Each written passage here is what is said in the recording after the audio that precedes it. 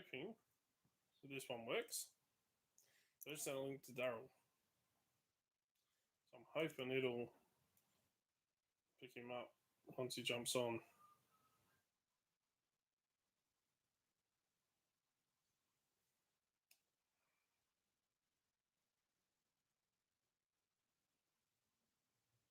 Maybe not. We'll see.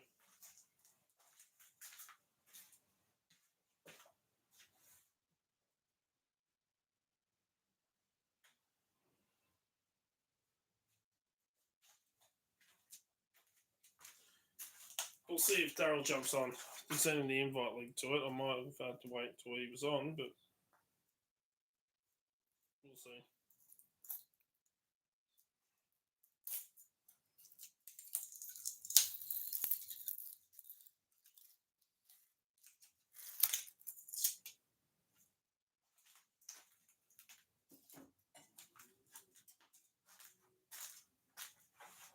See what happens.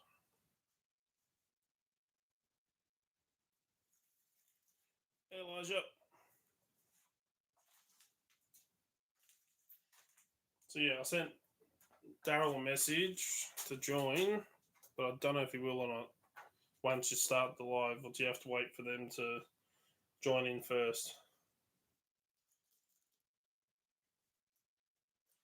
I don't know. Never invited someone on these ones before.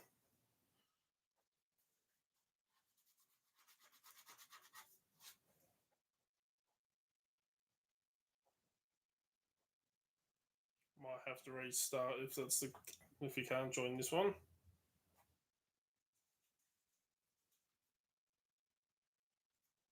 Oh, come on off.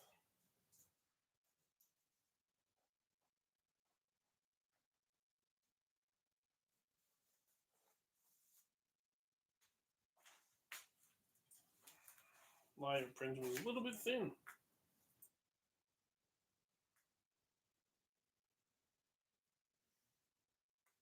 So I might have to re-level that bed a bit.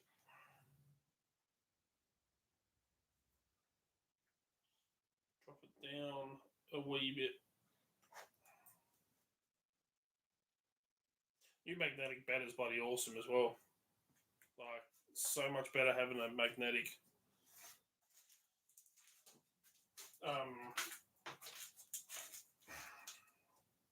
printer bed.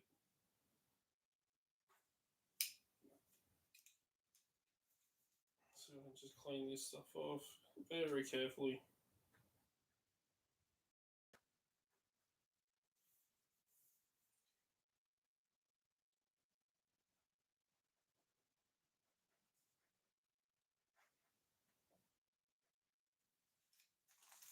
Yeah, hopefully, even though I'm going on the live here, Daryl should be able to join it still.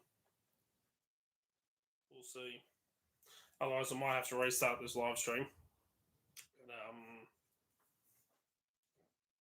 send Daryl the link again. And see if he's ready to jump on, because he's busy at the second.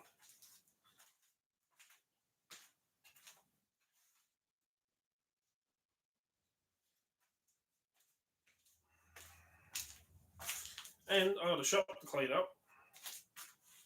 G'day, Groundhog. I got a shop to clean up because I have a house inspection in 2 weeks. So I finished mowing the lawn out the back. Doing it yesterday, but the batteries at the moment died, so I had to restart it. Charge them, I mean.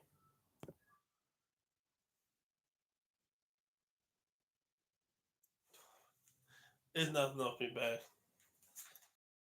Best football team ever. Back is itchy, huh?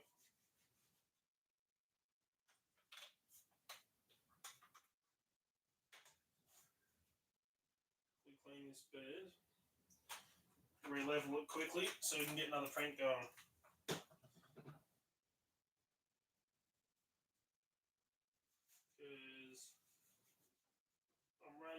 low on some products.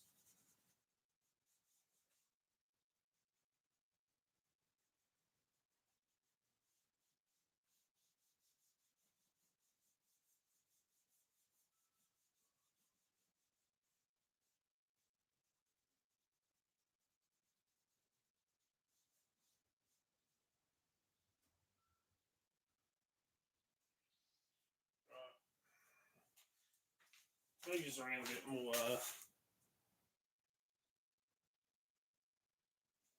Chelsea's terrible. So, one of the guys at work, he's retired now. He used to be at work. He was a Chelsea supporter. He just sent me a message this morning, text message, and it's like, what was it? You scouse, B word, big file. Because they actually beat Liverpool 2-1. And I just sent him a message back saying, I don't get how last week we lost to a lower ranked team. And then last night we beat Sunderland 2-0. We got the first two goals literally in the first, I think it was like 30 minutes, something like that.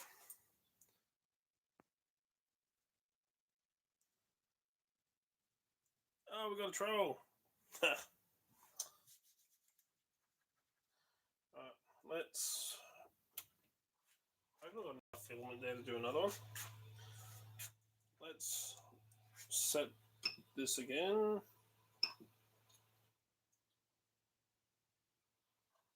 Auto home it, and then go through and re-level it.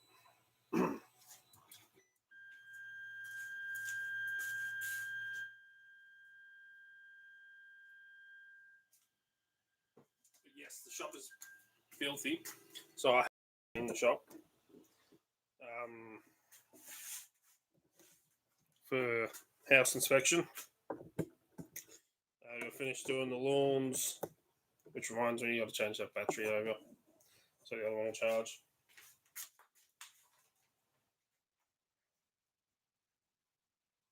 Oh, come on.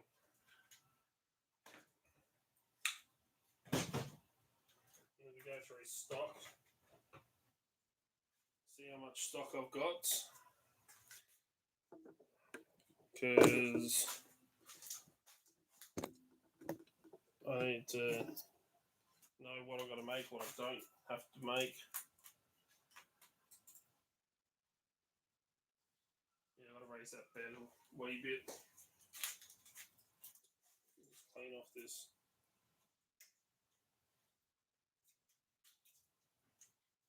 Skirt.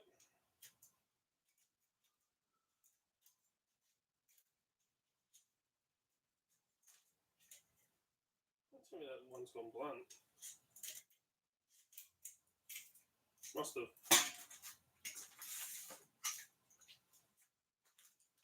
Seriously, one of the best tools, 3D printing.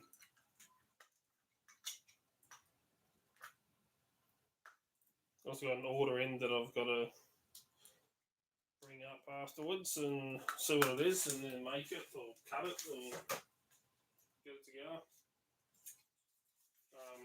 So I can send that out.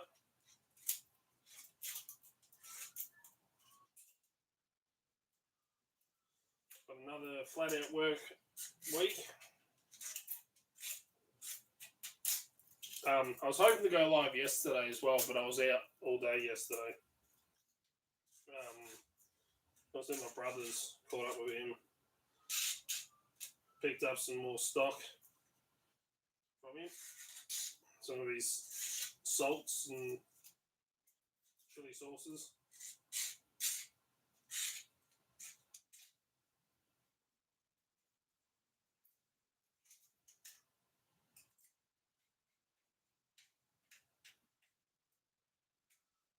And his new salt, Black Death.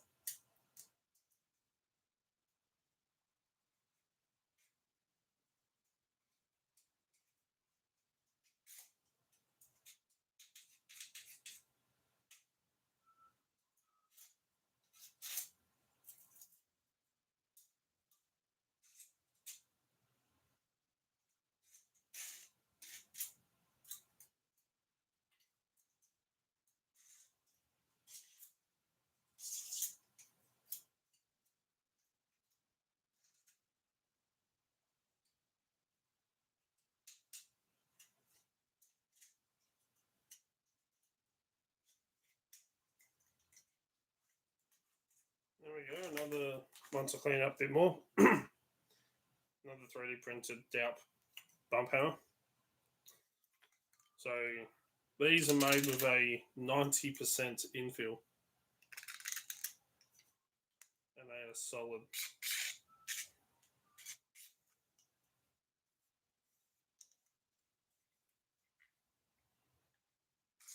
And the good thing about these as well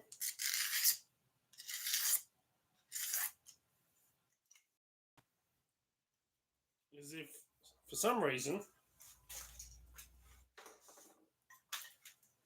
that's a completed one.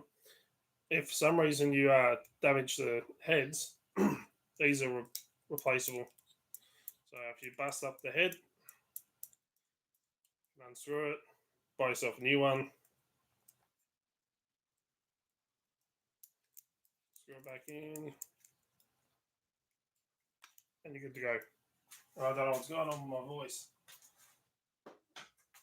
Bloody hell.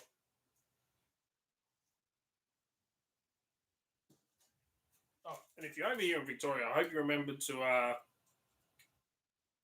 set your clocks forward an hour.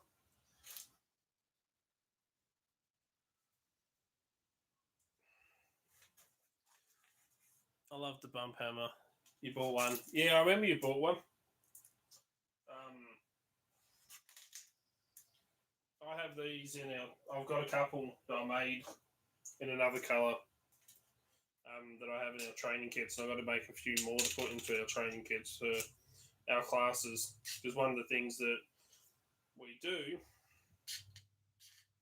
is teach people about bumping, and they have a go at it. So I got to make some more hammers for that.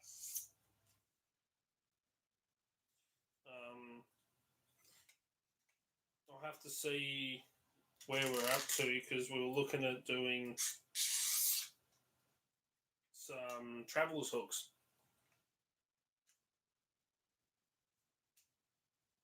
So I have to see where we're up to on that. Oh, it's got a slight lift, I think.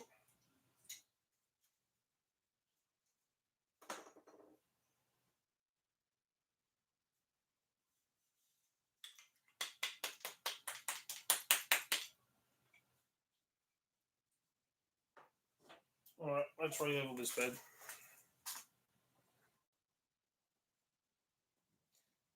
Let's see, Daryl.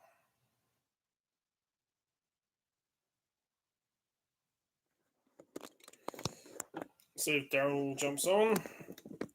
Otherwise, if you can't, he'll send me a message and might have to restart this live stream and then jump on. Let's quickly re-level this bed. I want to preheat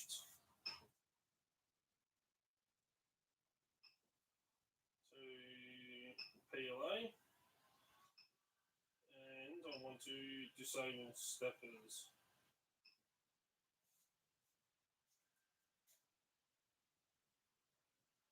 And we'll see what happens. So, and then yeah, later on today I've got to finish mowing the lawns, I've got to clean up this shop. And then I can start cleaning up inside. My house is always clean. I just like to go overboard for house inspections. And usually, well, every time I've had a house inspection, people are like, we expect the house to look lived in, not like a display home. I like things clean.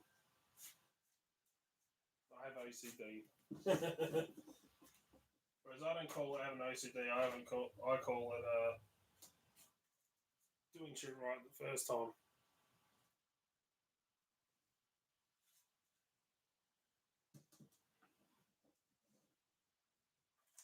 Yeah, gotta go through my stock, see what I've got, see what I haven't got. While that's heating up, so I can re-level it. Well, spin yours around because the workbench I usually do all my videos is filthy. Stuff everywhere.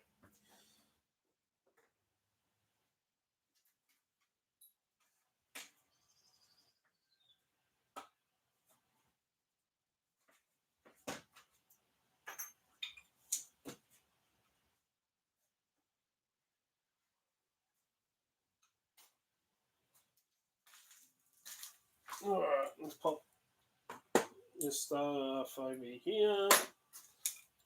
Put these tools over here. Out the way.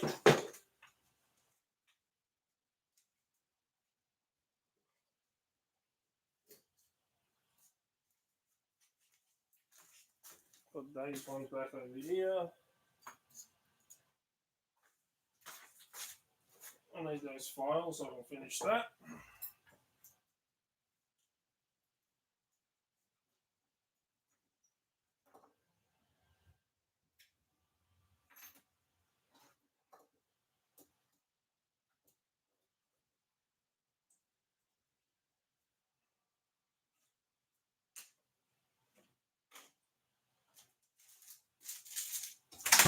Shit. There's my hot glue gun. G'day, Tequila Dave. What's going on?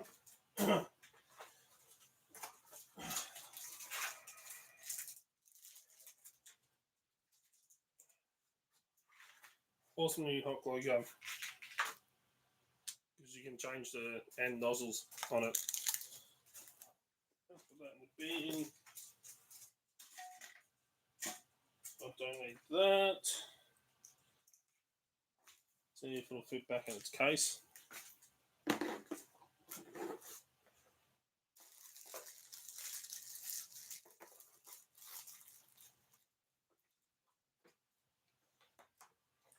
Maybe not with glue in it. Piss off, Ghost! Piss off, Ghost. Yeah, it won't fit back in its case. Alright. Yeah, updating my message notification tone on my phone. So, Korg going, piss off, Ghost. And now my new favourite saying is, another day, another dog. Hi, new dog.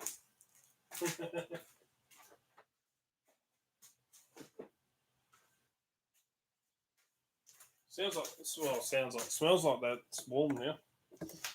This bed.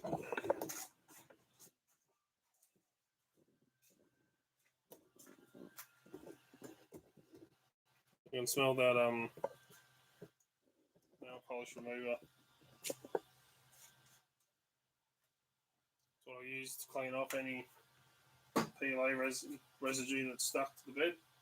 Since I've disabled the steppers, I can move that out. Forgot that bed's hot. Where's my piece of paper? I only have a sheet of paper around.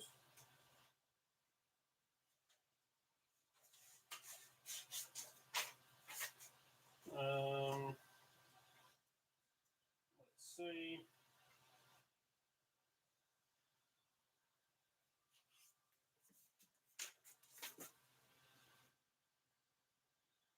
Yeah. Oh my god, the hammer pulled you off. Sounds like you had an intimate relationship with your hammer. It's freaking hilarious.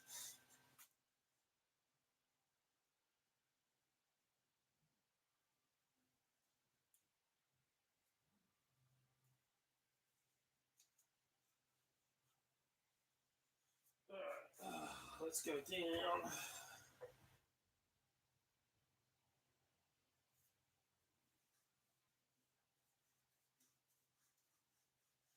You rode the hammer? The hammer rode you on your back?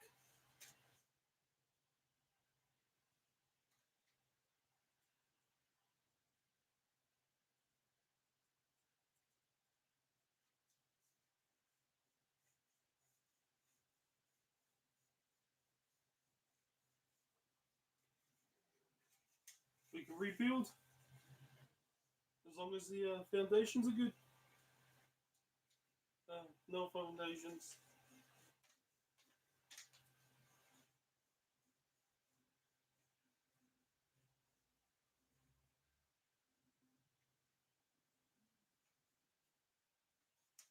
Yeah, this is moved.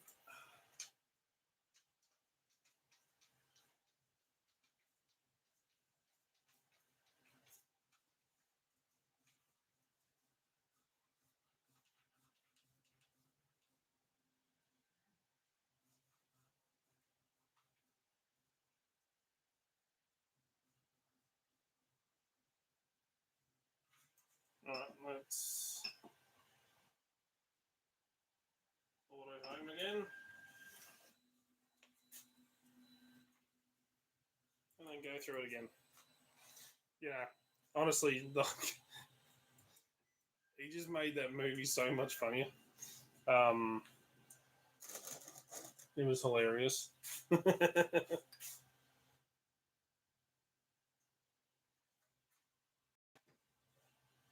it wasn't like forced comedy. It was like so subtly put in a way, but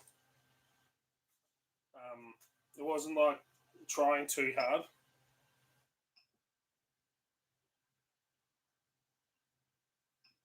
Like you see in some movies. They try too hard to be funny.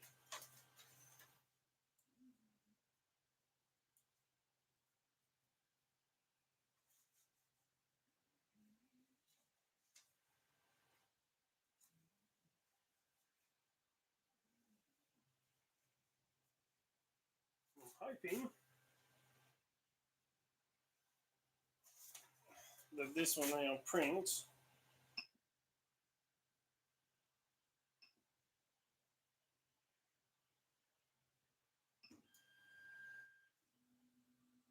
a little bit thicker and won't stick. And I really should look at getting another 3D printer at some stage.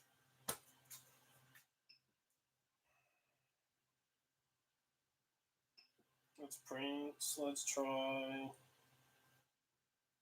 I'm gonna print some more. What are they called?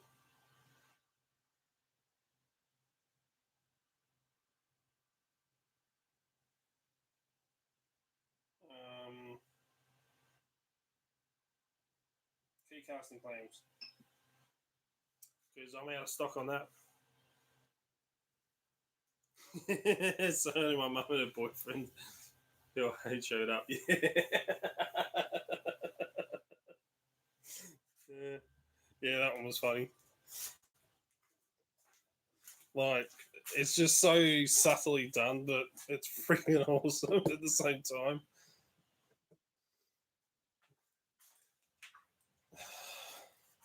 Like, yeah.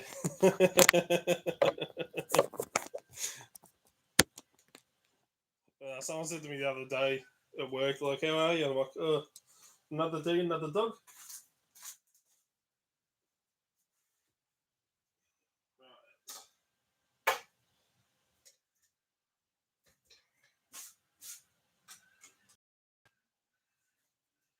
Oh, I think that shim's screwed. If your shim's like that, she's no good.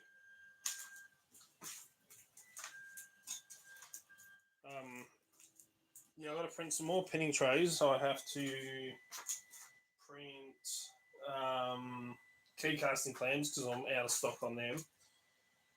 I'll print some more of the bump hammers so that I can do some of the bundles on the website. So you can order the bump hammer and the Aussie 5 bump key set and get a slight discount because they're bundled together.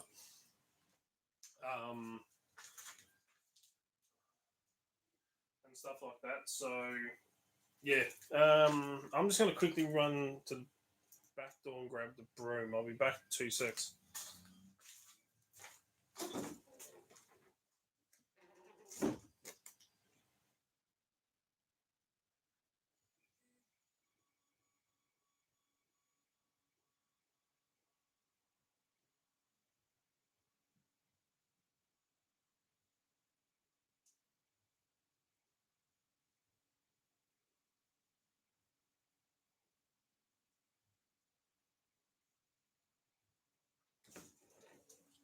Here we go.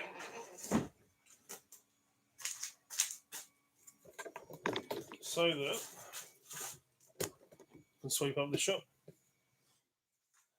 Clean the floor up.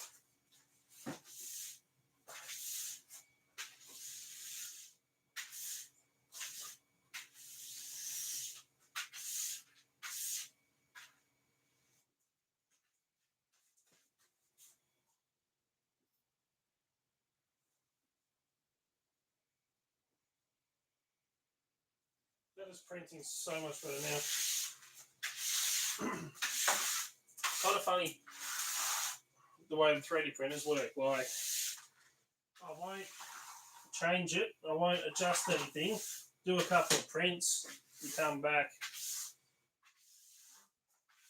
to do another couple, and you have to re-level the bed again because it's moved.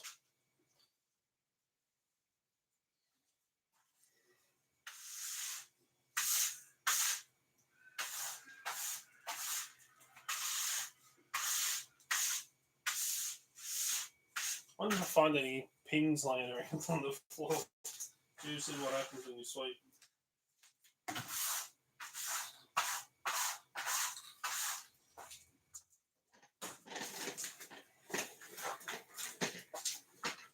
I usually like my shop clean and organised.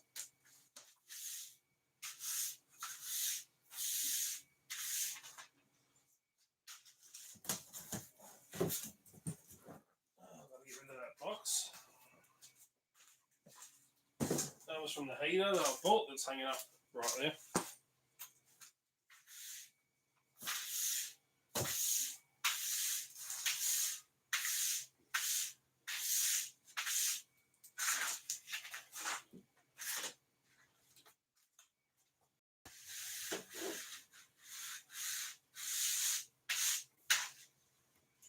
That can get thrown out because that ring light died.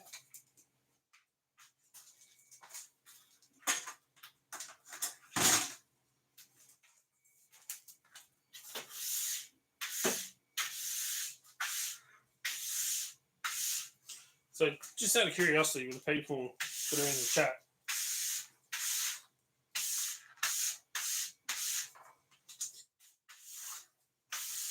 if Daryl and I were to run an in-person class for just public, who would be interested in attending?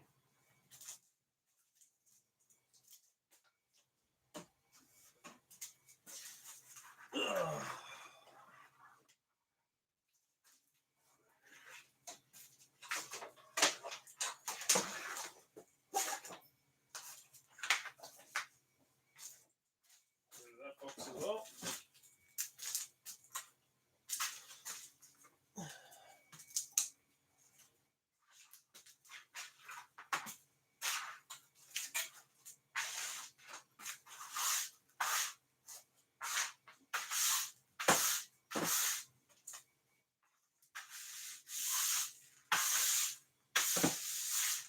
Oh yeah, that reminds me.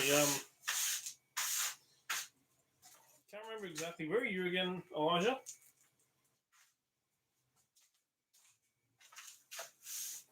Should be able to remember, but I can't.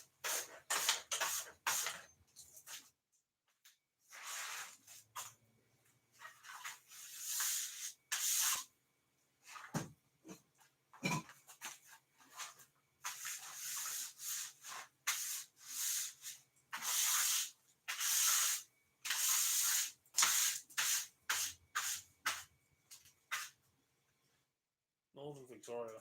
You're not up Orabidonga way up towards Darrell, are you?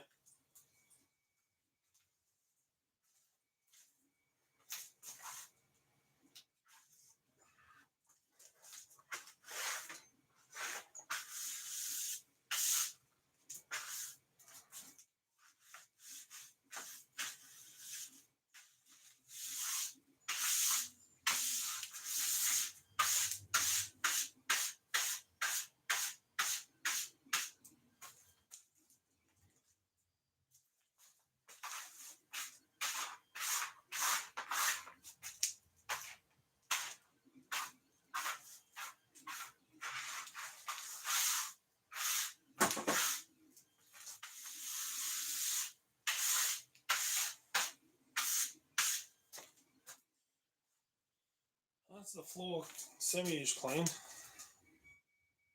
I thought you were away from a chica. Oh, up that one.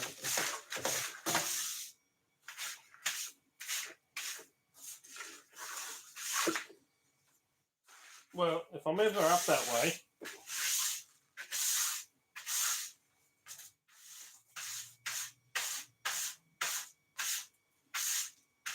I think Daryl and I were chatting about ages ago was a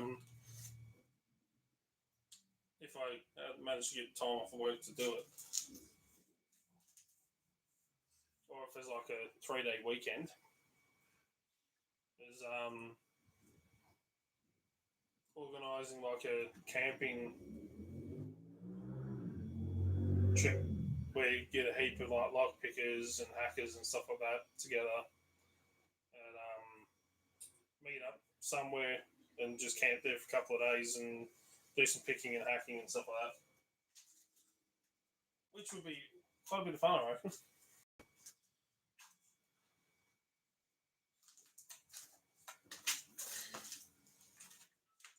And the other thing I just found out is here in Victoria, for those of you that run Meshtastic, use Meshtastic, Low-Ras, I just got a message on Facebook last night from the Meshtastic Victoria group. They're changing over the mesh core, so now I've got to look into mesh core.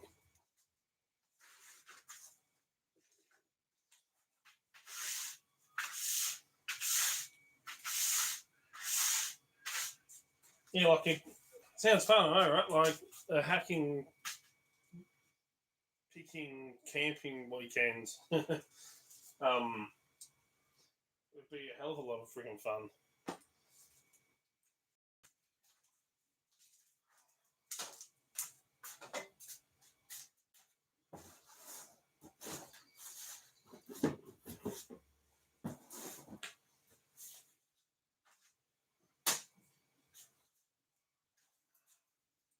Need to clean up behind that bloody workbench, all the camping gear.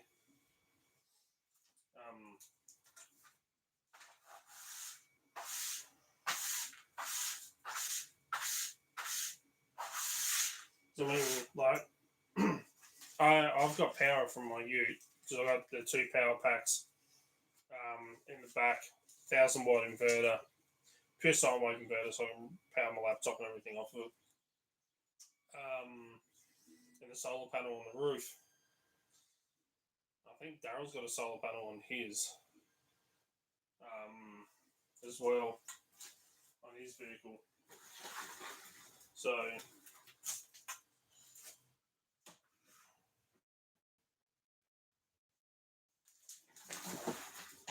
well, that might have been the bus that he. I don't know if he's got solar panels on his new unit.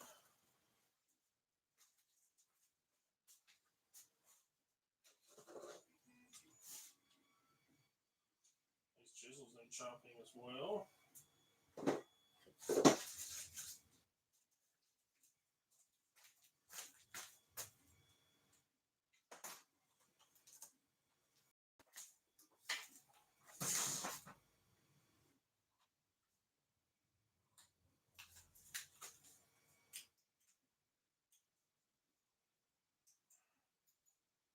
These battery Dremels aren't that good. They're okay. Like if you're out, you need a Dremel, you don't have access to power. They're all right, but you can't go too hard on them because if you put too much pressure on, they die. Like they just stop.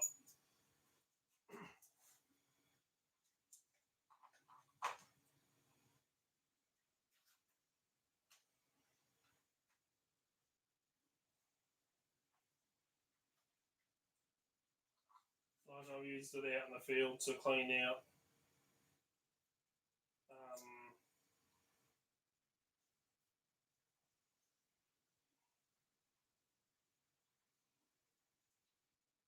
latch holes. I've used it to clean out a security door that had paint all on the inside so that the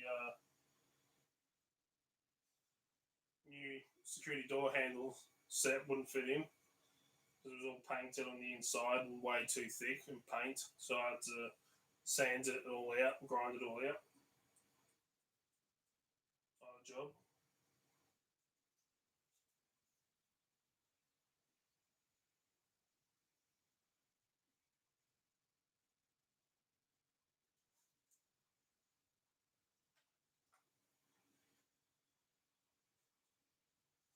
Where did that one come from? I know it was in here. Can't remember where it's at.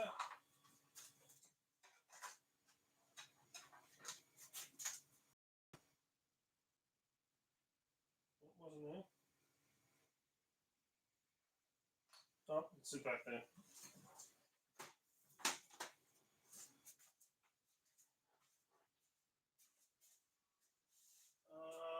It's lifted up in one corner.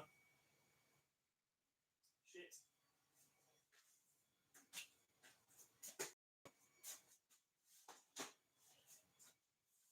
Damn it.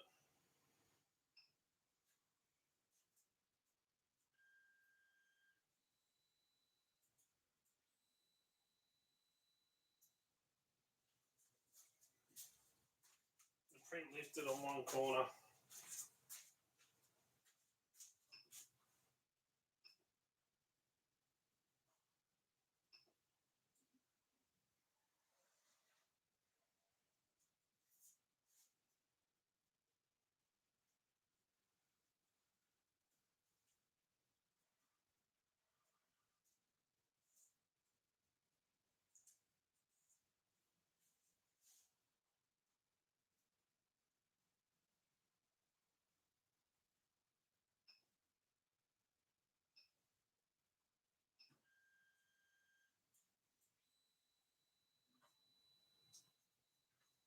Shit, just caught my finger under that.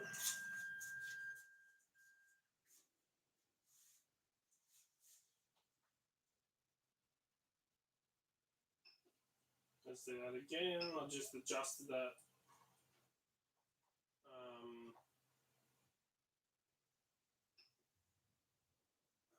end bit there. So hopefully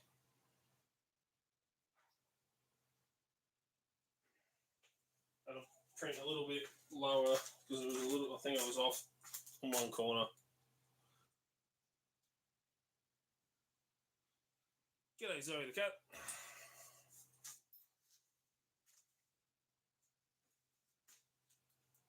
Don't know if you're new here. I don't think I've seen you on here before.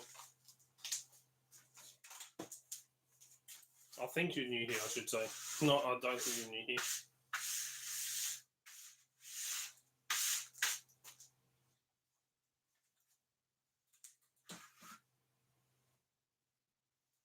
Welcome to the channel where we do things on physical and cyber security. And also talk shit. Like one I sent Daryl the other day on Facebook was like when you have a job interview. G'day, James. When you have a job interview and they ask you, and it's like, I am extremely, extremely, extremely unprofessional, but freaking awesome at the same time.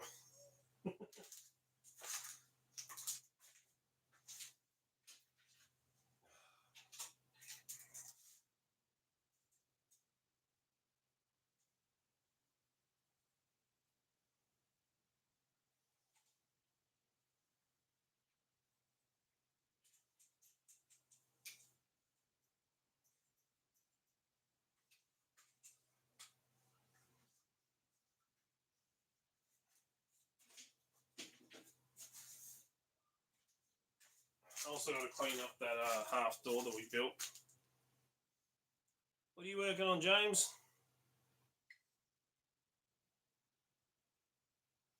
Oh, okay, cool. Oh, Australia, rest of the world, different times.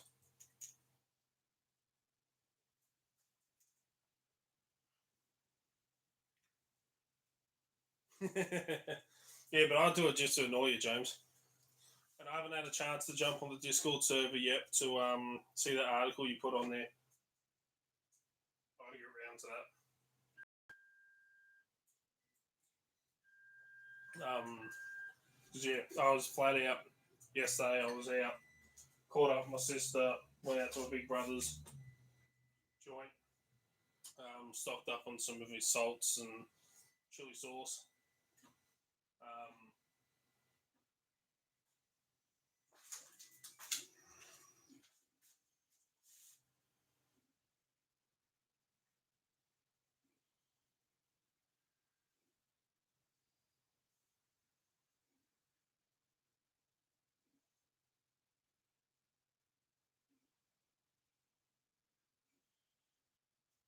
hoping that sticks this time. It doesn't lift on that corner. I might have to clean the bed.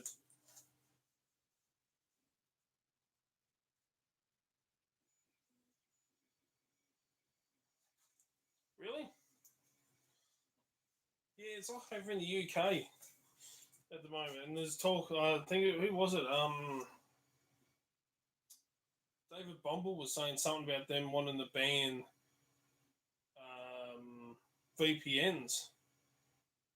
Like,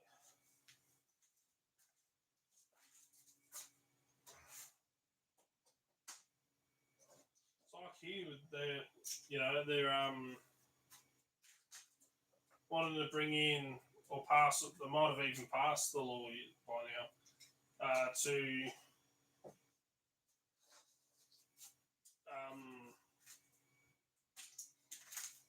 have a verify your age for social medias. So it's under 16 year old ban.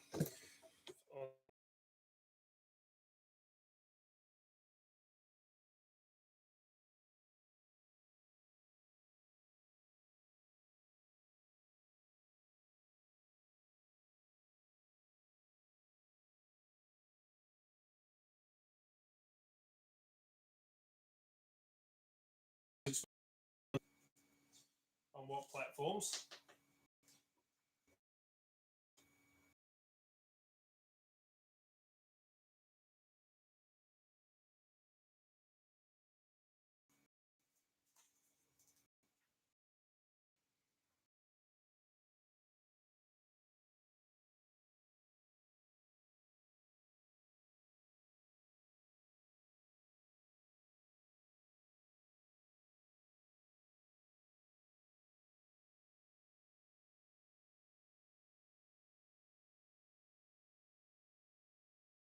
Use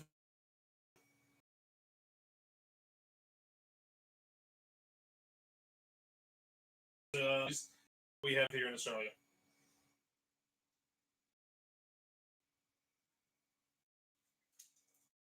Like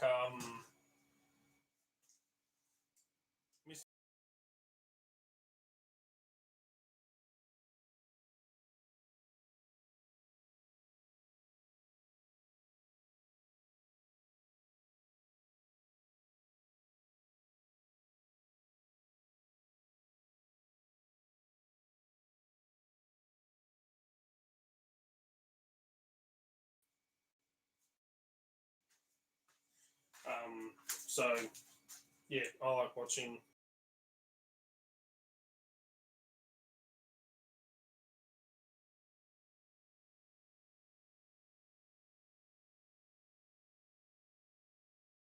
I probably just build my own.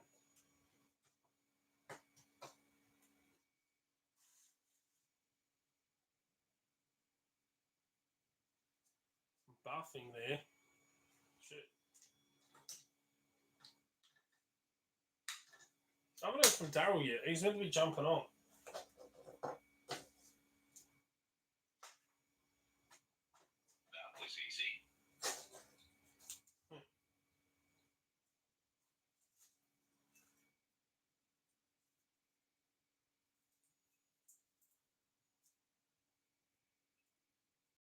I haven't heard from him yet.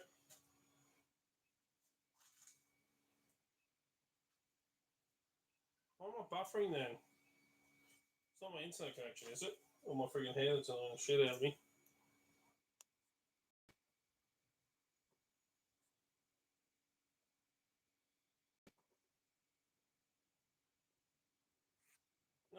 My internet level's fine.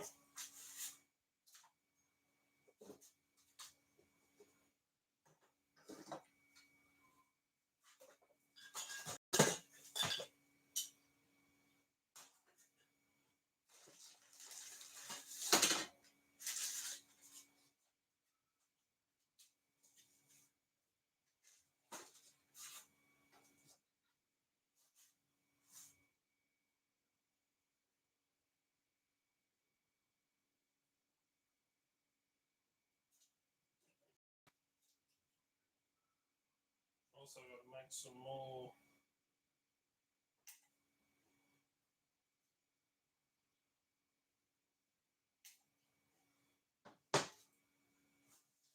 decoders for our training kits.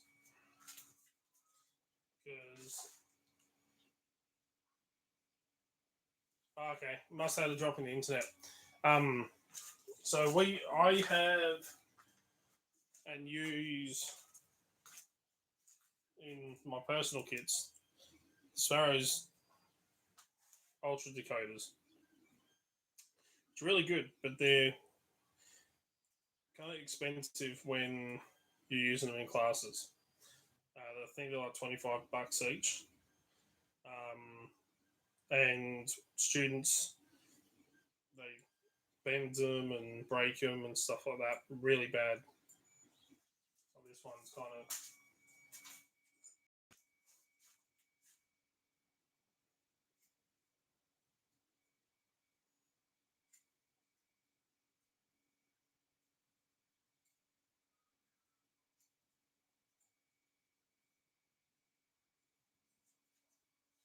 and when they're like $25 a pop, they're not cheap to replace.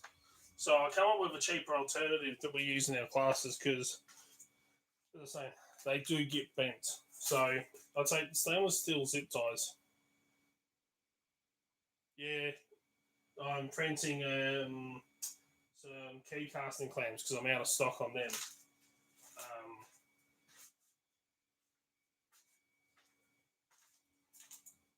These.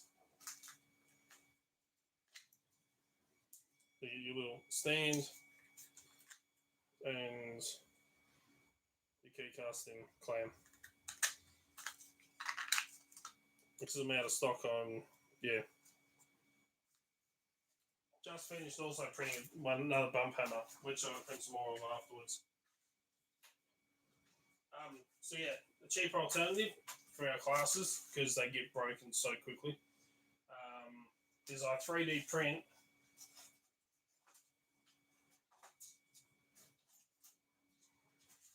some handles.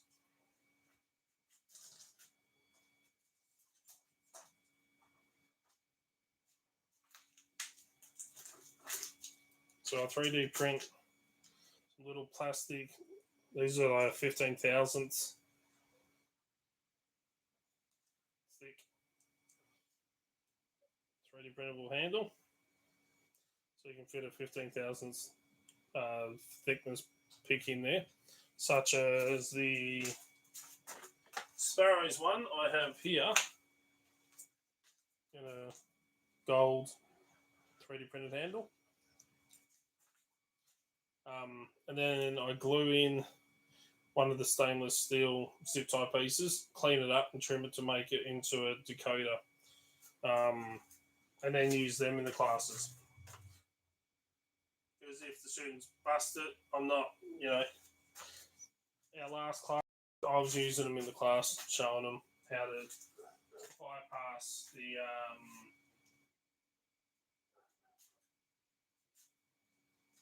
actually, where are those locks? Oh, here.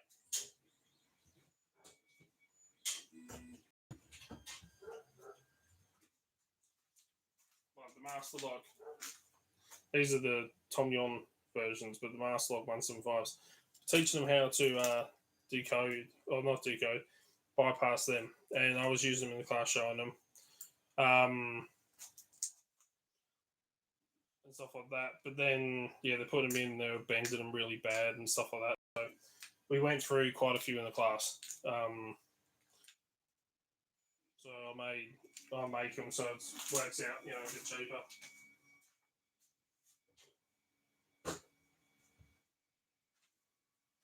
Bump hammers are going awesome. Elijah was just saying before he absolutely loves his bump hammer. I've got 2 more to add up onto the website.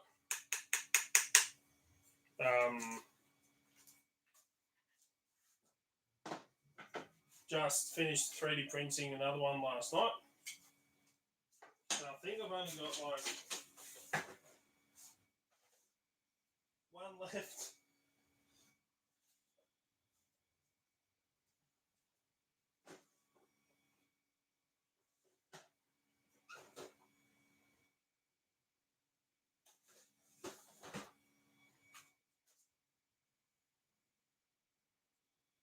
got one left in stock.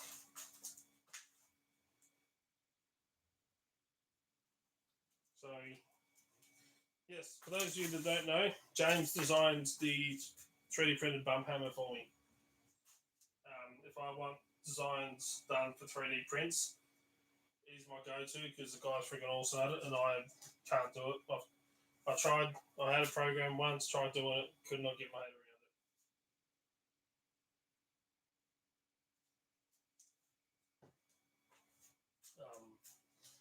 So I'm going to have to do that. Also got to look at getting some merch done because we were asked if we had any merch, like Doubt shirts. So I got to look into getting some made so that I can sell some off the website.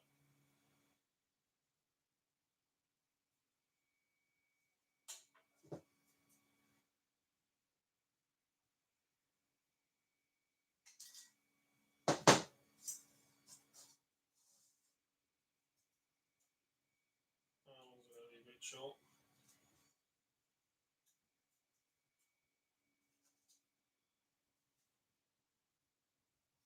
Yeah, I'm trying to think of some more products to get up on the website.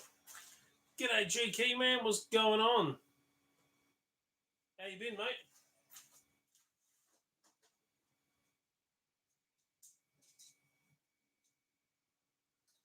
I need someone to jump on that's Doug. So I can just so I can be like, you Doug. Drafting.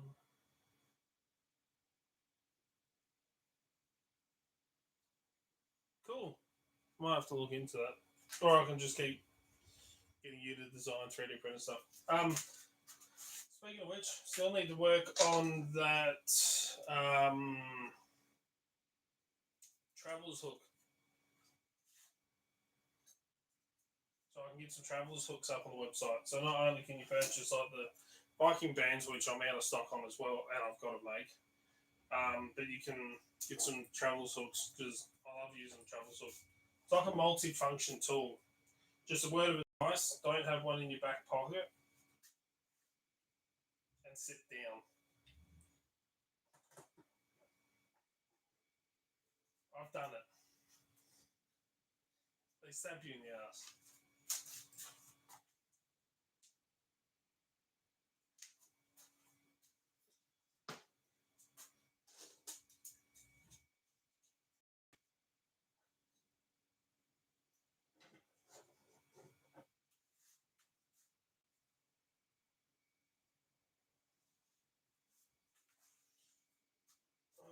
Come on, Daryl, where are you? Daryl's meant to be joining.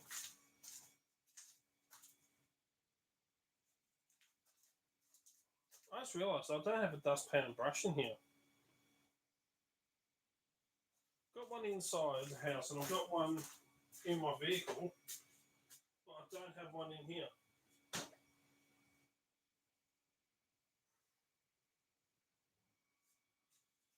Shoot.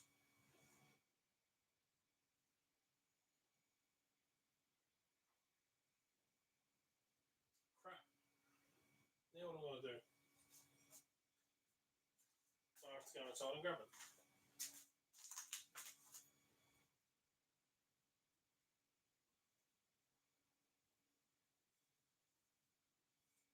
I've never really done any of that stuff. And I'm out of coffee.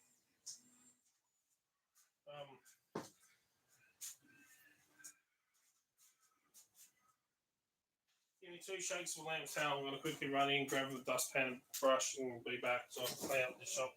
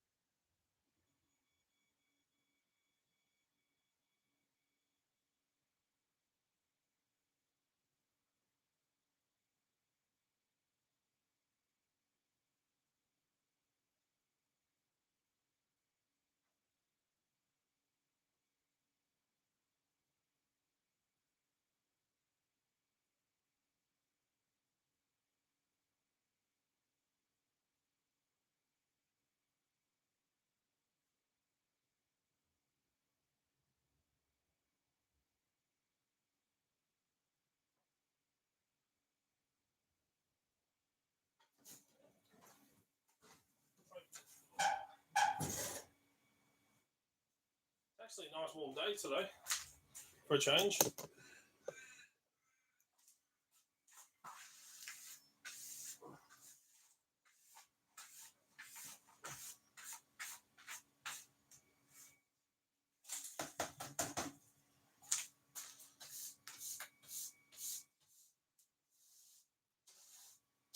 Been a nice warm day yesterday as well. So hopefully we're getting some decent weather because I'm a bit over this bloody rain. We've had a lot of rain. I mean, a lot of rain. Well, not a lot. We always need rain, but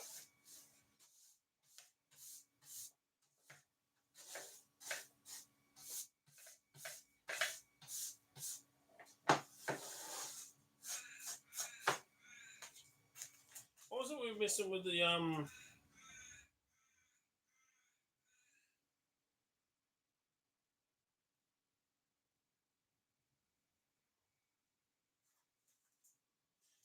what was it we were missing on the? I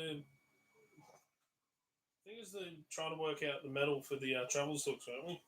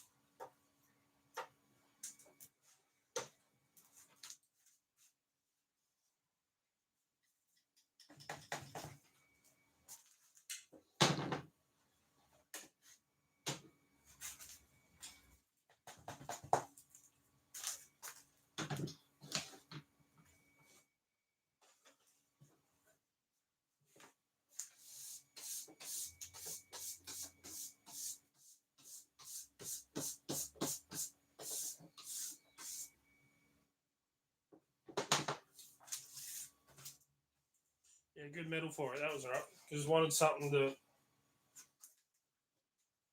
would hold up to the pressure and everything, and that we can get to fit into the.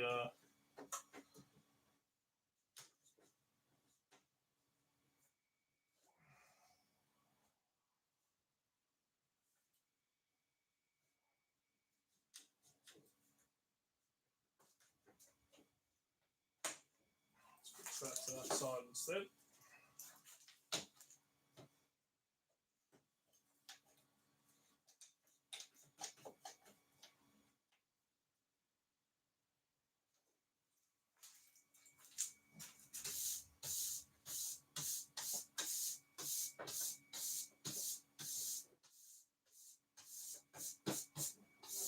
Raise up a little bit more rain so that I can use the workbench.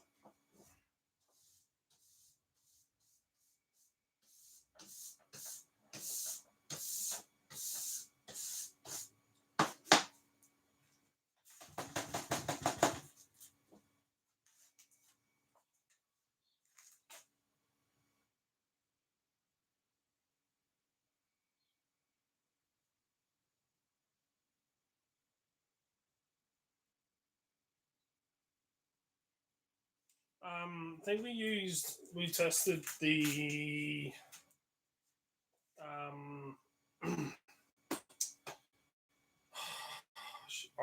should remember the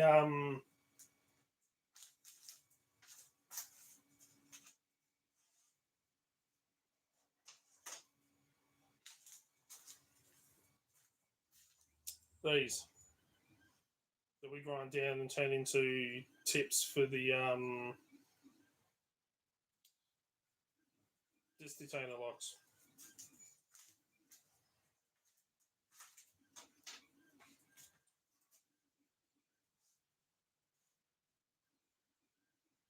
That was it. That's what we used.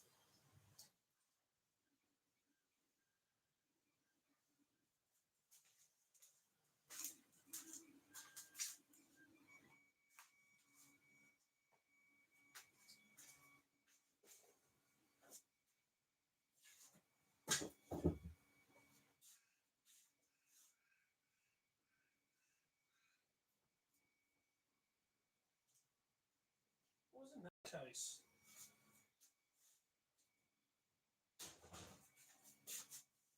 I can't remember what was in this big case.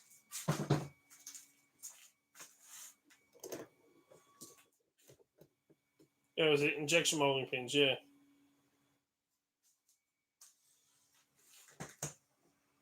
Is this our surveillance gear? Yep.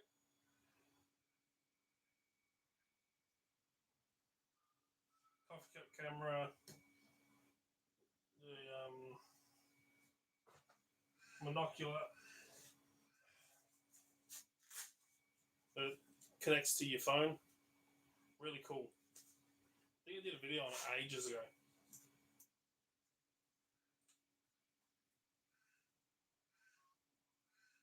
I think this one you can just look through as well.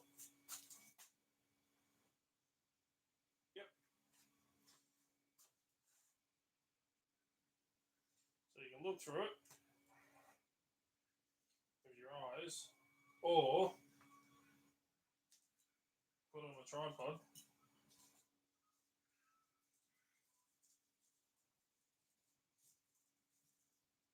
And you can fix it to a tripod.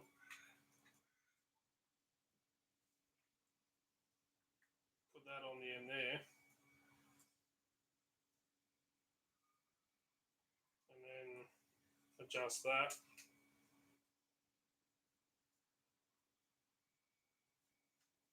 And then you can stick your phone on there and then use your phone to look at stuff from a distance.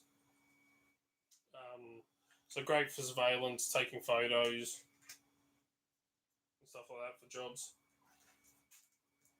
I think there was like an what was it? Might have been like one of those cheap sites. Not AliExpress. Can't remember what I got off now. But something like that.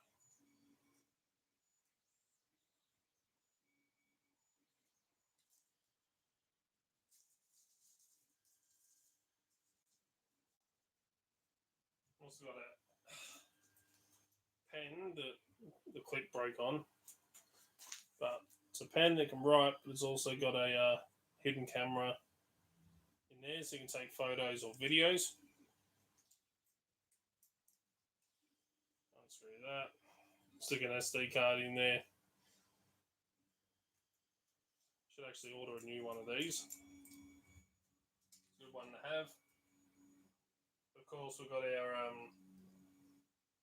ESP32 camera, which we have another one with an antenna in a coffee cup. Right there. Can't see. So that we can stick that up somewhere and have video feed going. Just can remote into it through its Wi-Fi.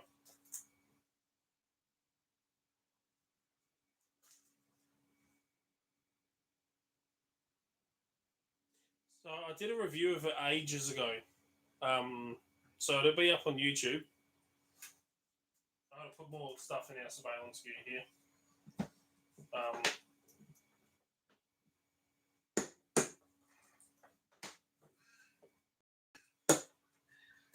But yeah, I did do a video on it ages ago. Not to mention, I've also got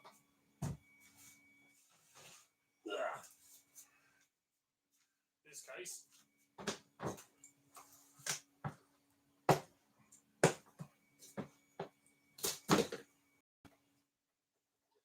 Which has my back when I used to do photography, wedding photography and stuff. Got my Nikon. So this is the D3000.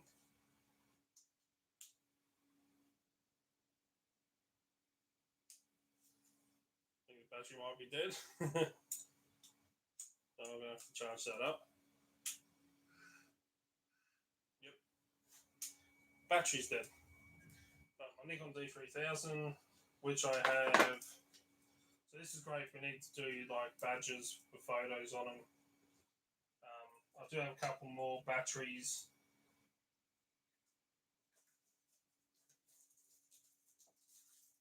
A little battery charger here that charges off of a USB-C.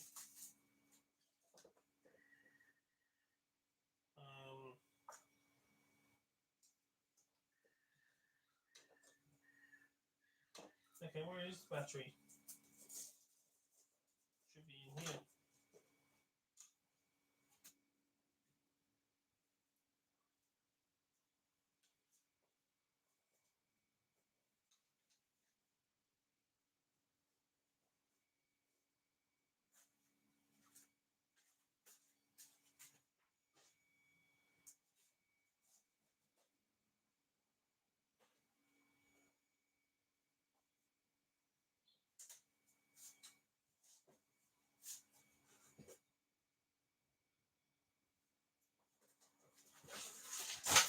Shit.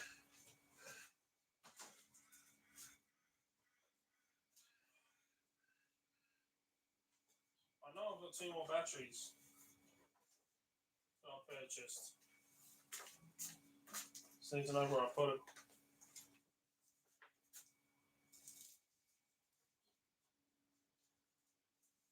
Yeah, that would be it, yep.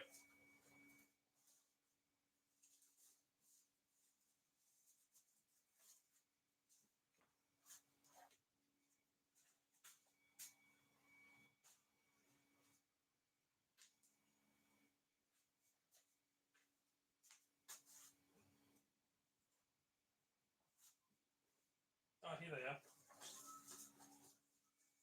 So I've got another 2 battery packs, which you can charge up from the USB-C charging pack. So I have 3 batteries. I got my big flash unit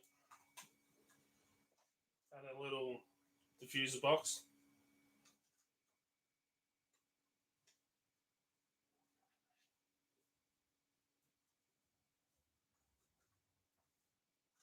I got my standard Nikon DX. This is a 18 to 55mm lens. And then for the distance,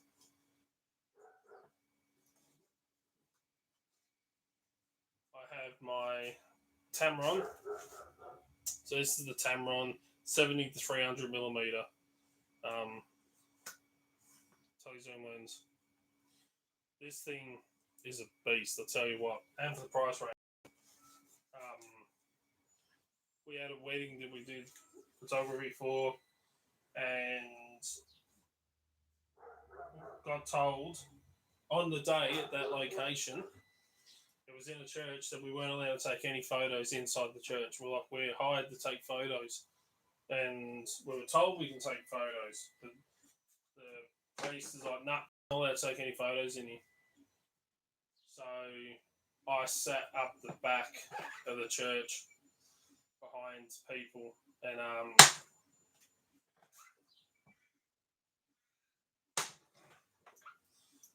and put the telezoom lens on and took all the photos. One of which ended up in the local paper.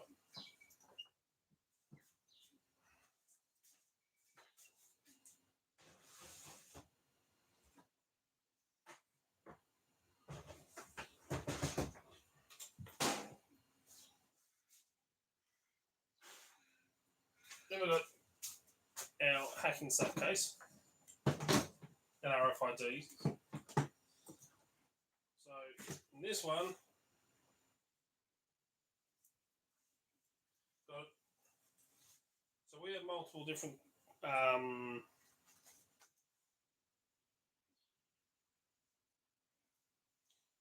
for merch. All right, I'll look into it. So we got cheap RFID cloner. This just does low frequency, super easy to use. So we have that one for demonstrations in class. We have the next price range up, which is one of these. This does low and high frequency. They're okay, but they do put a password on your device, on your card, I should say.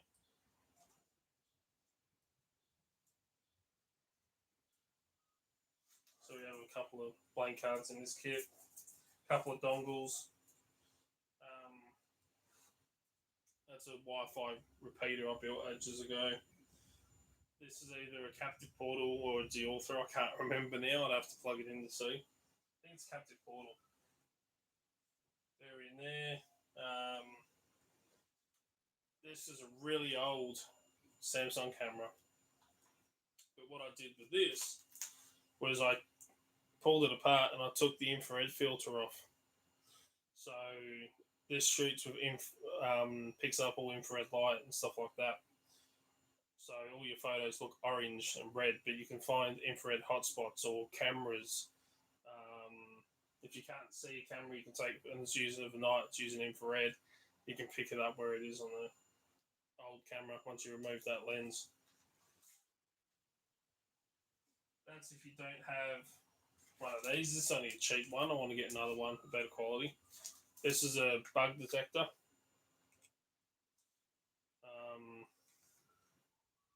Battery's probably flat.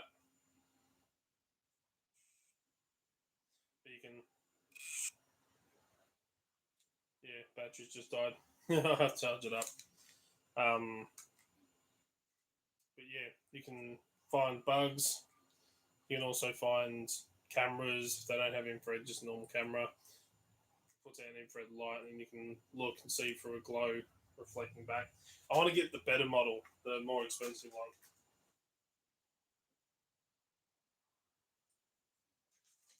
Got an ESP key for RFID readers that we stamp in.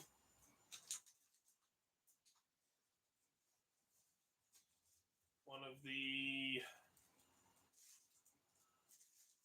This is a safe microphone.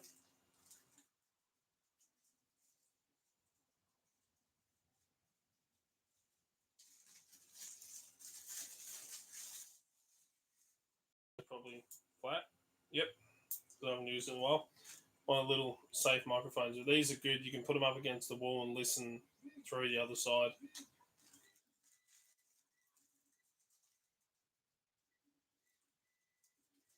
Google Cardboard and security camera. Interesting.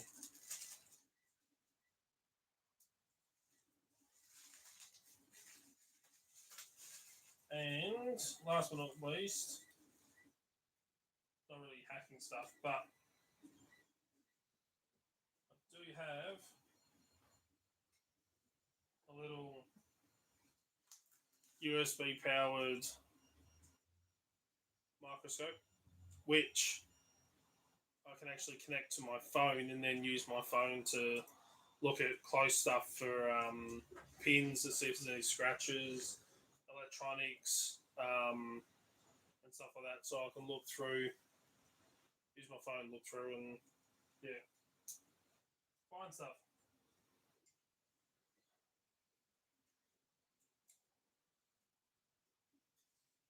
What else do I have in here?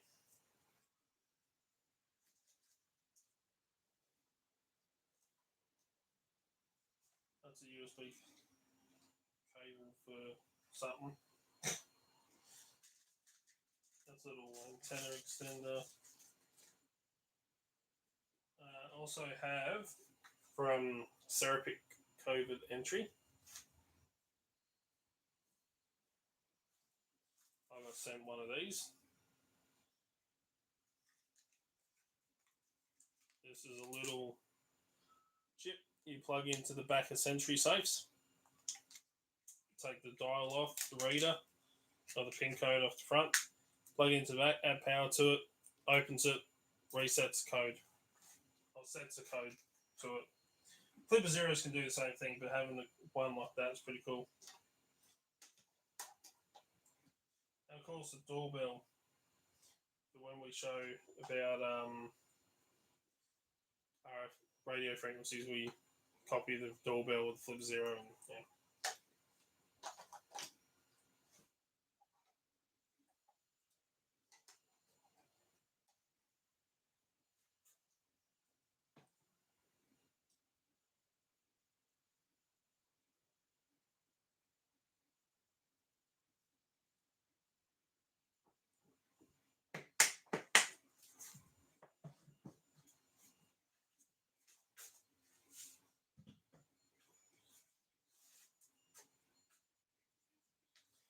Printing nicely. Still don't know where Daryl is. He's meant to be jumping on. I haven't heard anything from him yet. But now the surveillance stuff, we've also, that's not in that kit, also have a Baofeng UV10R ham radio, which I don't have a license to use, but I can scan into frequencies of places that use those, like security guards of places that use it, and listen in to their conversations. I can also do the same thing with a hack RF.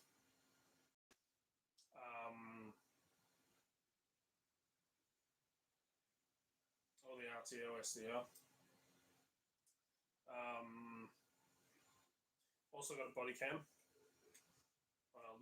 tiny little body cam that's inside. What else do we have surveillance wise?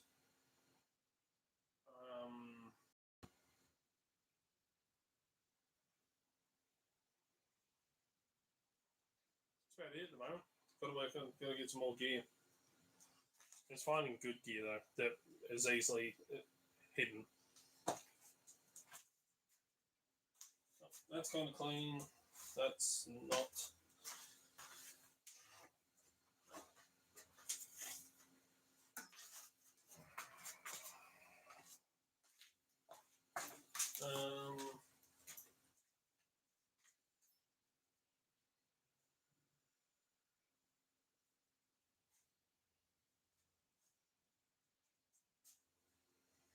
What else?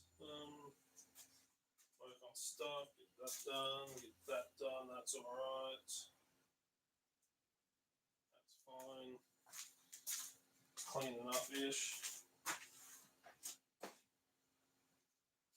Got to stamp keys. Kind of clean enough for now. So much cleaning to do. The shop's a mess.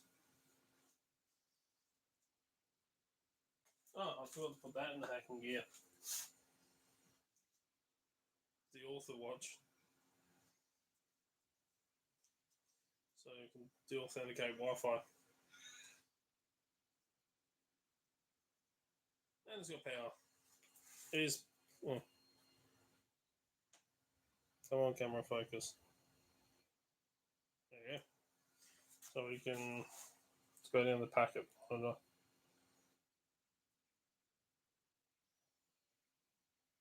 So we can monitor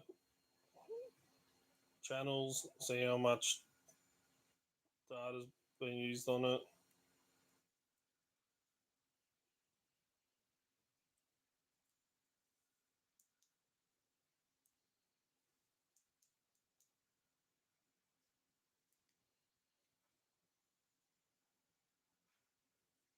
Scan networks, then attack. So we can use different attacks. Deauth, beacon, probe, beacon.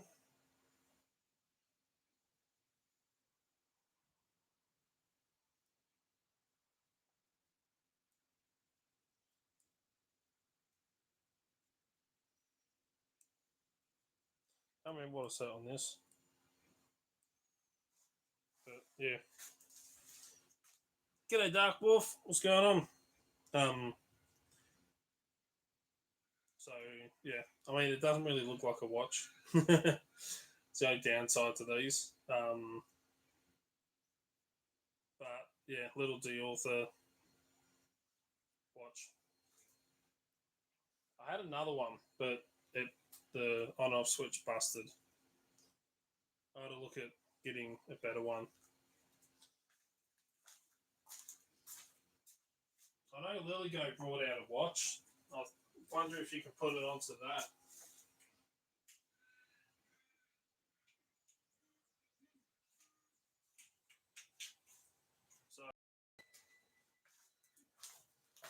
So it was my other one, but the on-off switch snapped. So I turned it into a captive portal, but it's no good.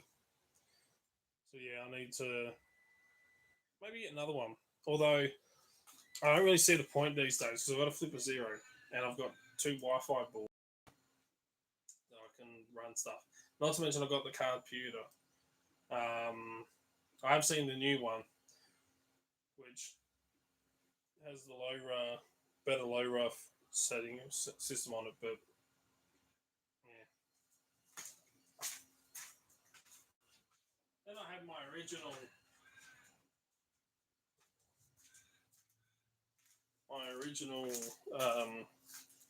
the author. This is the V6 that I had, but no longer works.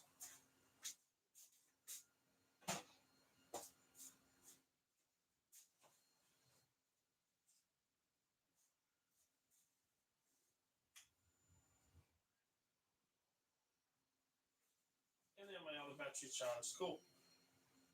So I'll be able to get these lawns done. Finish off these lawns.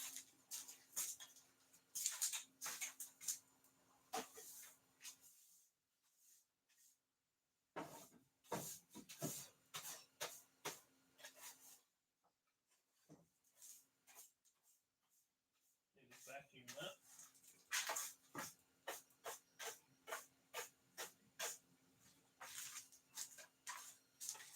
Yeah, this shop's bloody.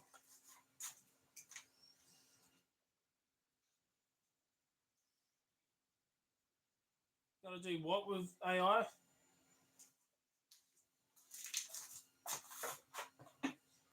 What AIs do people use? Because I've got Merlin on my phone and on my laptop. That's the AI that I use.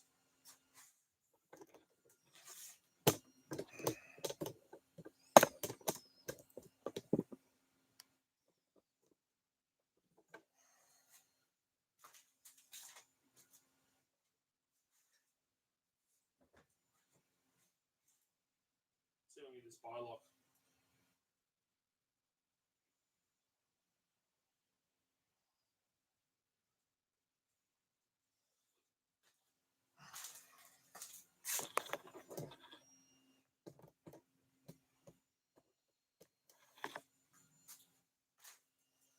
There's one thing I want to do is see if I can.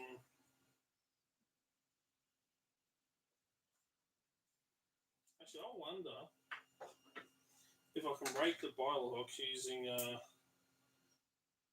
Killamaroo pick.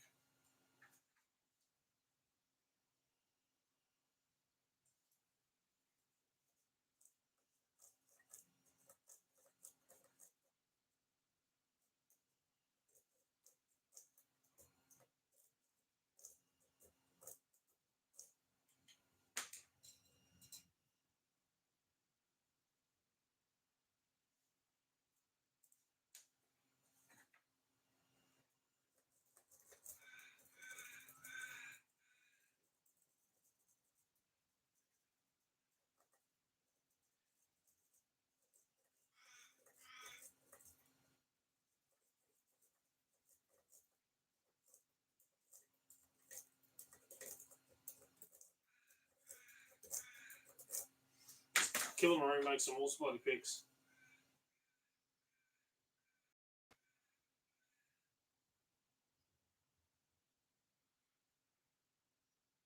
Make an Android. Don't really mess with the AI stuff. I have an iPhone 15 Plus, so I don't. Yeah, I run Android, and I just heard something drop. So I use Merlin because it's on my laptop as well. Merlin's pretty good. AI is pretty good. It's great if you need help writing a script for a stream, like discussion, Great for sourcing some information for you.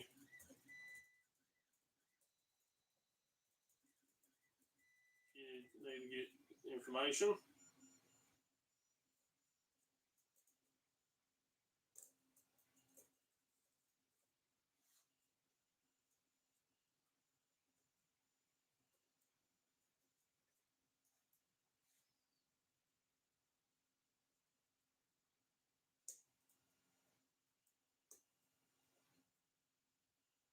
Maybe not. See if I can pick this thing.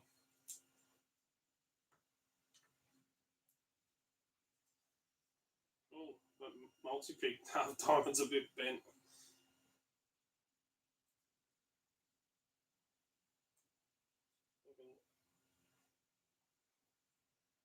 Straighten it out a little bit.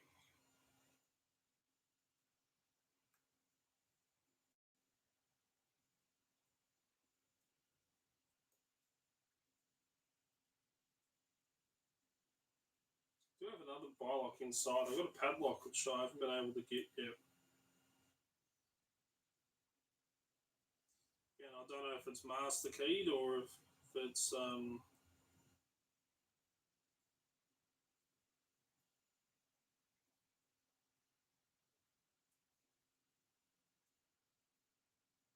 all accounts you can decode bylocks. I haven't had a go at it yet.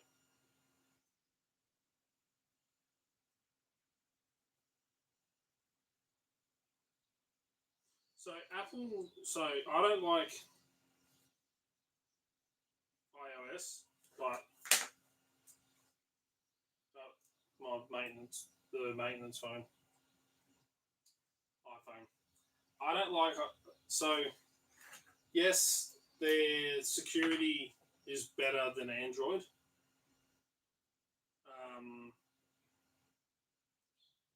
But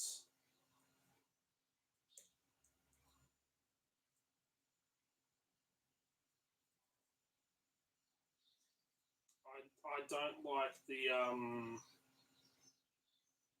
usability of it. Where Android's usability is so much better, but their security is not as good.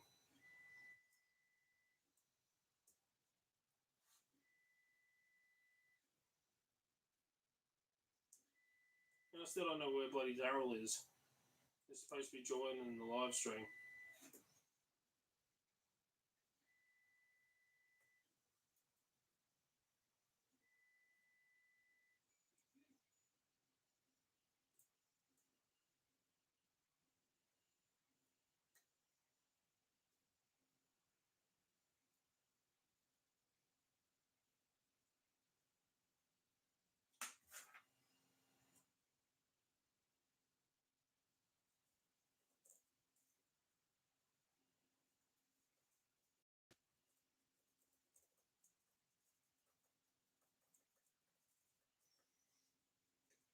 So sometimes if a bylock is master key or runs more than one key,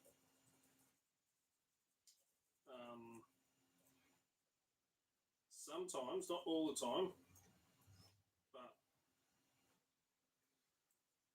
sometimes they can be susceptible to breaking attacks using the same method that you use on like a best SFIC.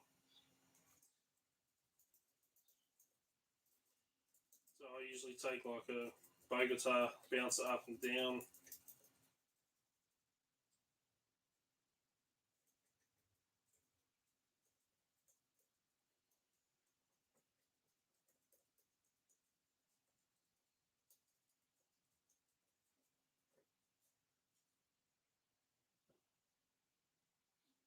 Actually, not catching a tailpiece.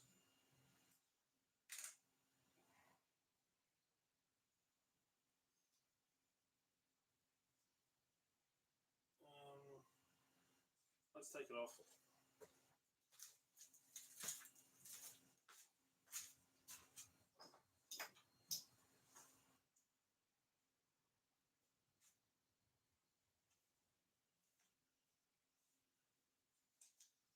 screwdriver.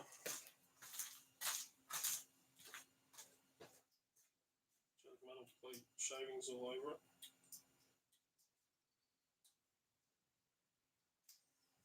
Actually, I have a best SFIC over there. I'll try it on that one as well.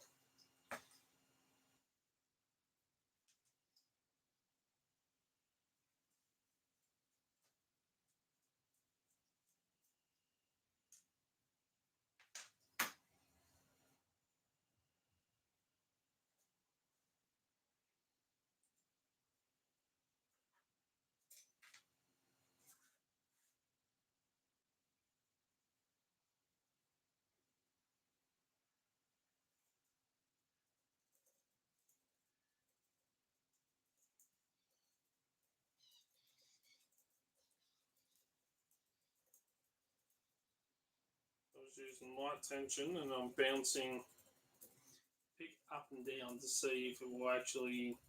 One side will bind first because the sidebars are slightly offset.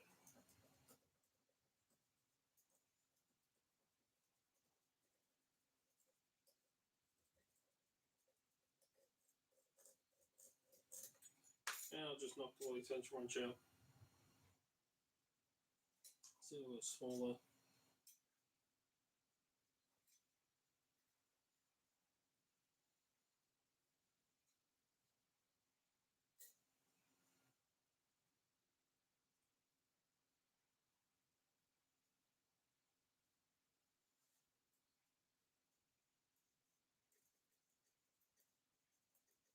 I can't remember what I made that tension wrench for. It's for something.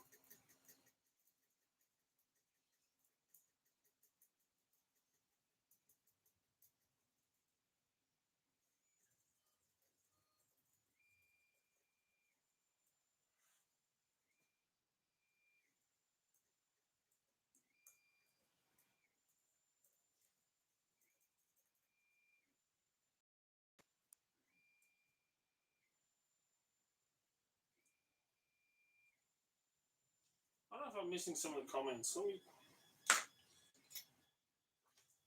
Let me check.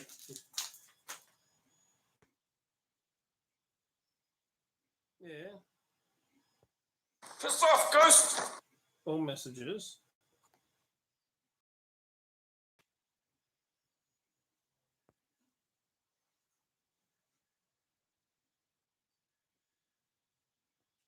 Let me just clear some over.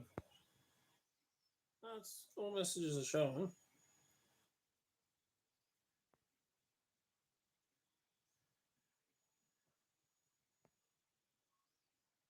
So I don't know why it's. I sent Daryl that link again, see if he'll jump on.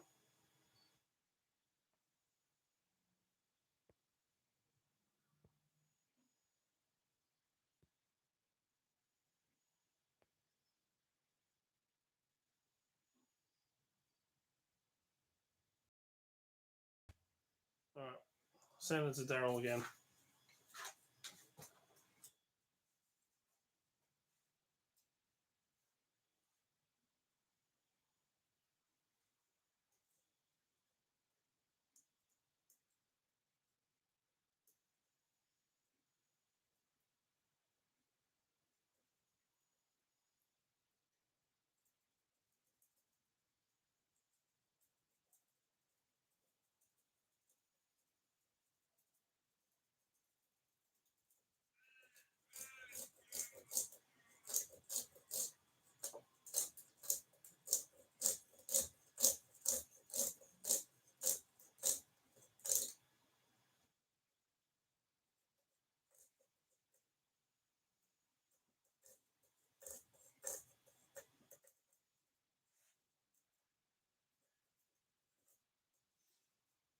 Actually see if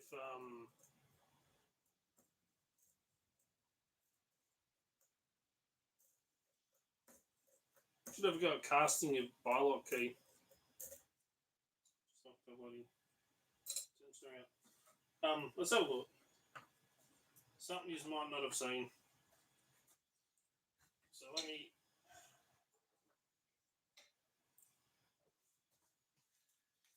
grabbing my kit here, sitting just here.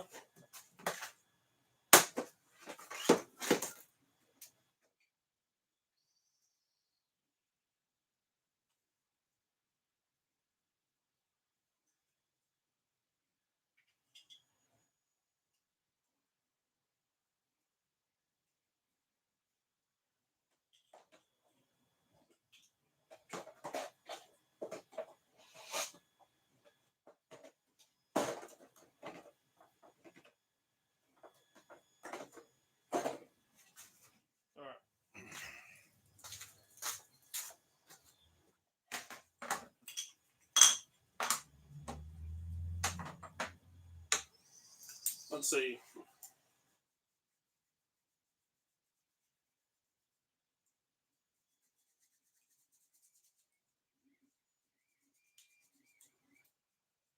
Because I have a bilock sitting just here that I actually have a key for.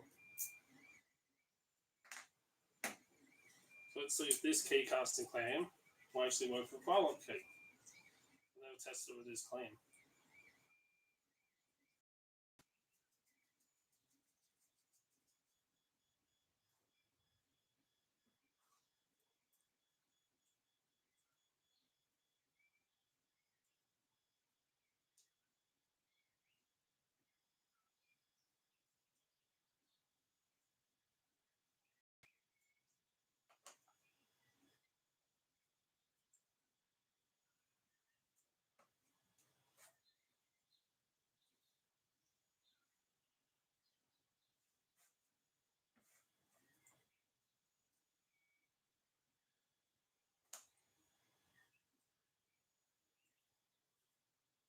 Make sure this is nice and flat, because a successful cast is all about preparation.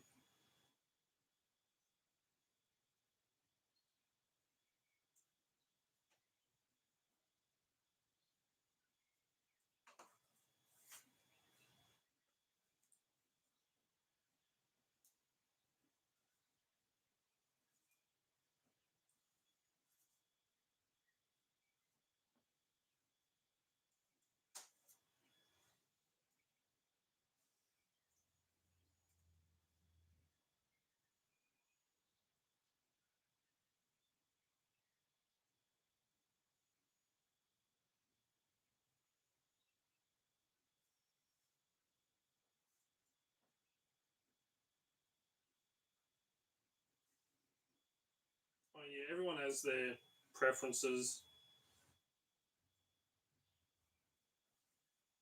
as to what devices they like. Listen, I like Android. That's me. I know plenty of people that don't like Android, but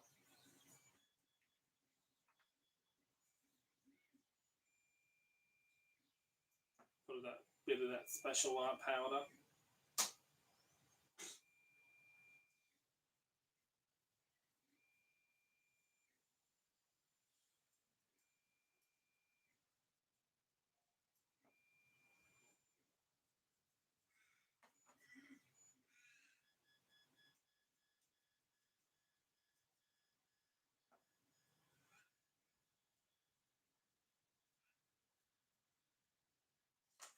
So let's say we get our hands on a bilock. Because of the U-shaped key, I'm thinking we're going to have to cast it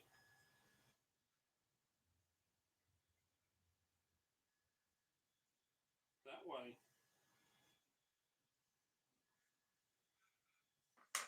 Right. Push that down a bit. So I've got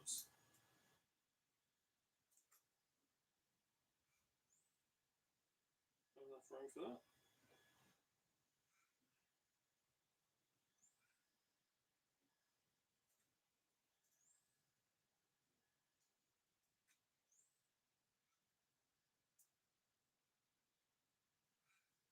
Oh no. It's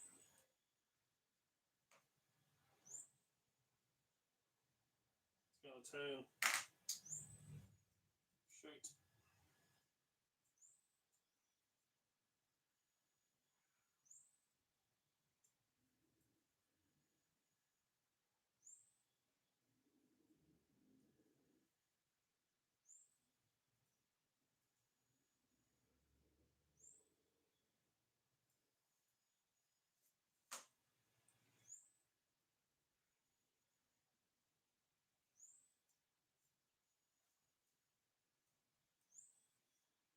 I've done a caster one ages ago, but it was with deeper.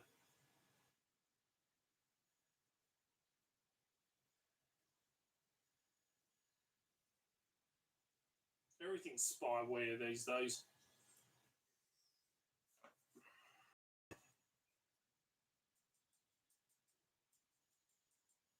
Let's try that again.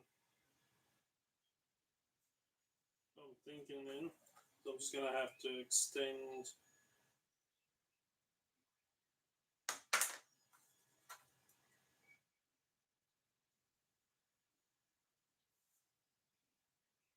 That funnel.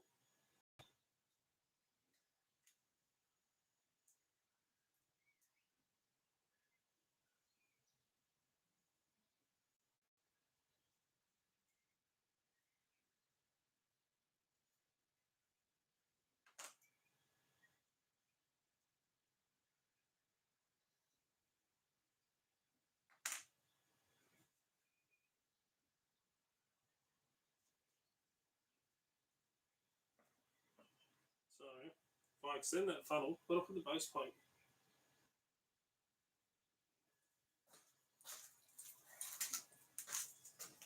Left it in the box.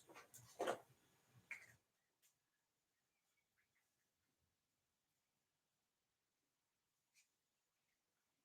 on, get in there.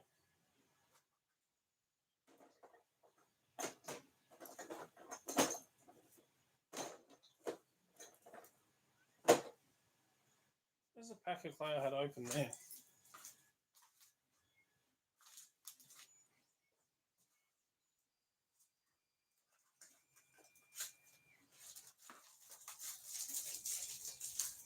Let's grab a little bit.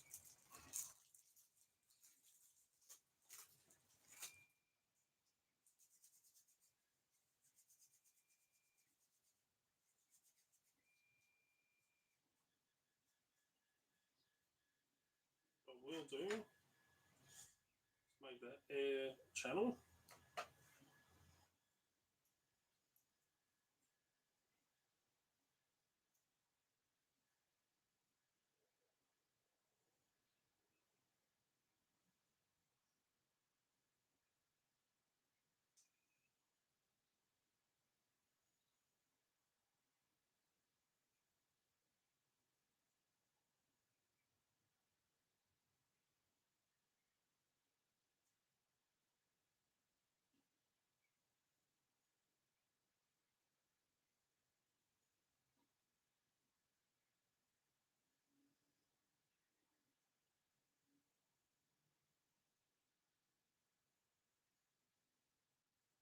Like that.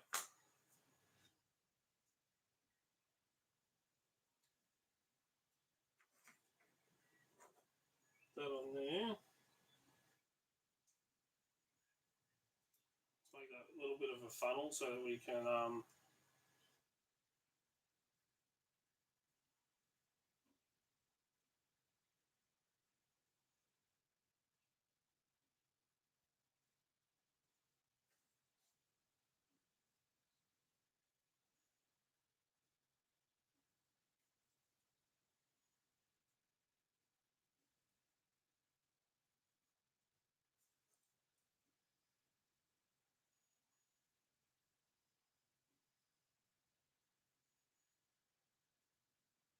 seal that off.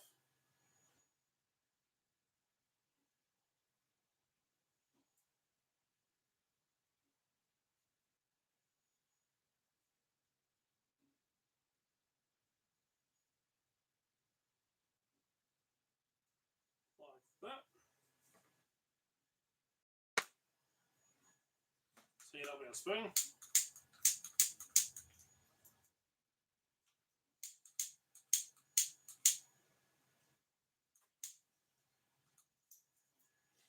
Might have to fill up the gas on that.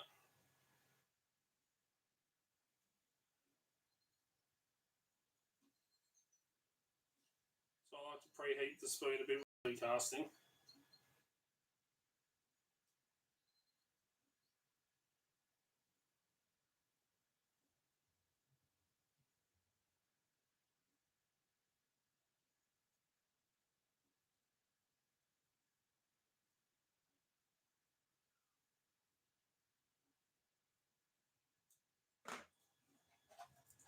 Take one of our bits of woods metal. Come on.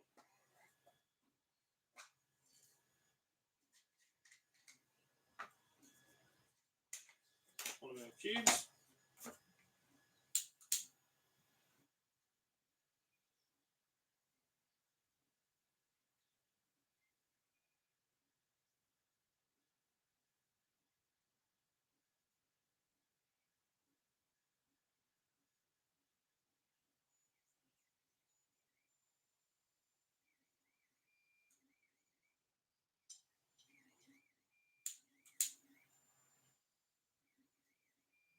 We can melt that down.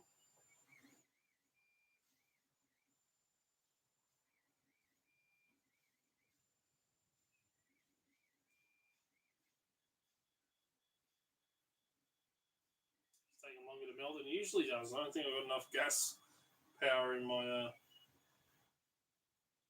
Oh, there we go.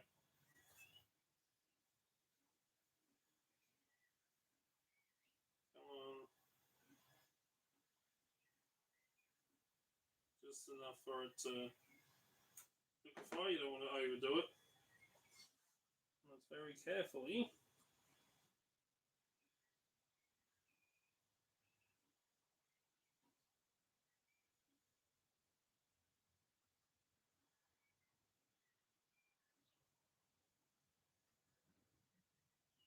Hoping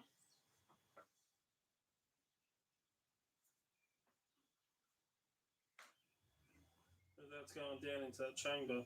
As I said, it's last time I did a bollock key, I had a heap of room in that cast. Didn't clam.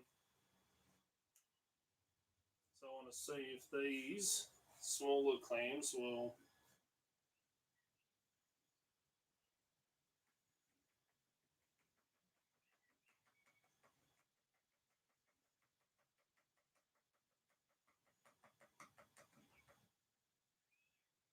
Let's give that a minute to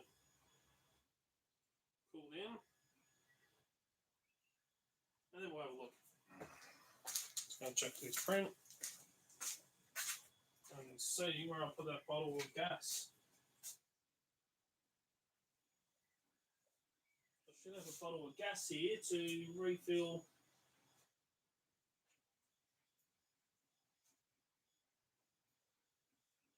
Refill my torches with.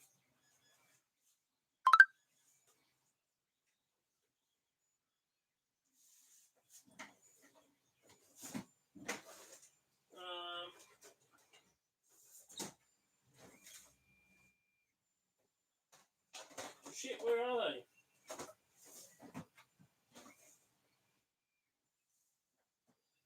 Where's my bottle of gas?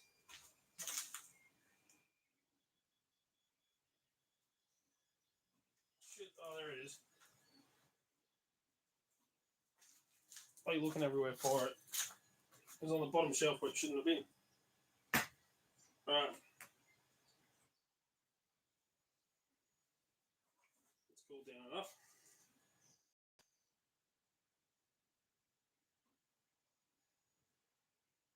Very carefully.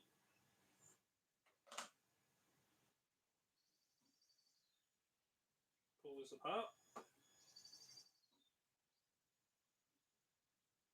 Actually, it's still a bit hot.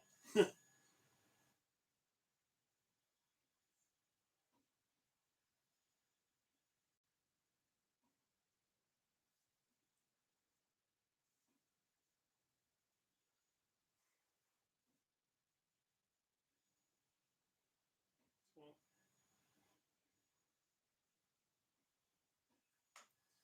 here is our cast.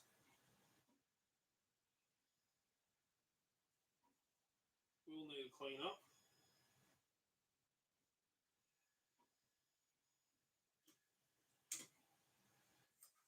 Got a bit of clay stuck down in there.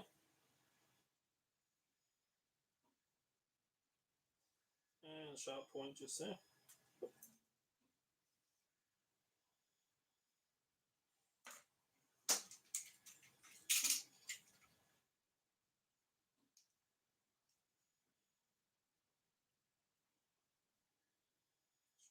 this up.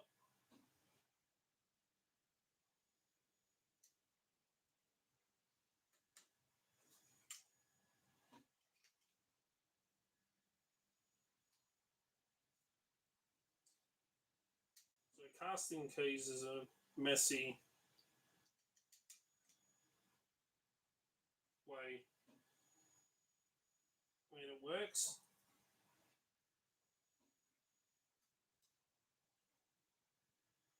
But it leaves a mess.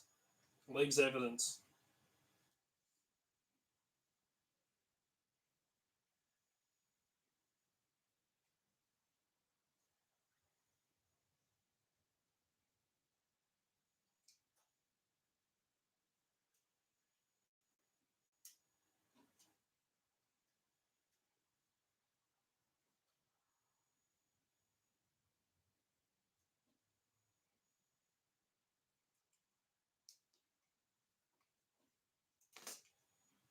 First thing, let's see if this will fit into the bylock.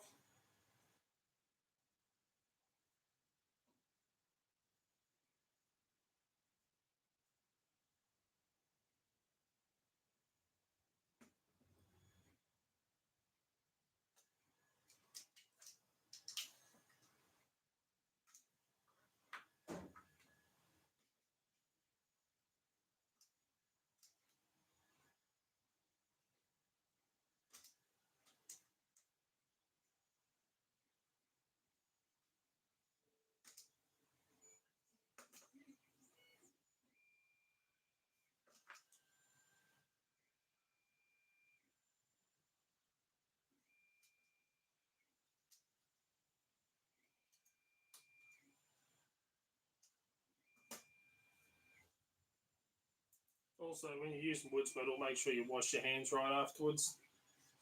Don't play with it and then sticking your hands in your mouth.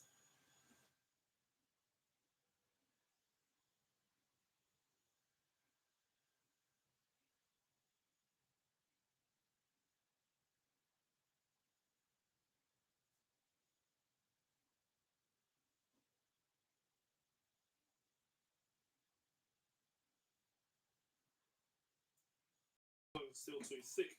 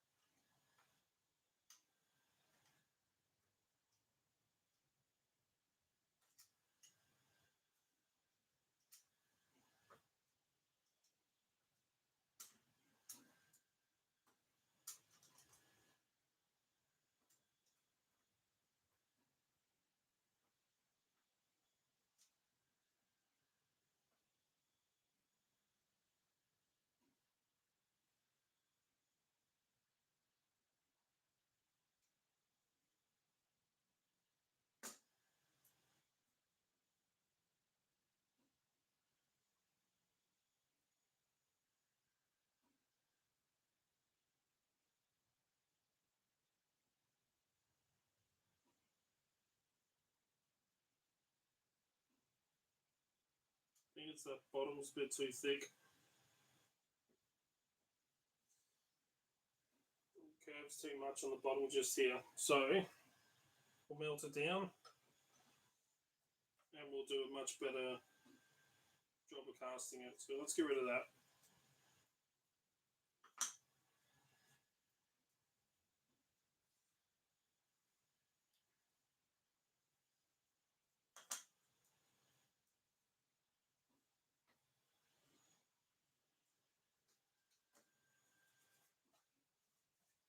Let's get rid of this lot. Actually, I'll be able to use that clay again because it's not really hardened.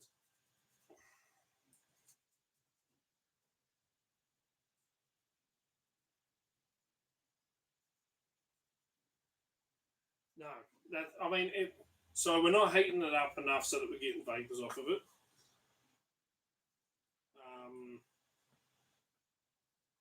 With the wood's metal, it is a low melting point.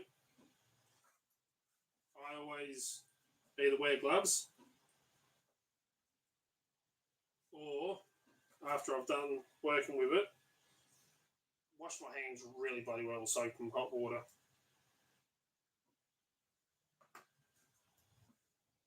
To clean it off.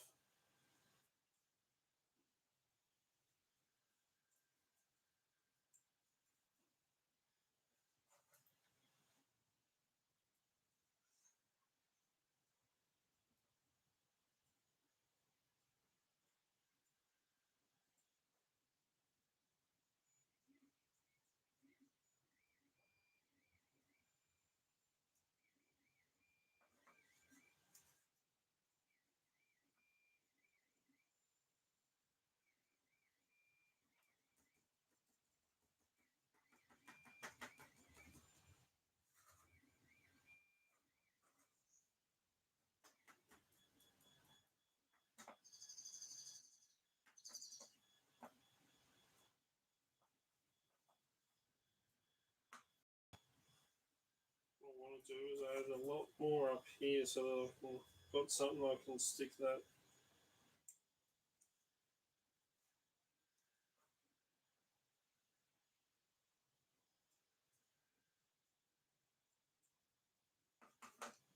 Right, let's try this. See if I can better cast this time. So I think I moved the key around too much last time.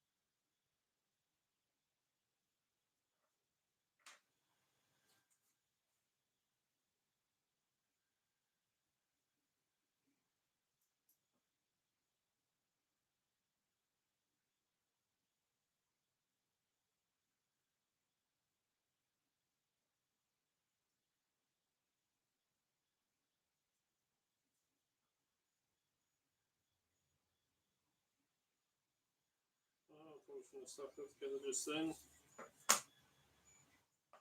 Going to put the air chamber in. Yep, that's why you should always wash your hands.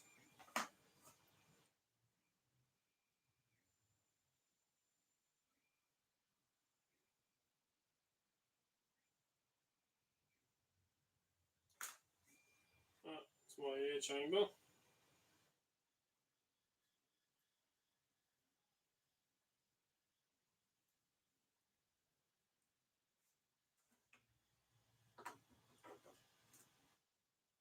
Smell this key down. Let's light up our gas first.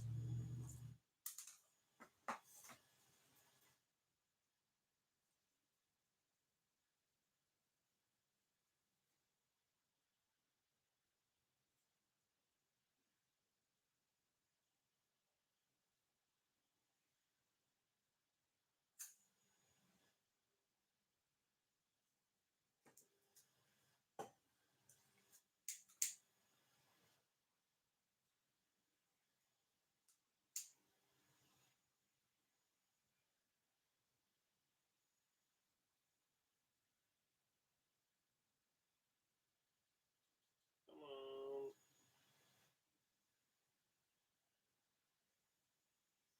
Yeah, I'm only melting this metal just enough to liquefy. I'm not heating it up enough where it's going to release vapors or anything.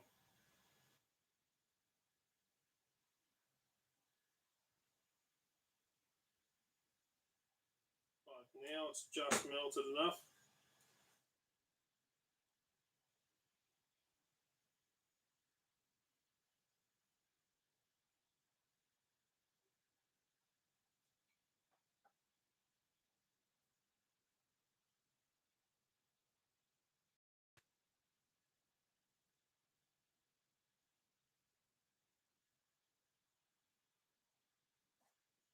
let's let that cool down and we'll check it again.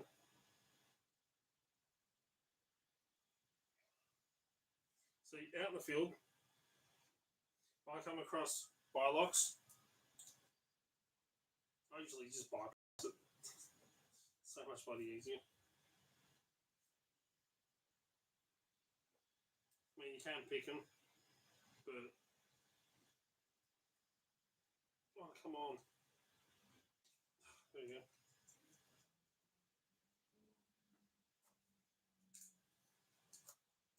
Yeah, it's so much faster just to bypass the bloody thing. Still a little bit hot. But as you can see, if you try and cast a key such as a bylock, it leaves like powdery evidence on it, can leave bits of clay stuck to it.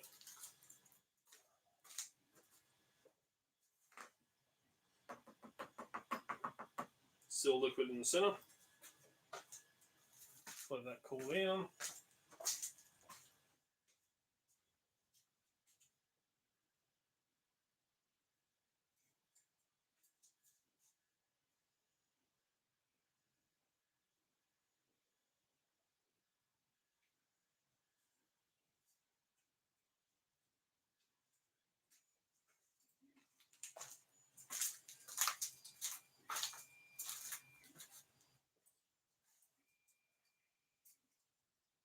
Here's another one we can try casting.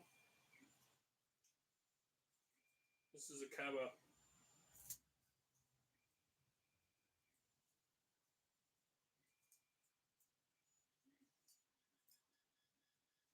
So we'll go casting a cabba key as well. Alright, just cooled down enough. Hopefully.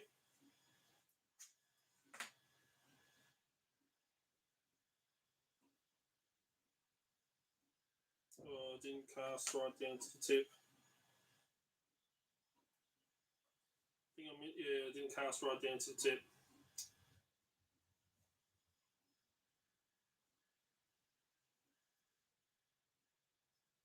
Bit of flashing on that side. So it didn't cast right down to the tip of the key.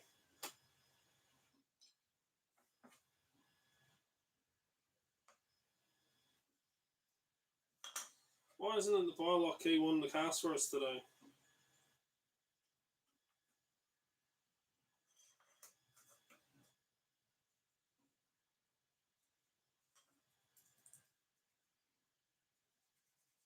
Let's try it one more time. Actually, let's try a cabba key first. It's always got me curious. I haven't cast the cabba key before.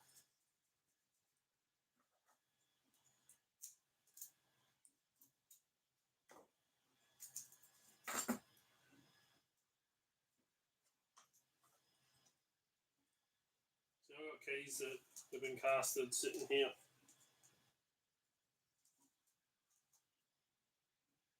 And I've even done a key cast of my sister's house key. Really funny story. So, one year at Christmas, out of my brothers, they said about, can I bring out, some of my lock picks and stuff and show the kids. So I'm like, yeah, no problems, all right. So I took out my portable picking station that I had, that I set up, my portable lab, and showing the kids, and even some of the adults were having a go at picking some of the locks. And so I had a key casting clam prepped and ready to go.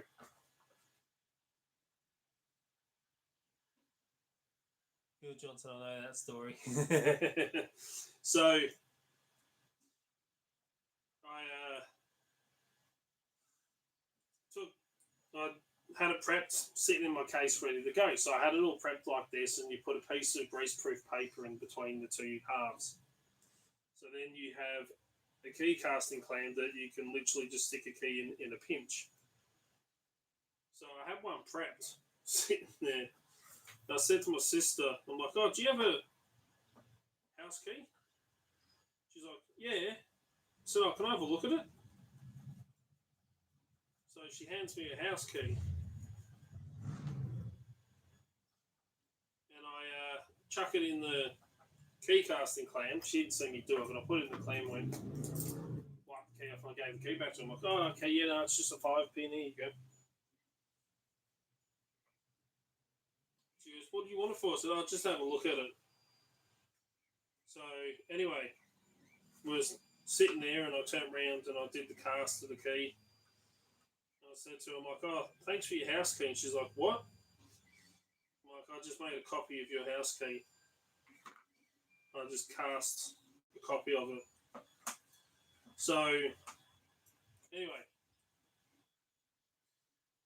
leave Christmas, go home, stick the key on the side in my old house in the shop, in the room that I had set up for log picking and stuff like that. And I forgot about it. Sat on the side, forgot about it. Then I saw it when I was cleaning up, and I'm like, oh, I forgot about this. I wonder. So I chucked the key into the key machine, the cast key, and cut it to a real key. Sat on the side, forgot about it again. And waiting ages, and I do it. It was a while between it. So then I'm like, oh, I wonder. So I found it again. I said, I wonder if I can use that.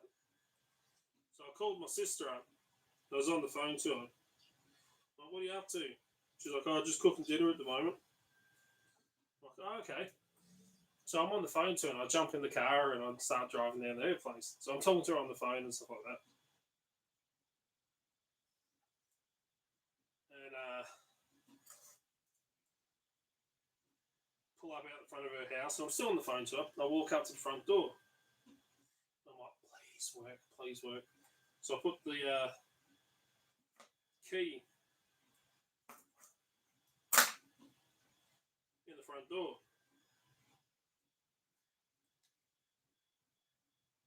Pretty good cast. Ugh, my voice, pretty good bloody cast there. Oh, look at this. I don't know if you can see properly. Not a bad cast. So anyway, I'm like, please work. I'm like, oh, whereabouts are you right now? She goes, oh, I'm in the kitchen. And she said something. I can't remember what it was. And as she said it, like you could see straight down from her front door down the corridor into her kitchen where the kitchen was. So she said something. I'm like, and yeah, I'm like, stick the key in, turn, and I open the door. Went, I bloody know, right? And she's like, jumped and nearly threw the spoon up in the air. Nearly sent it flying. And she's like, how the bloody hell did you get in? I'm like, what? Do you remember that time at Christmas I borrowed the house key off you for a couple of seconds? I said, here, threw the key to her. I said, there you go. Here's the key to your house, a brand new one.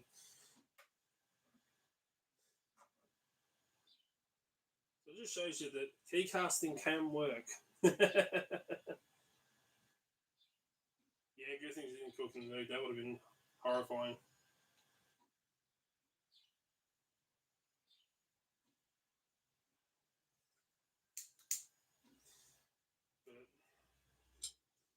So yeah, key casting can work. Again, it's all about prep. If you've got a key casting clam, so I will have some more available up on the website soon. Now that I'm printing some more stock. If you get your hands on one, you can prep it up. Order yourself some woods metal. You can get it pretty cheap off of eBay. Get yourself a spoon. Here I'm using one that you use to cast sinkers and bullets and stuff like that. But you can buy a wax melting spoon, and it works just as well. I've got a couple in the kit just there that we've used in classes. And you use a wax melting spoon to melt your very carefully.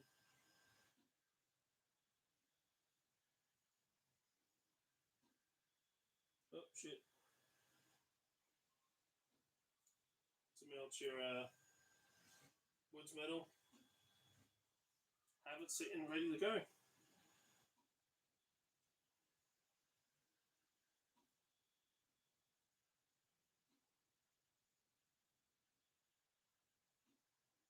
Prep up a mold. Use your baby powder either side to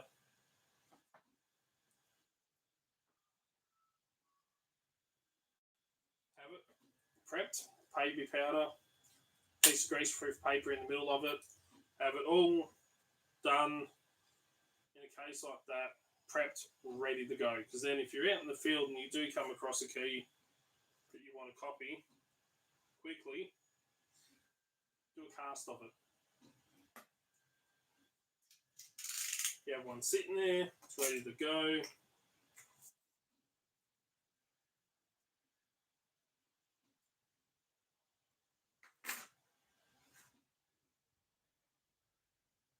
I don't do a whole lot of casting anymore. When I first started getting into casting, I was doing heaps. And we had it in classes, and people were doing it in classes and stuff like that. But it made a lot of mess, which some of the people that, hired us to teach the classes weren't very happy about, because I had to scrub tables afterwards, and the fact that, it just left clay everywhere, stuck on the tables and bits and pieces. We still teach it, we just don't run it in the classes like that. We will demonstrate it ourselves. I'm casting a key to a door, like a pin tumbler lock, a basic one and stuff like that, to demonstrate that this method does work, but we won't run it in a class where people have a go at it themselves, because they just make a mess. Like, even though we showed them how to do it, we had people at the end of the class, one of the last classes, I had to break open all the key casting clams that we had printed, because they didn't seal it off properly, and they poured it in, it runs straight through and stuck down into the plastic and melted through the plastic. So I had to break them all out. Is the only downside to it. So that's why we don't run them in classes anymore like that. We will demonstrate it, prove that it is a valid method of gaining access, but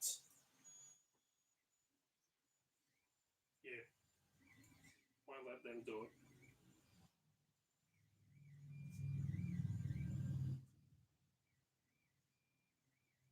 Still a little bit warm. I'm just going to quickly check this print.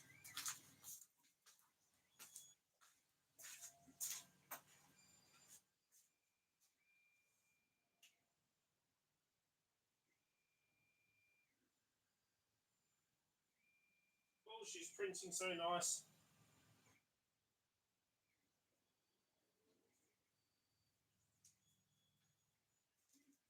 Tell you what, that magnetic bed is so bloody good. I think it's better than the glass bed. Alright. Should cool down enough. Oh, that's a good looking cast on that side. Let's bring it around, show you.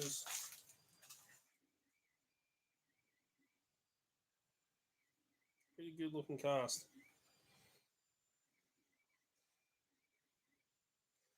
Do have a little bit, that's why we put the air chamber in. So we just take a knife, trim off that bit sticking out from the air chamber.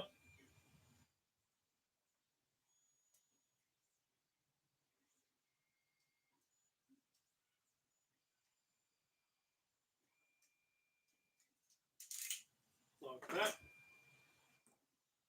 And we see if we insert into the lock. Or that'll make it too thick.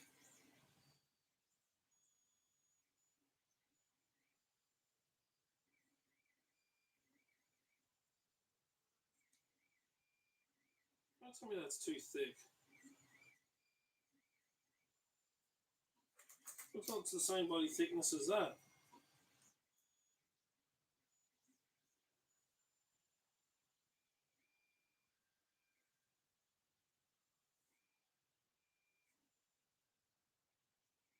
It's the same thickness.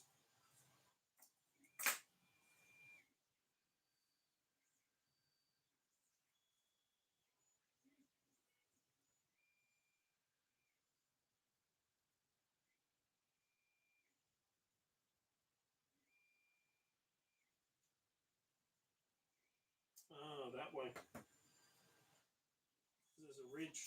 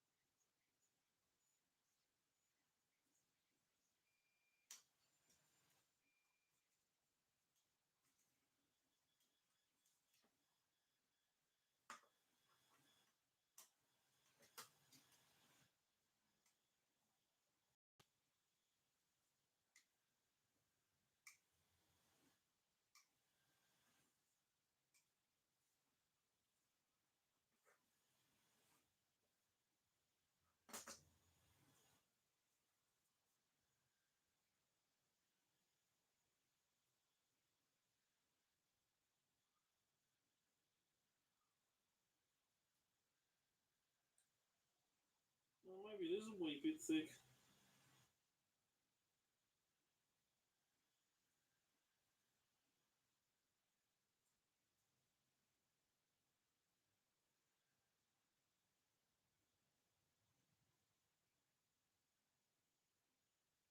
That's going in. It's just shaving off a little bit. As long as I don't get it broken off in there.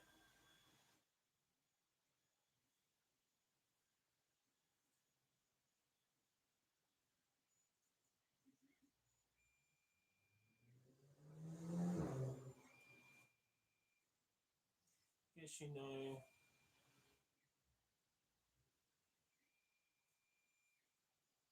I'm trying to think who Bill Johnson is. I know the name.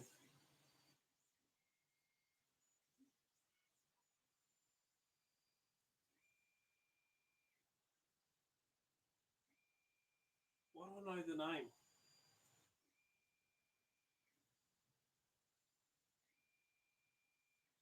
I should have another channel.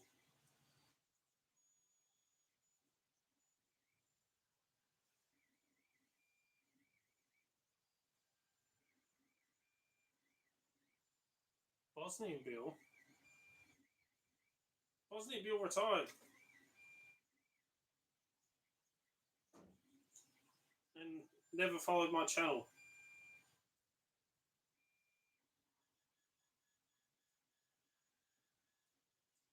Lockpicking lawyer and Lock Noob does, I know that.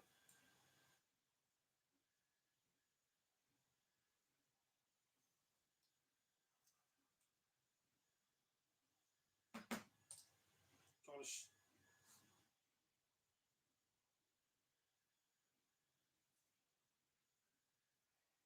Bill Johnson. I think that was Bosnian Bill's real name, wasn't it?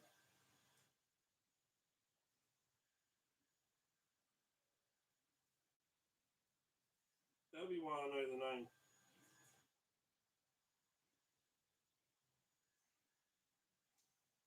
Trying to shim the. It is a wee bit thick.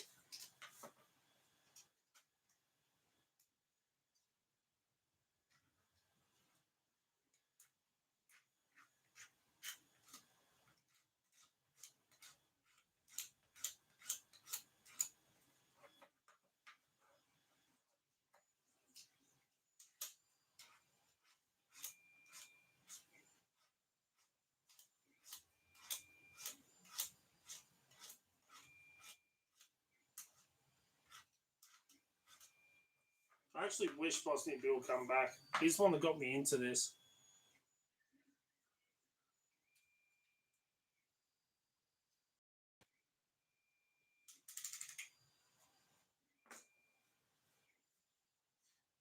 mean, honestly, who wouldn't love just to see like another video from Bosnian Bill to be like,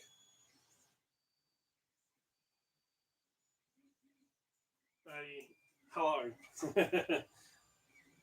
Not getting back into it kind of thing, but just to say hello to everyone. Come on, fit.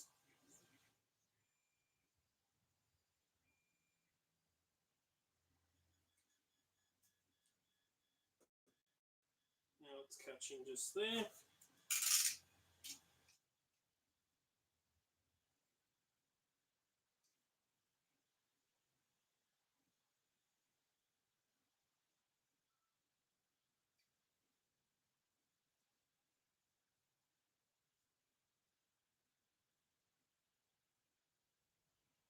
Where's the other bill that used to be around?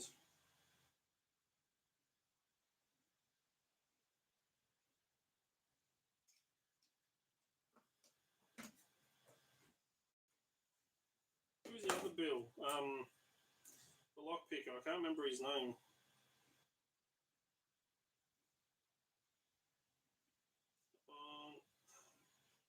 Almost there. It is just a wee bit thick, so I'm having to kind of shim.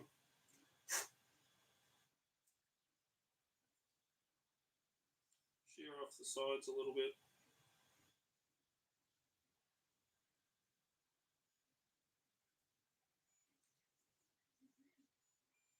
No, it's stuck.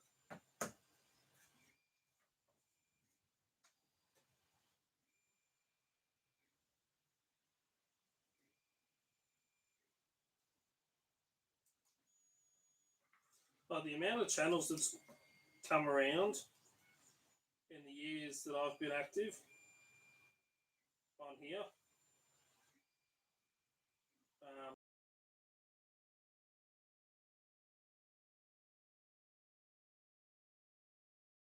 the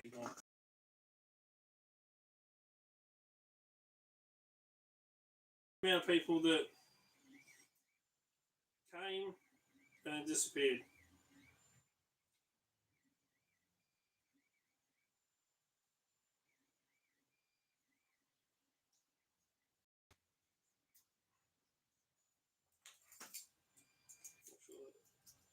Not sure which way that goes. No, it doesn't matter which way that goes.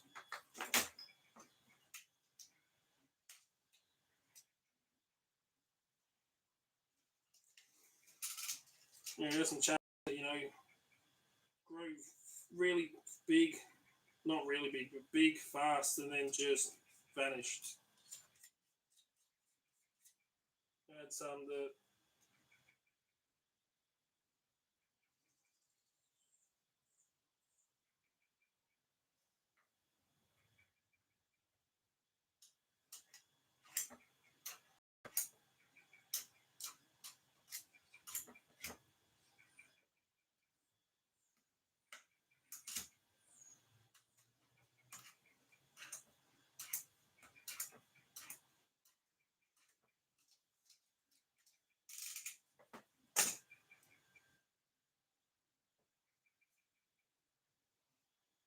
it's interesting to see who's come and gone over the years.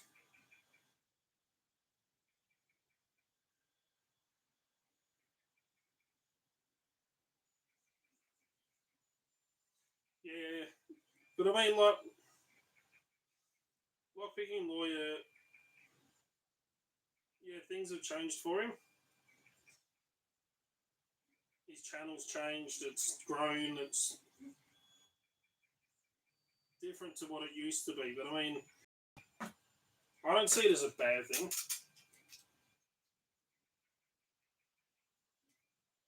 I mean, all channels change over time. If you just keep doing the same cookie cutter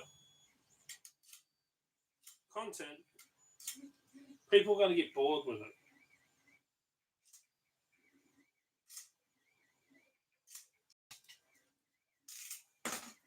If you had a channel where you literally just Starry Lock's gone, yeah.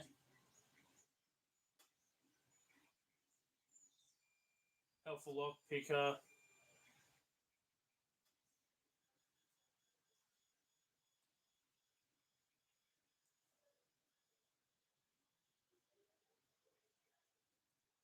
Oh, the key must have been out with the cast. It's now fitting, but it doesn't want to turn.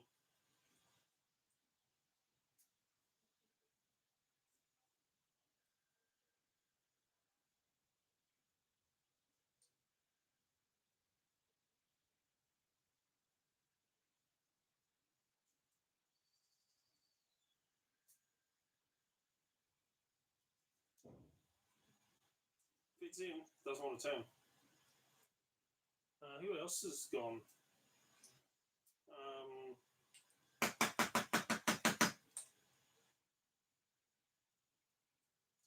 Leon's Lockpad, my mate over in the UK. I mean, he's got issues with his hands and stuff, so he can't pick anymore. Well, it kind of wants to turn.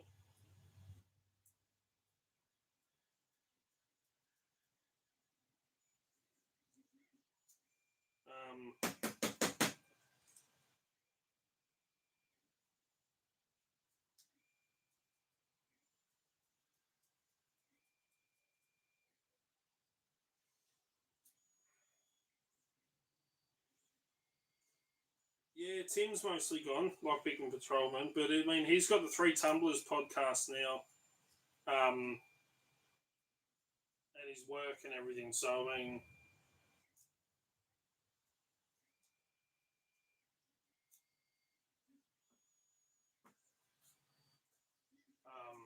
that kind of explains.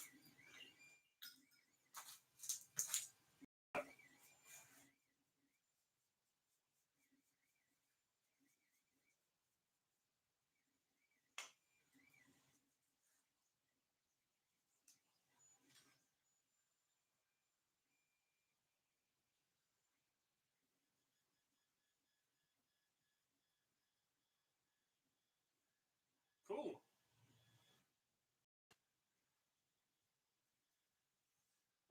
Who else is? Well, a channel that everyone hated is gone. Will be for the foreseeable future.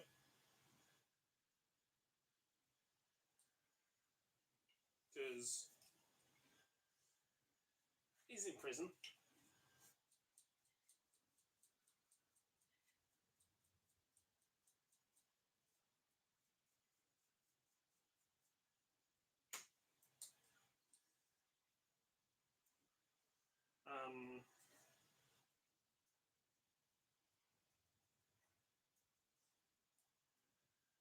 Thumper's gone. Mind you, he took one of my challenge locks and tried to pass it off as his own.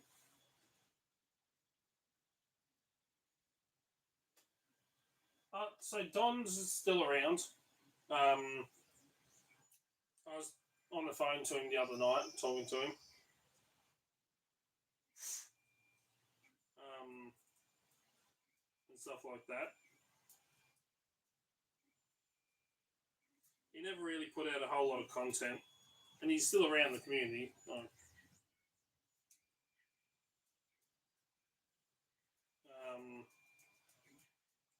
I did see the Talking Sasquatch. I haven't watched the video yet. Did a video on lockpicking, which I want to check out.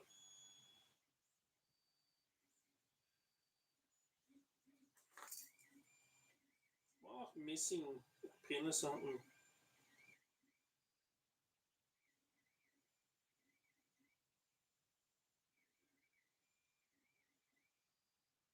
They look identical, so I don't know why.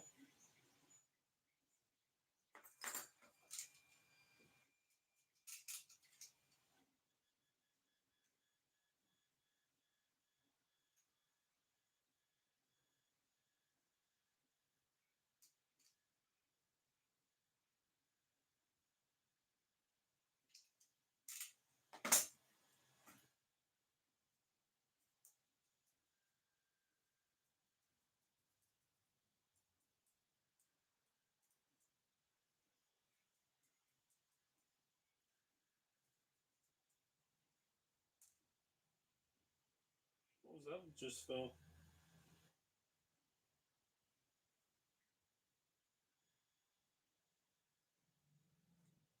Matt's Lockpit, another one that's kind of gone.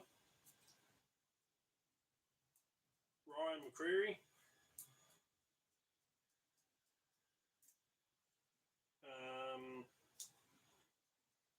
Doesn't want to work. Shit. Looks bloody identical though. Who else? Where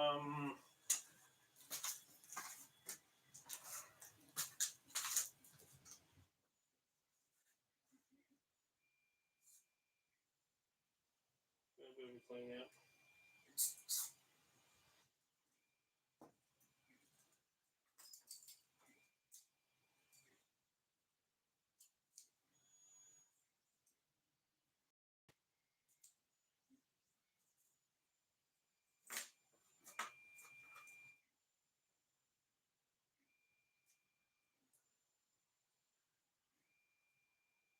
Maybe this wasn't a successful cast.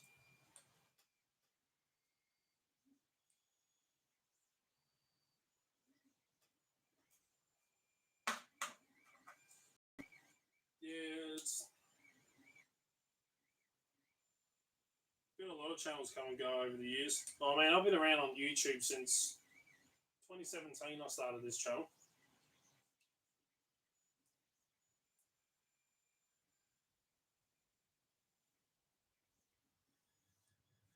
Who's that other Bill? Can't think of his name now. Can't think of his bloody channel name. Potty Pie? Stromy?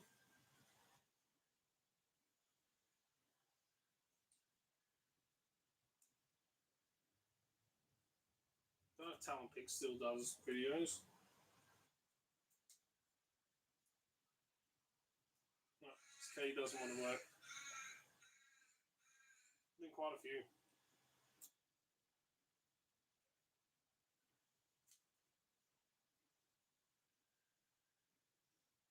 Oh well. That was a horrible cast. Never actually picked one of these.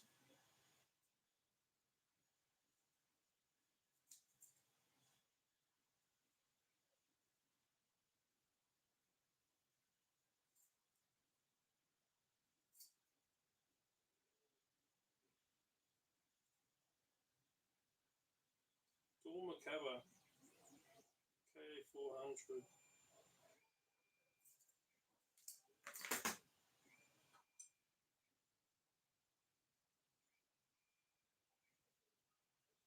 Honestly, looks like that key should have worked.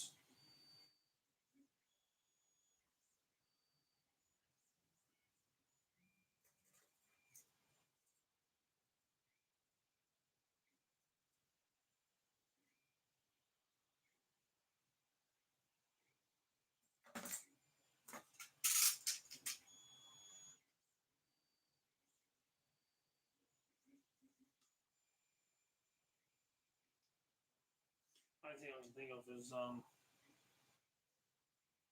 yeah, locks is missing.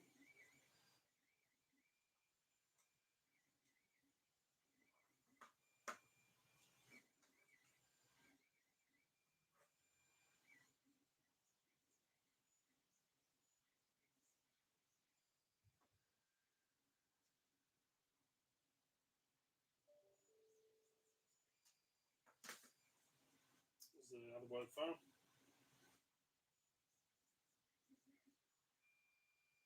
It's not an important one. It's alright.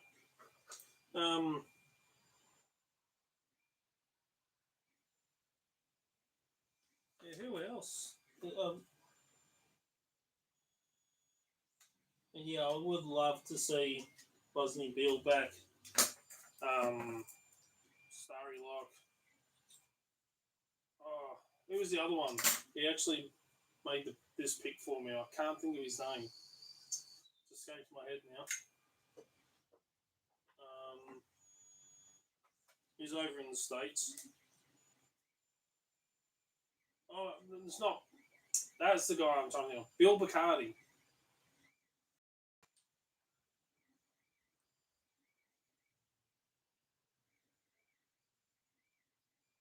Yep.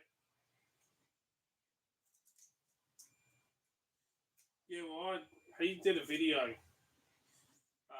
picking one of my challenge locks. I can't remember what I put in here. And it wasn't until a subscriber of mine that actually got sent that lock messaged me. And he's like, is this yours? And I'm like, yeah, that's one of mine that has doubt written down the side of it. He's like, and I said, and I know the name on the tag. He goes, I thought so. He's like, it got sent to me, but it's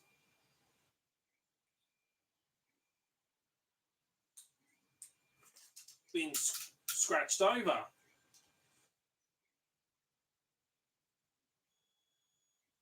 He's like, they tried to scratch your name out and write their name on it, and it was Thumper.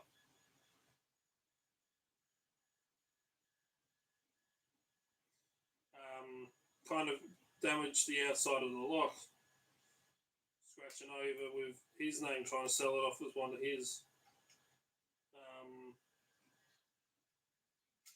So I saw the video, I got sent a link to the video, and I commented on it saying, why did you go and vandalise one of my locks and try and sell it off as your own? Never got a response. Yeah, Bill McCarty was awesome. Oh, the ones over in the UK. What was their name? Had a photo of the castle for their picture of a castle.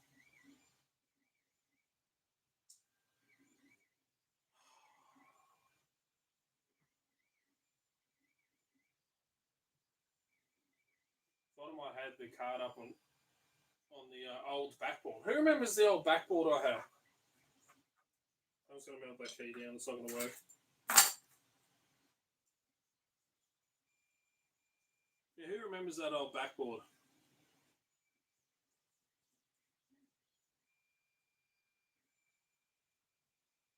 Back when I was just a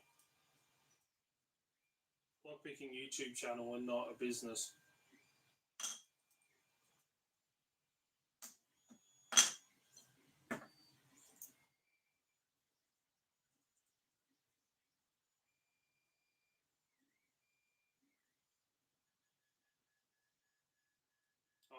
I'll take you over to the backboard. We'll have a look. So I've got some stickers from people on there.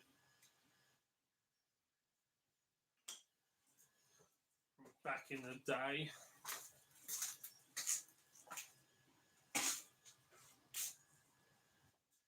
Wash my hands with some alcohol.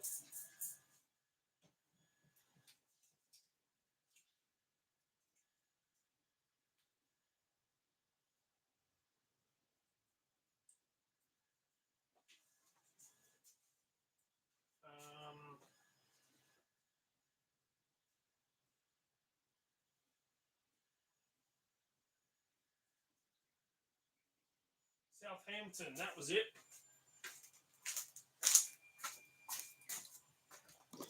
Southampton Lockpicking Club.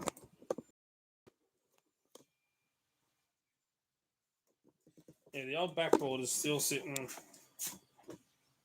the back just there. Let me grab it.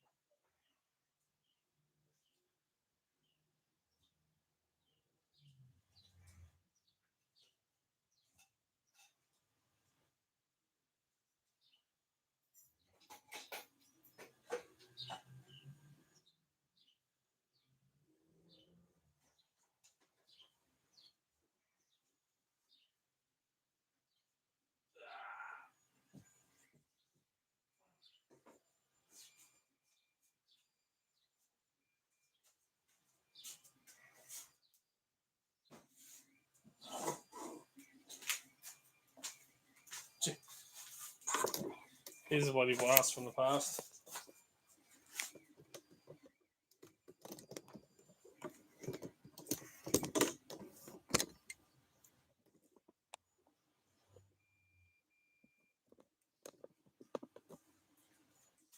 Lock Noob, Cherokee, Chris Capune, Southampton Lockpicking Club, Lockpicking's Gal, Bosnian Bill, Killer Maru, Lowell Forbes.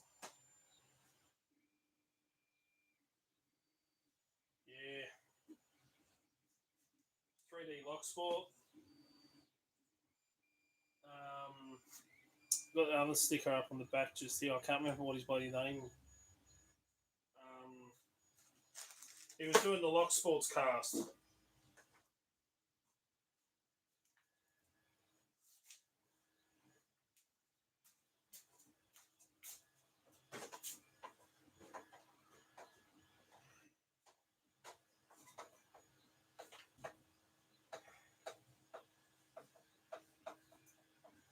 Get back there.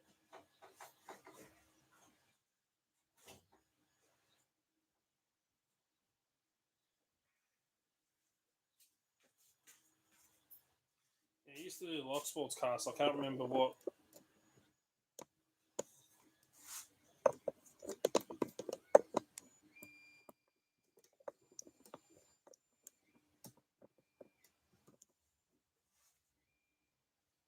How was it, Charles? Yeah.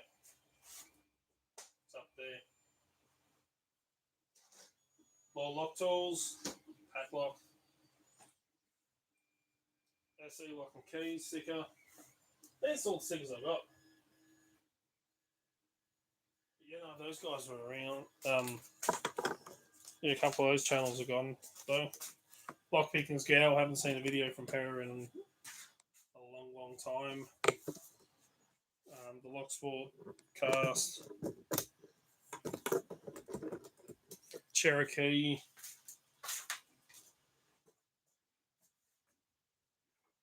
All gone.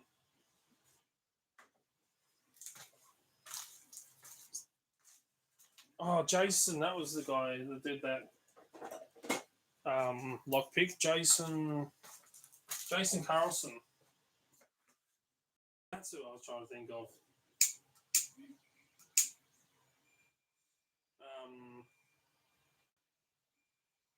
Yeah, he was the one that did that lockpick. I actually have a lockpick there that was made by Leon's Lockpad.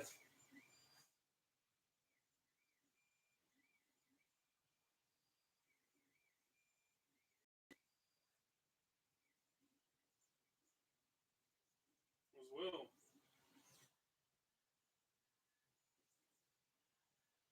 He did some more custom picks. Tell you one custom pick maker I'd love to get a lock pick from, but it would be bloody expensive. Well, they are bloody expensive, but kind of worth it. Is Rat Yoke.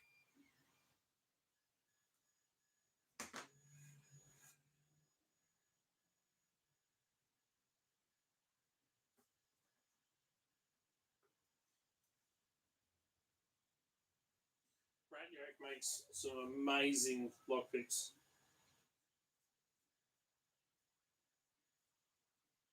Another one I haven't seen any content from in a while is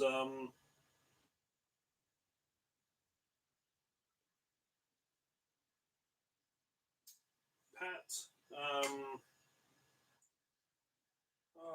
I'm trying to think of the name now.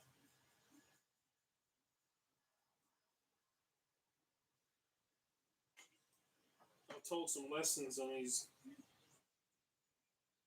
Uncensored Tactical. I've taught some lessons with him and got their books inside. So I was one of the technical editors on their book on keys.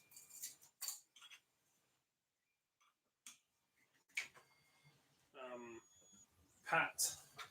Yep. Yeah, as I was saying, like, if you do the same content over and over and over and over and over and over and over, people get bored with it. It's like eating nothing but 2-minute noodles for months and months and months and months and months. It gets boring. No one likes to follow the same thing. That's why I chop and change mine around.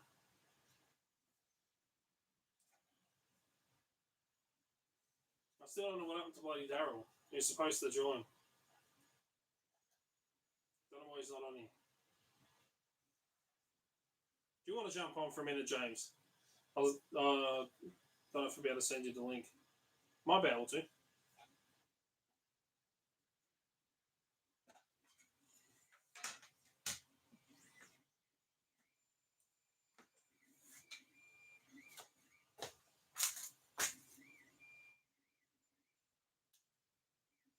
Yeah, I like 2-minute noodles. Ramen. Shit's bloody good.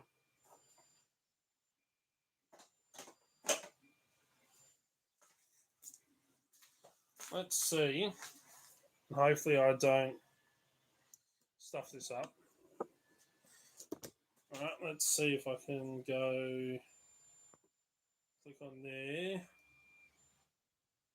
Copy link. See what I'm going to do. Discord.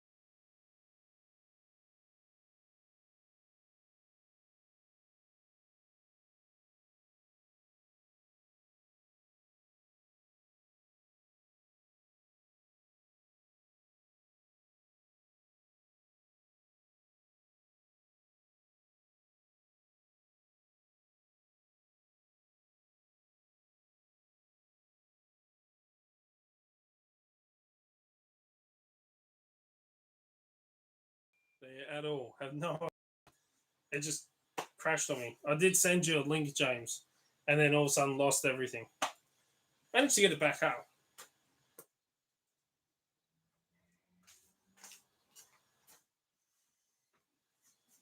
I'll send you a link to jump on.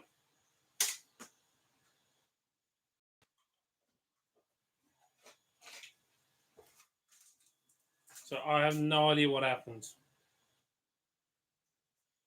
Sorry about that.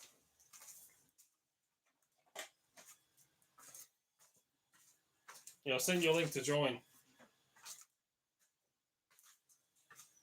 For some reason, every time I try and add someone to join in, I get issues with freaking YouTube. Piss off, Ghost! I have no idea why.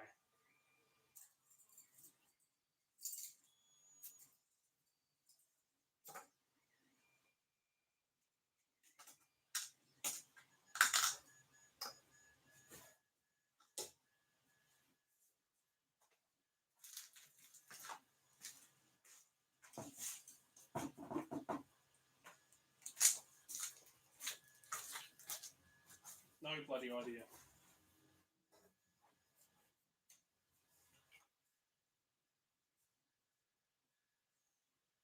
Who knows? Bloody YouTube. YouTube.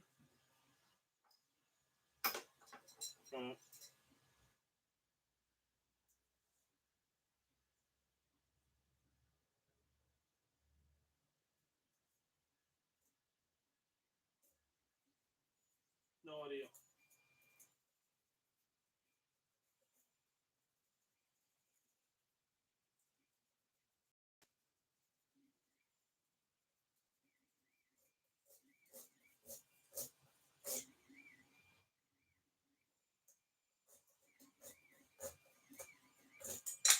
Just seems that every time I try and add someone to join in on a live stream, it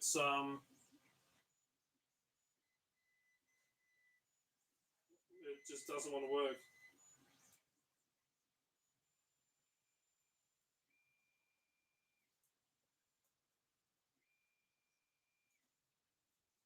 We also have get like 4 people on here on a vertical live.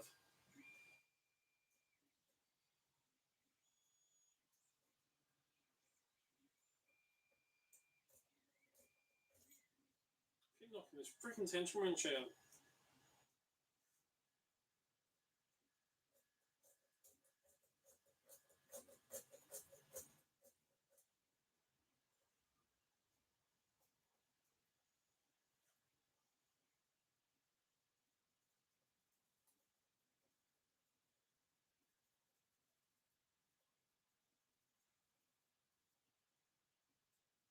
So it's a pain in the ass. YouTube better get that fixed.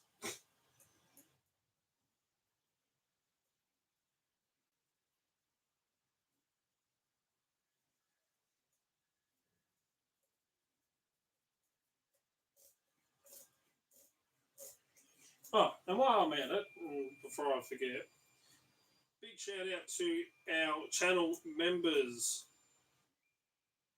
such as the good old Mr. Pat, who those of you remember paid Daryl and myself a lot to drink.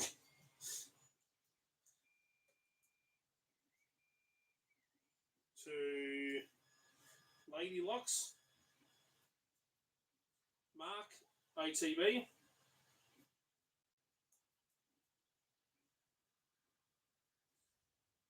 and I know his name has just left my head now.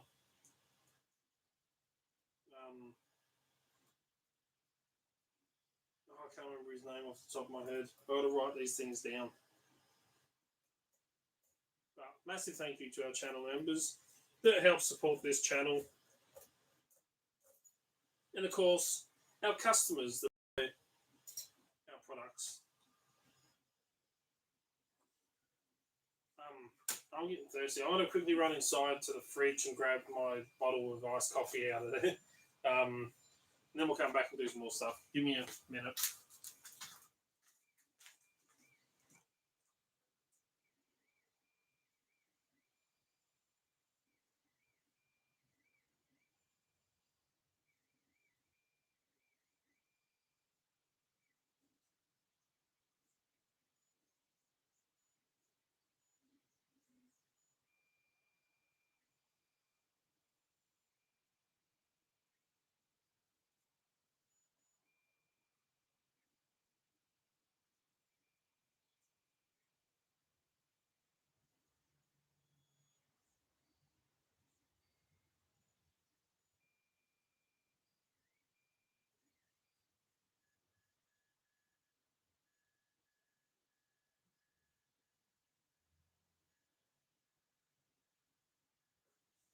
There we go.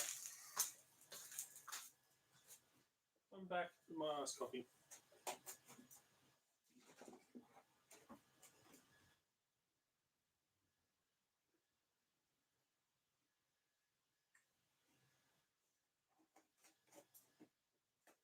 Oh yeah, and don't forget that we have our private Discord server that is available to get access to through either the second level of our channel memberships or through the subscription of our website, doubt.com.au, where we do discuss and share stuff that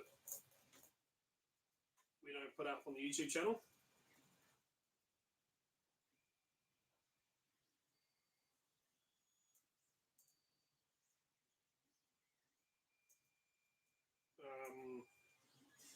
Where you can have chats with us in live streams or in videos.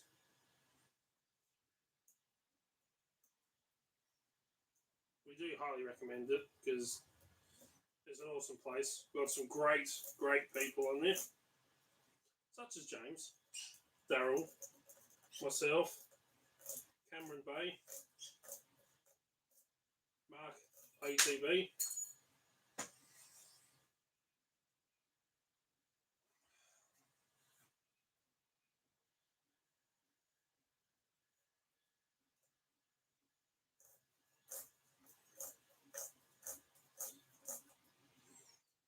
And we've got all our other social media accounts as well.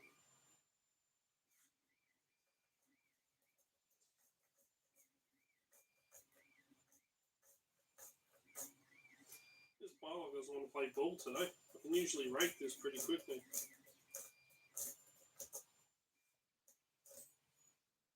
I keep knocking this bloody tensioner out.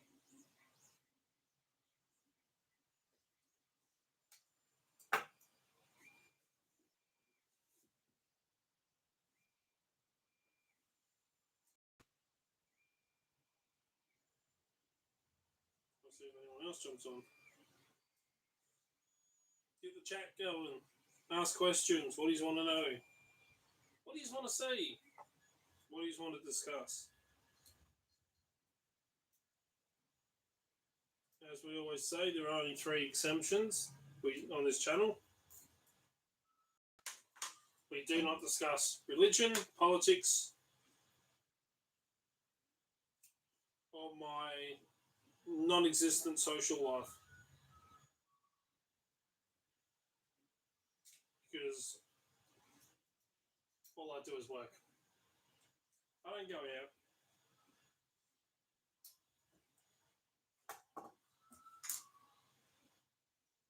I might go out once in a blue moon because I get forced to by my mate, my friend. She normally forces me to go out. Let's find some other locks to pick.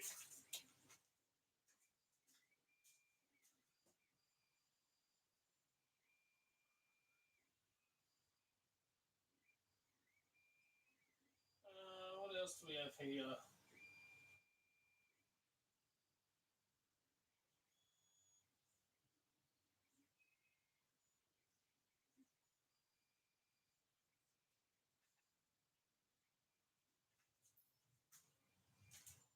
Oh, I've got a best SFIC.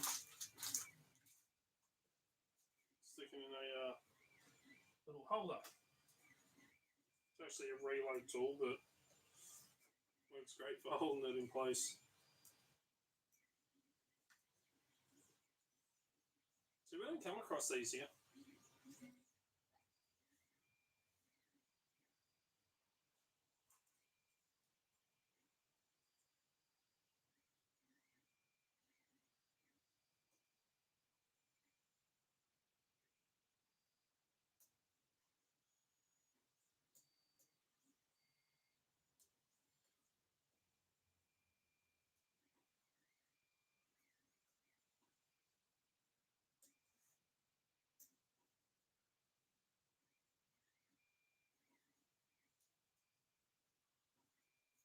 Century, not right.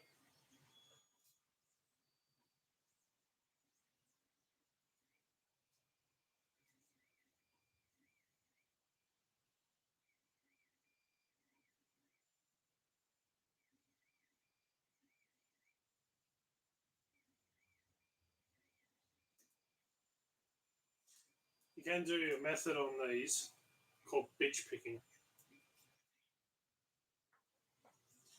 which I'll show you. You take like a bow guitar, put it in, add the tension, and jiggle it up and down. So you know, up and down, not forwards backwards, but up and down. Moving forwards and backwards in the lock. Don't get it, reset, go again. Try to play as many combinations as you possibly can quick. I actually wonder if you could electric pick one of these. That I haven't tested.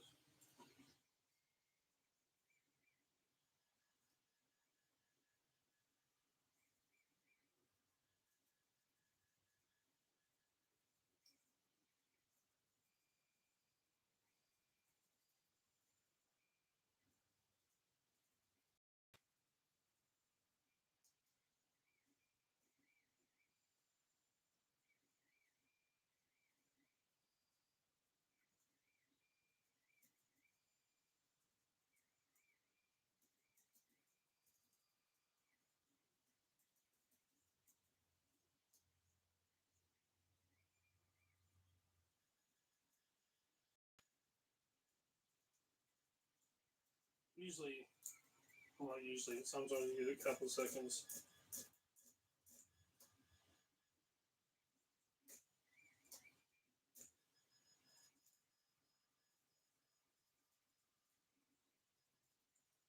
If it's not moving around.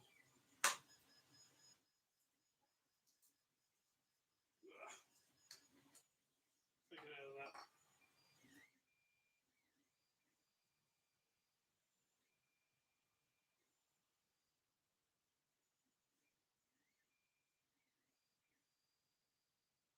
That's better.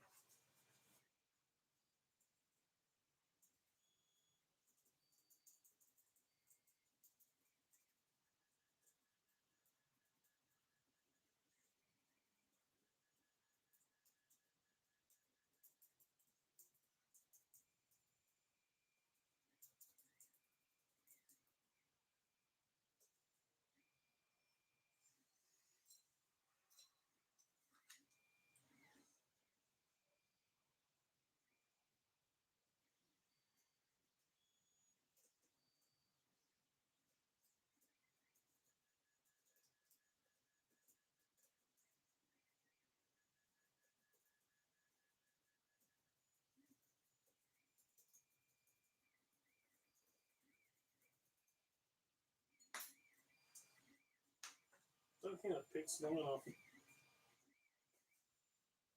Not a proper focus, so it's only a 2-pin.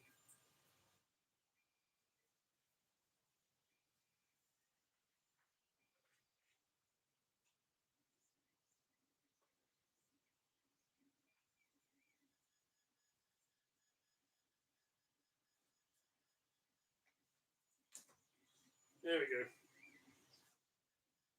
A multi-pick. This one should work.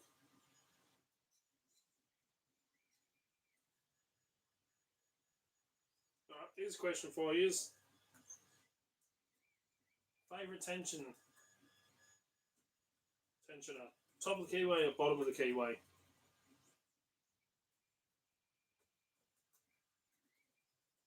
Or a mix of both?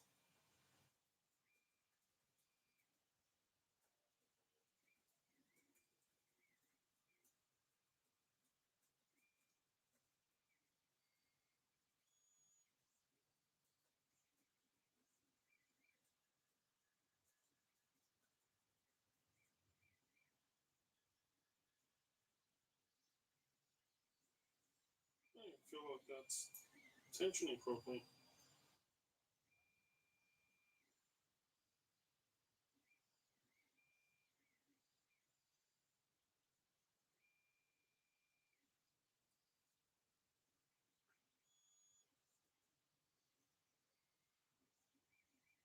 Yeah, does depend on the keyway. Also, to me, it depends on the method I'm using. Because if you try and break the top of the keyway, you usually end up breaking the tensioner out. I've even used those round tensioners. The spring Sparrows makes one. I've got one in my multi-pick Kronos case.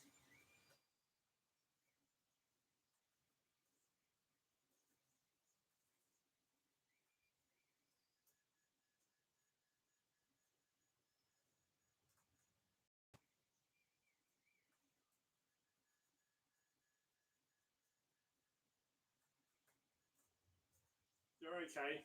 I'm not a big fan of them.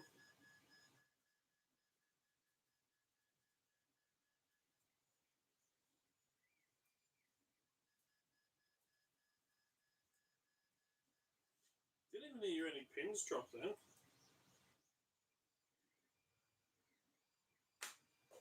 That's weird.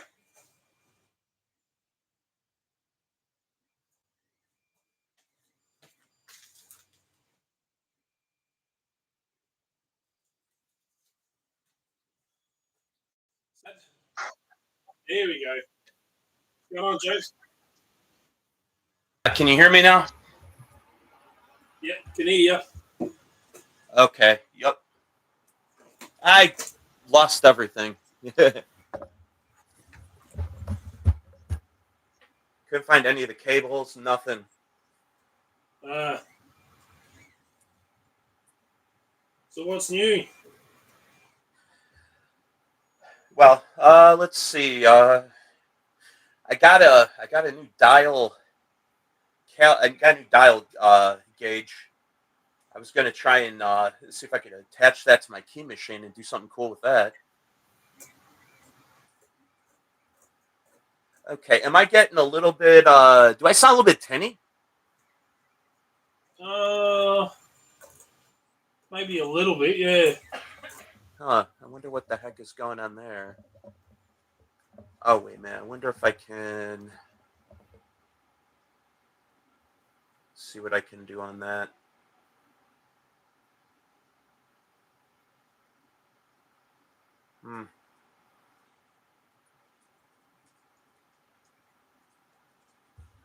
Yeah, I'm not really sure just at the second. Let me try. Changes anything. That's a bit better. Is it? That's crazy. Because the other one was with a proper microphone. This is the phone's microphone. I wasted a lot of time for nothing. I guess I'll have to figure out what's wrong with that. So, for those that don't know you, that know you in comment sections, explain a bit about who you are, what you do. Oh heck! Well, one, I get a dog attacking me. Here, come on, buddy. You want to say hi? I thought you were training squirrels. Yes. Yes, training attack squirrels. Not really, but let's see. I'm trying to think what I've been doing here recently. I've just been really busy, so I haven't worked on any of my projects hardly. But before I got real busy, I was messing with. You guys know what the Easy Loader is?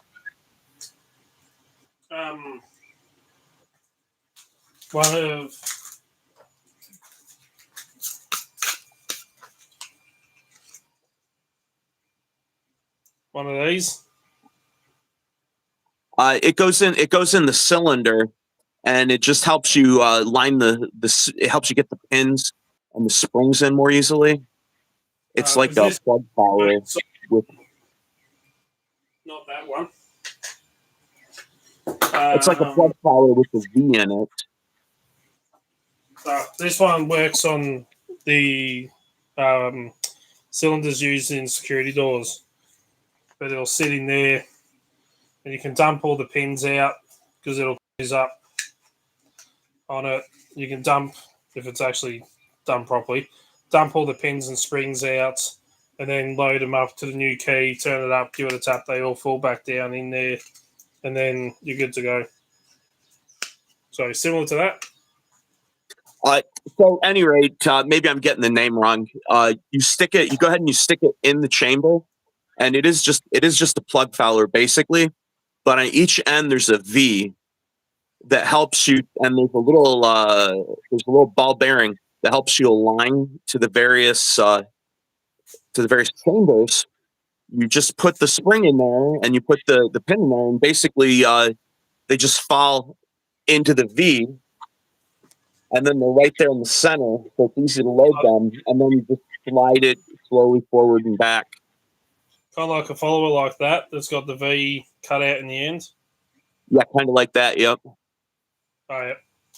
And then there's just like a little alignment bearing that picks up. It pops into the chamber next to the chamber you're working on, and Okay. holds it in place. So I'm trying to work on like kind of a Locksport version of that.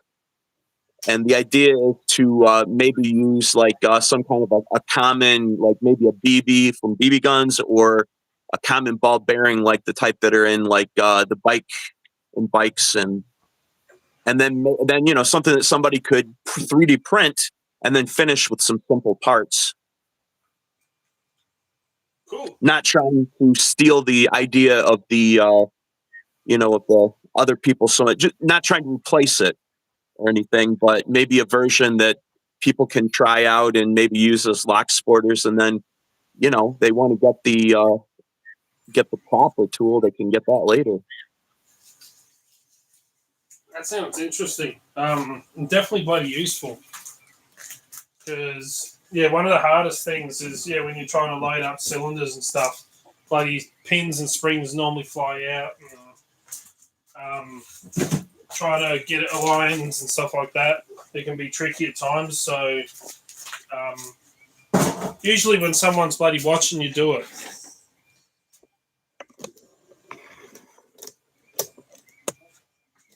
it's usually when someone's watching you do it, then it becomes a pain in the ass when you're out on the job. So that definitely sounds useful.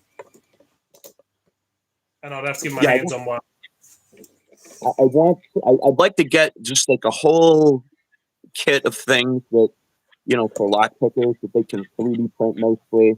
And then maybe, just with a few simple pieces that they can finish out, to start people out on a budget. Yep.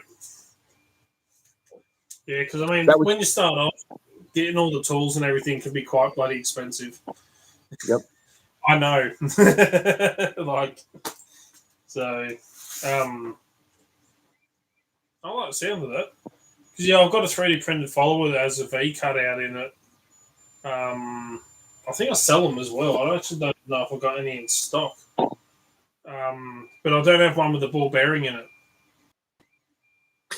Yeah, I made the I made the V part, the regular, the follower with the V in it. I made that part, and now I'm just got to figure out. I'm going to probably use lock pins for the spring to push the ball bearing down, and I just have to find the right ball bearing, something that people can get a hold of. Kind of an idea that I had was perhaps once I get everything figured out, maybe I'll even sell like put together a little kit of the random pieces that you can't 3D print, and people will be able to get that at a super low price, and then they can 3D print the rest themselves and assemble it, and that would be great. The other thing is, like, might have to do different sizes for different locks, because if you do it for like a 570 oval or a rim cylinder, like for a Lockwood or something like that, the spacing is going to be completely different, and the size compared to like an American lock. Yep. The pieces that you can't 3D print, that would probably be the same for all of them, and then I just have to manipulate some files for the various locks, and who knows, maybe people find a lock that it doesn't work for, they could remix it for a custom lock that, whatever they want to do. Oh, that'd be bloody cool. Definitely That was definitely interesting. Yeah, that was part of the idea of the Randolph RF, and the bump hammer were things that, because I know like shipping is just killer getting things shipped over to Australia. So I wanted something that people could do over there, and then and these other parts are more widely available. You probably could pick some of them up, with the I don't know what you guys got, Bunnings over there. Yeah. Maybe pick some of the stuff up there.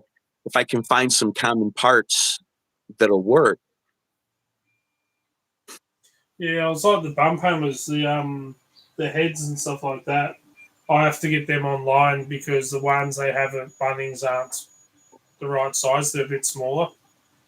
They Yeah, don't the ones, so you just order them online. But I just put them all together, all done with the heads and everything, and sell them as they are.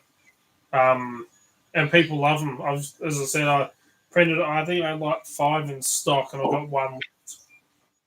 So that's why I'm trying to print some more. see, and like it's fairly cheap for you to import the heads. Even then, if you had to try and import a whole thing or have it made outside of Australia and bring it in, that would be more expensive. So you got a cheaper price there that you can offer people. That's what I look at. So when I try and bring out products and stuff like that, um, I don't want to go having products that cost an absolute fortune. So I try and work out ways that I can do it and make it cheaper. And because importing stuff in, like stuff over from the US, try to get into Australia, postage is a killer, massive killer. Mhm. And stuff like that. And even us posting stuff over to the US is a bit of a killer at the moment.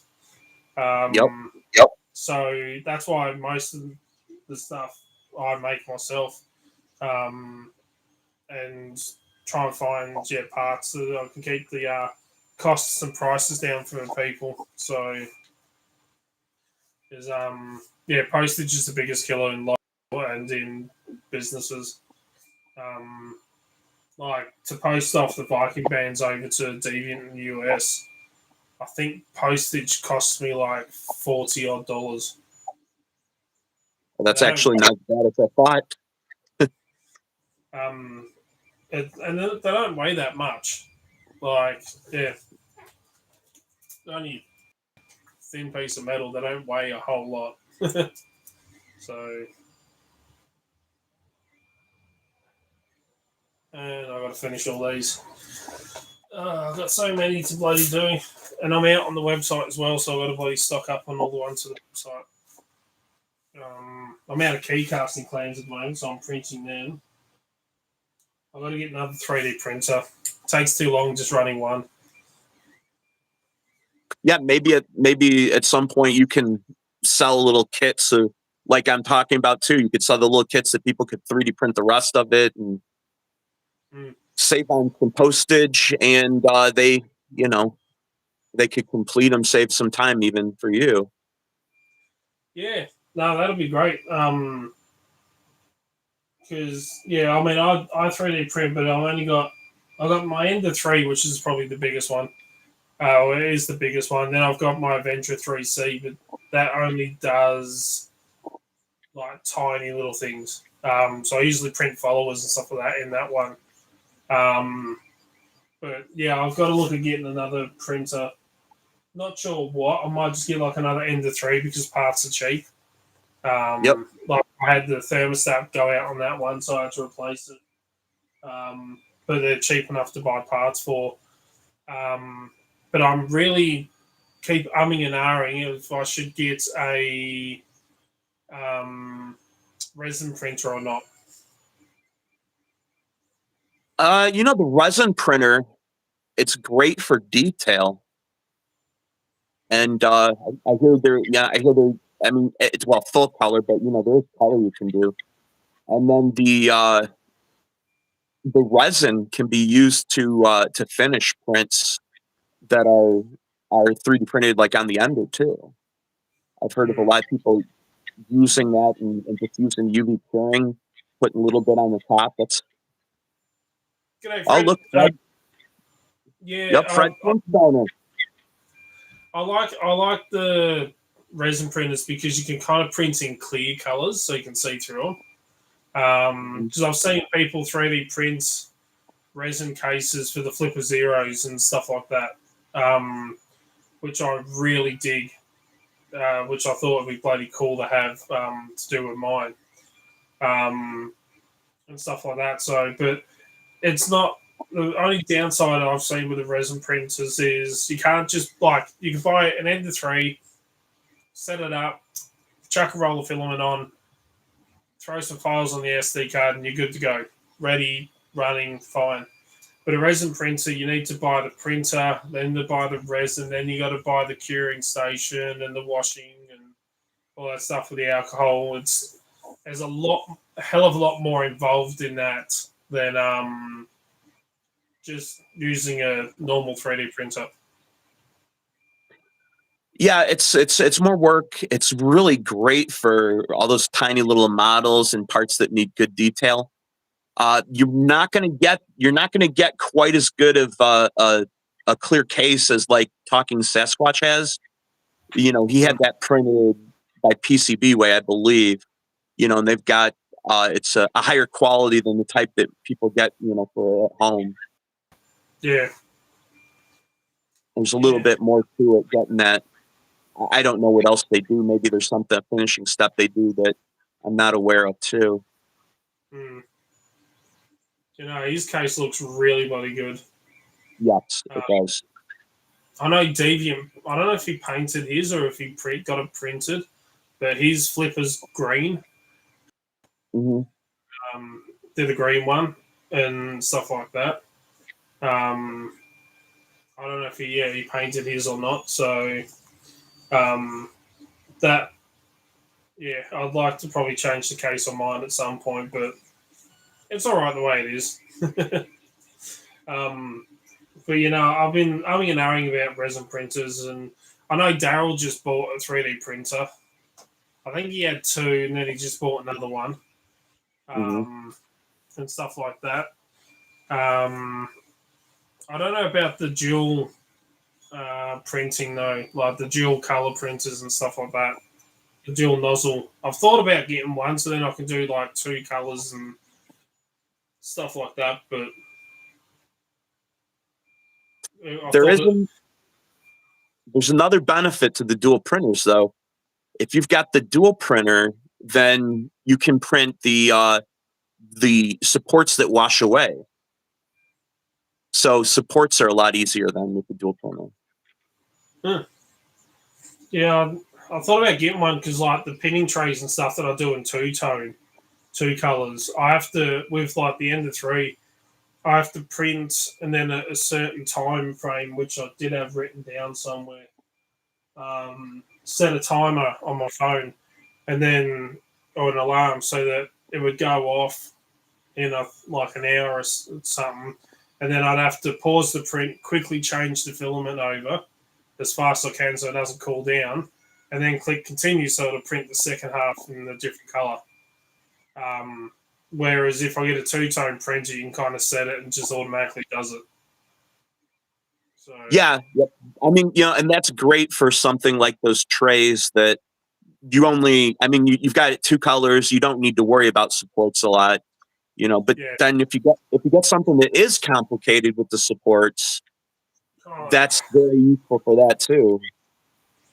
Kind of like these trays. These ones I got made for me. But yeah, they're dual tone. This one was made at can't remember who made these now. There's another printer guy in Australia. He does Locksport and Locksmith products. I can't remember his bloody name. But yeah, they're a good tray. I think Fred knows PVA and PVB or PVB supports. Something like that, Fred.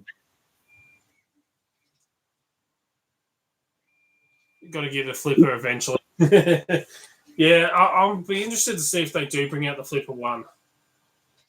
Oh man, yeah, that'd be nice if they ever get it, and if it is what they originally planned, which is, essentially a full SDR. it's really closer to the Portapack than the current flipper in a lot of ways. You know, I'm really hoping they bring that out. It's like the Wi-Fi pager, the Wi-Fi pineapple pager. So want to get my hands on one of them. Those things look so freaking cool. Yeah, I haven't actually seen I keep hearing people talk about it. I'm gonna have to look that up at some point. I still Yeah. haven't even checked that out. It's they've taken like the Wi-Fi pineapple and put it all into a pager unit, and it's got like the same look as the pages kind of used in the movie Hackers with Johnny Lee Miller and that. It looks so freaking cool, and the amount of stuff they've packed into it. Yeah, I'd so want to get my hands on one. It's like the BLE Nano, BLE Shark Nano, I think it's called. It's like 40. I think it's about $40 US, so it's about 50 something dollars Australian. And I want to get my hands on one of them because they look really cool as well. Small little format unit, and you can do some Bluetooth attacks, deorth, probes. You can set it captive portals on it and stuff like that, all in a tiny little device. And I've been waiting for them because they have the Kickstarter and stuff like that. Talking Sasquatch did a video on it. And Ryan McCreary or Zero Day, he's done a few videos using it and stuff like that. I kind of want to get my hands on one of them, but as Daryl and I were chatting, like a lot of these devices that you see and that come out and stuff like that, they all do the same thing. Yeah. So it's like, how many versions or how many different products do we want that all do the exact same stuff? Like, we can already do Wi-Fi attacks that the BLE Nano does using the computer. Although I do want to get my hands on that new computer because it has the LoRa function. It is plug the board in. Cool. And I just found out, as I was saying earlier, I got a message on comment. Someone replied to my comment on Facebook on the Meshtastic Victoria page that they're switching over to Mesh Core here. So now I've got to look into Mesh Core.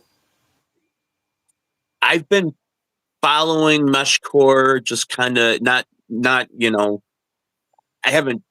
I've been like, really into it, but I've been watching it, and it seems like it could go somewhere. It looks interesting.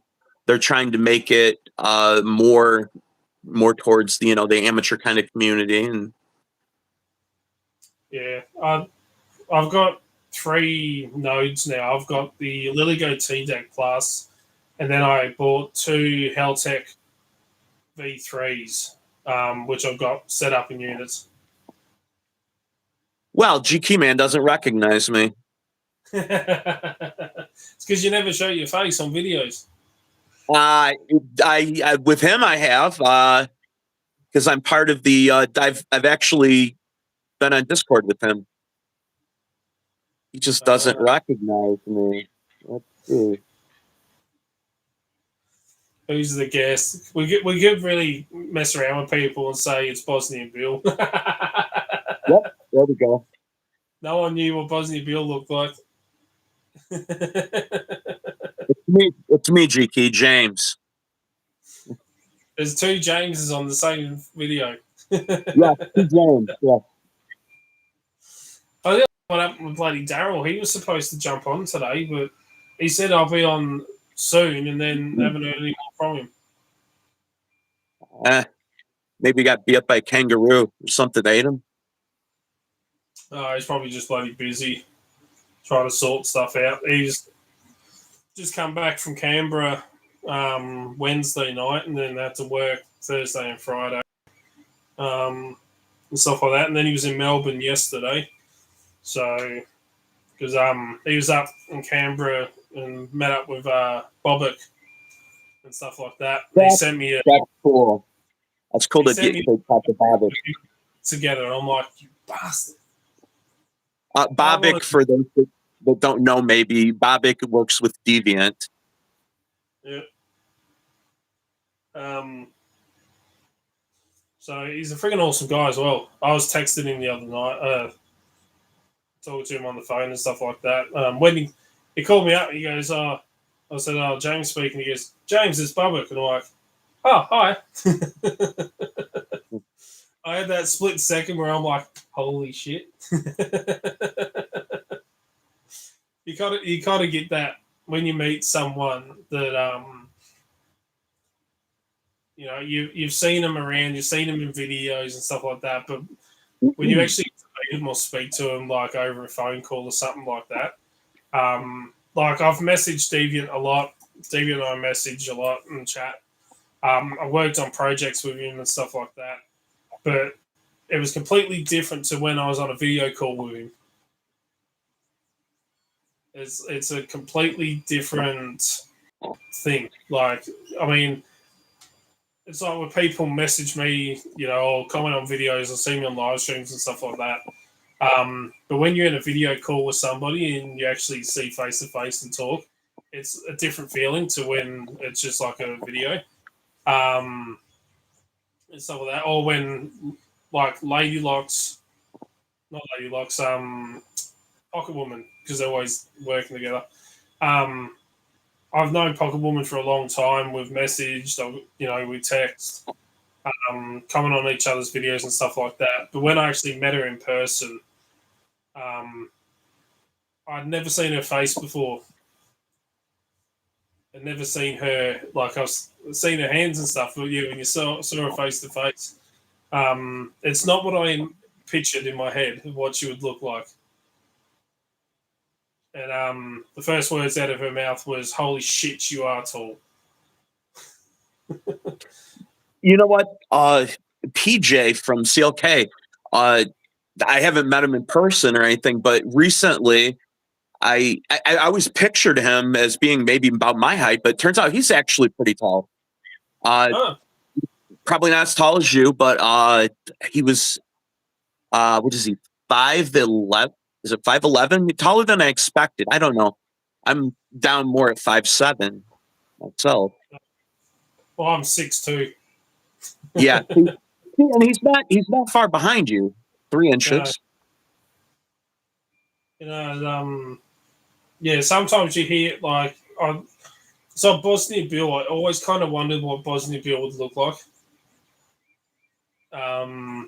And stuff like that. And like when he would have locks, if they were a bit shiny or something, I'd try and see if I could see his reflection in it. And the same as like lockpicking lawyer or Harry. Whenever he had locks and stuff like that, I'm like trying to picture what it would look like. And stuff like that. So it makes it interesting. Like when Harry did that keynote talk, and stuff like that, couldn't see him. He didn't show his face. And I'm like, all those people got to see him, and I haven't yet. I know Lady Locks would have seen him. She would have met him in person and stuff like that. See, look, Fred, giving me crap now. I kind of picture him as like, I know you kind of saw a little bit of him in one of the videos with Bosnia Bill, where him and Bosnia Bill went through the locks. He went that there's the video they show him from behind when he's breaking into Bosnia Bill's garage, for instance. Yeah. One I've always been really curious about is Lock Noob. I wonder what he would look like. I thought Locknoob showed himself on a live or something before? No, every live I've seen, he just shows his hands and stuff like that. Even that round table that went on with of Him and Deviant and Lockpicking Lawyer. yeah, Who they else only was show there? you, yeah, it's Positive Bill, Lock Noob, Deviants, and Lockpicking Lawyer. They only show their hands. Fred Flintstone says, "I have pictures of Lock Noob," and he did, but it was an accident. Oh, Okay. I thought he'd showed himself at one point. I didn't recall that it was an accident or anything, but Fred, you're gonna have to email me the photo. As long as it's not like the one with my hair out. now Lockpicking Lawyer has done some talks, and people have seen him at the talks. He asked that people not take pictures. I'm going to say, does he wear like a ski mask or a mask so they can't see him? You know what? They did not show it. It was just hand. The video was hands. I don't know that. I guess I don't know that he doesn't wear a mask in that. I guess it's possible. He wears a photo of like Bosnian Bill over his face, and I know who he is. So, but no, it does when you see people on YouTube and stuff like that, especially in this community, and you watch the videos, you see their hands and everything. There's the door. But you never see their face, and it always makes you wonder like who's behind it. It's like Raymond Belmont. He was the same. Never showed his face or anything until he did a video with handcuffs, and stuff like that. And then he showed his face on a video and something at one of the places. And then I found out some Max guy bloody screenshotted it all because it was sent to me and posted it up on YouTube. It was hilarious. But he's kind of how I pictured him. And stuff. So, yeah. Now, Dean P recently started a channel, like within the last 6 months or something, and he actually chose to show his face on the original ones, and then decided that he's going to start doing a mask for the later ones. I mean, it's not got a lot of subscribers or anything, but I thought it was an interesting choice to go ahead and just show your face at first, and then to just decide, oh, maybe I'm not going to do that anymore. So, Bill Johnson, you never know who you're talking to. Yeah, that could be Bosnian Bill there. Yeah. Hey, maybe that real is name. Bosnian Bill. He just chose to. He's lying to us. We really don't know. Wasn't that Bosnian Bill's real name, Bill Johnson? Yep. Yeah. And that's what. And now that he's basically retired from YouTube, he's changed the channel name from Bosnian Bill to Bill Johnson. Yeah, it's not. We might have to do a bit of ISIT and a bit of hacking and find out if it really is. Not really. We wouldn't do that. Okay, well, Fred says that I'm going to have to break into his house to get those photos. He's in the same state as me. It's just a little bit, quite a ways north of me.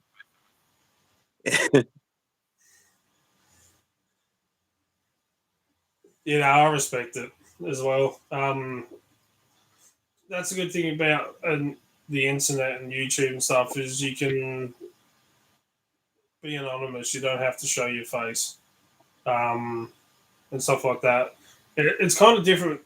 I showed my face earlier on, but once you get a business, you run a business and stuff like that, or you start a business up from it, you kind of have to show your face in a way because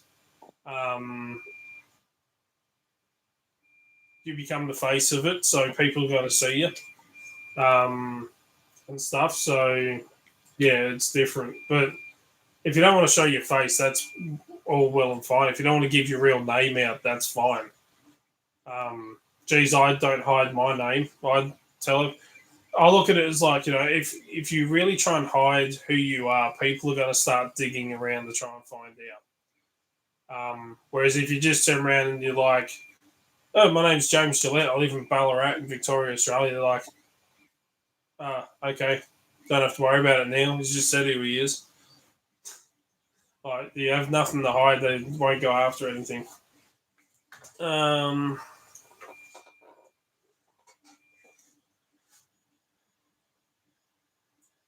didn't realise it till after I created this ID. Sure. Do you believe him, James? I don't know. I just don't know. I mean, that's the kind of thing you'd say if you're trying to stay low key, I guess. Yeah, that's true. That is true. Yeah.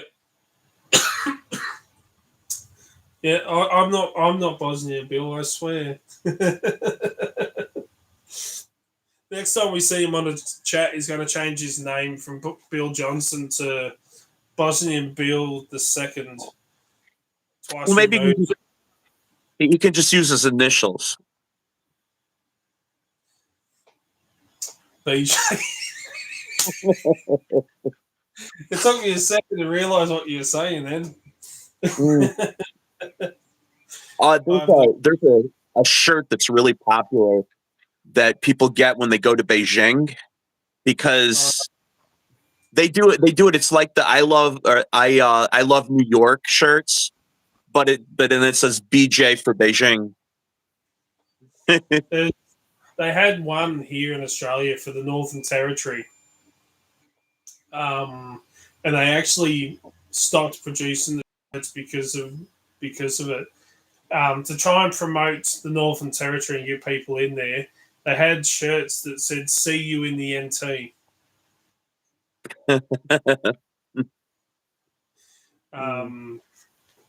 So yeah, it was like "See you NT," "See you in the NT" and stuff like that. And yeah, they kind of stopped making the shirts because they realised how bad it was.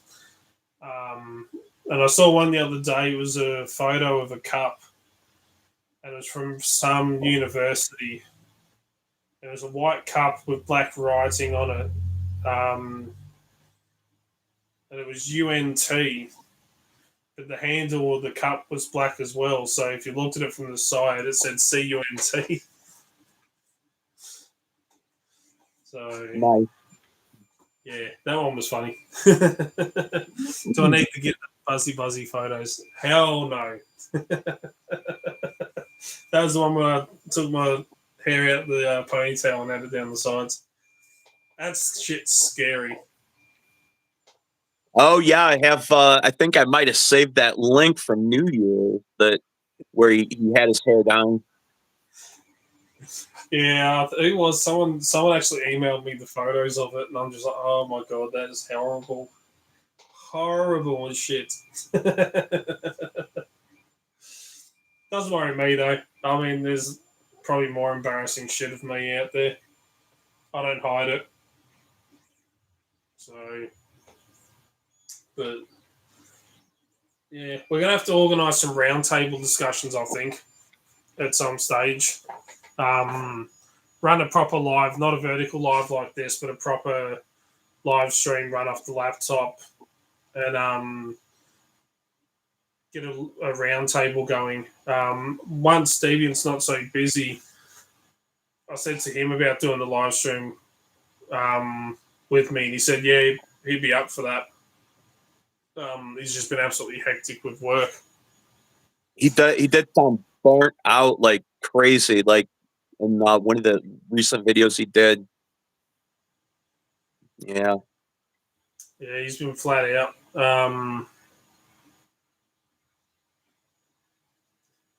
Right, I have worse pictures of me on the internet. My face is nothing. Are you on OnlyFans, Fred? I thought he was on OnlyFeet.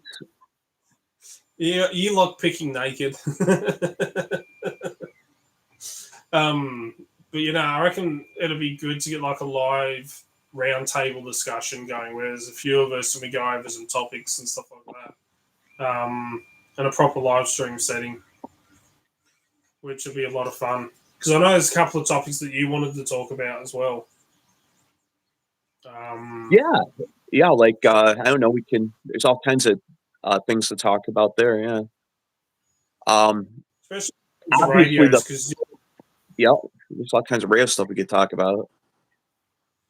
yeah, you're better That with reminds me, the pineapple pager. Can you like remote control that from your phone? that. I'm not sure. See, now if there was an app to let you control that, like have that sitting on your hip and be able to control that from your phone, that would be pretty cool. Then you could from your phone tell it to set up like a fake portal, or tell it to start scanning or whatever. That, yeah. Yeah, I'm not sure if that can be accessed from your phone. I'd have to look into that. Yeah, I like to be able to control devices from my phone because if you're playing with the device, people are looking at it, but nobody thinks twice if you're playing with your phone. I mean, I have my Flipper Zero paired with my phone, and I can control my Flipper Zero while it's in my bag from my phone if I'm in close enough range to it. I can unlock it and do attacks and stuff like that. So yeah, be interesting if the pineapple pager does. The best the best controlling their flipper from their phone story I've ever heard. Somebody had one of the cars that was susceptible to resetting the counter, and he had saved the reset along with the code push to unlock his car to his flipper. He left his flipper in the car and he left his keys in his car, and he locked it accidentally. And he was able to get back into his car because he was able to remote into his flipper and activate that key sequence. Ah, That was pretty cool. that is pretty bloody cool. Actually, that's a cool story. I know it's like with the flipper. I know Daryl and I are still trying to get our hands on that modified Unleashed firmware Yeah. that can do all that stuff with the car. Like there are some people that have got it, like that we reached out to and stuff like that. And we said we only want it for like education for teaching their classes, but as they were saying, it's too dangerous to get out into the world like that. And we can't find it on the dark web either. Although Yeah, I don't think you would pay $1,000 for it. Yeah, especially, I mean, and even if you did, is it going to be real when you get it? Or is it going to be some scammer asking to pay money and then you don't get anything in return? Normal Unleashed firmware, not the modified to unlock cars and lock cars and shit. Yeah. That would be, yeah. So I was just chatting to my brother yesterday when we had Aziz's place because of car thefts and stuff like that are going up here. And I was saying it's like 6 minutes for them to, well, anywhere between 4 and 6 minutes for them to get into a car, start it up, and drive it off.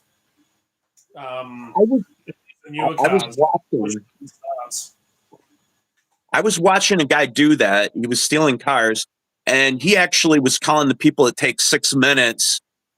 He was like, that's a lifetime. And he demonstrated doing himself on a car lot. And it's like, wow, that's he's able to, and of course that comes down to somewhat to you're picking a car that you're comfortable with. But he was able to do it so much faster than 6 minutes. I've seen videos of security camera footage of him doing it. And what took him the longest was actually breaking the rear window without making too much noise. So they break off like the back corner window, unlock the back passenger seat, the door from the inside so it doesn't set the alarm off, climb in, climb through into the driver's seat, plug the machine into the OBD port, wipe all the keys that are programmed on there, have their keys sitting there ready to go, program that to the car, and then push the start button and drive off. You've got a working keys in the car. Well, this guy has a workaround for that situation. He goes to car lots because in car lots they often don't lock the cars at all. They just leave them unlocked because it's easier. It's easier for the salesman to show off the car if they're unlocked, and they just don't lock them. I want to know more about the JBL speakers modded to unlock and start Toyotas through the headlight connector. That's just a CAN bus attack. Never heard of that one. Well, I mean, I haven't heard it done through. I don't know of anything about having to mess with this. Well, actually, I wonder what he's referring. Maybe I'm getting a little bit confused. Like because often you just hook into the headlights or the taillights, and you get onto the CAN bus that way because that's attached. I might have to look at what he's talking about. I've seen people go in through the speakers so they can get to something, to open up a car too. Well, again, some of the cars have Bluetooth function is susceptible to certain forms of attack. I think David Bumble was discussing it. Oh yeah, the infotainment units on some were susceptible to some attacks, if I remember right. Yeah. And then once you get into the input, that was a whole chain of exploits, if I remember. It was just a series of exploit after exploit after exploit. You do it quickly, and then, you can do it quickly. You don't have to, I guess. And, to somebody watching, it might look like it was a single thing, but it was a whole chain of attacks. It's kind of like all this talk like, oh, you can hack in the cars of the Flipper Zero and steal cars of the Flipper Zero. And it's like, no, you can't. Well, maybe now you can break into them a lot easier with the that firmware that's on the dark web that, exploits a weakness. But it's like, okay, did that whole story come about, you can break in and steal cars of the Flipper Zero? Is that because you can literally open the charge port on a Tesla? They're like, oh shit, he's opening a car. It's like, dude, it's a charge port. It's not opening the fucking doors. Yeah, I was a little confused about what they were doing with that firmware. I honestly overestimated the car companies. They messed up really, really bad. I seriously overestimated them, and they just had done such a poor job. Yeah. And they essentially just got the algorithms. And unfortunately, it seems like they weren't changing the seeds, which is, if you have those two things, then forget about it. It's over. Yep.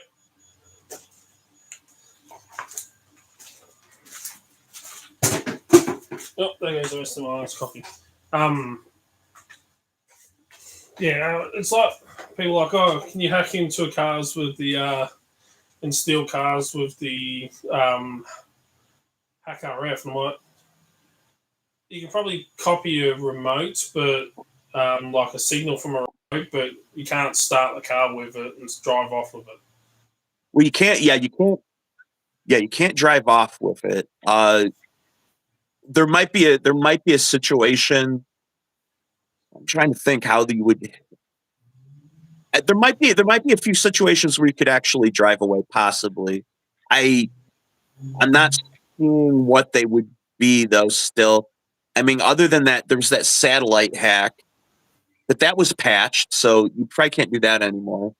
So you could probably start the car, like do a remote start on it, but once you try to drive it away, it should stall out because of the immobilizer, unless of course it's a Toyota.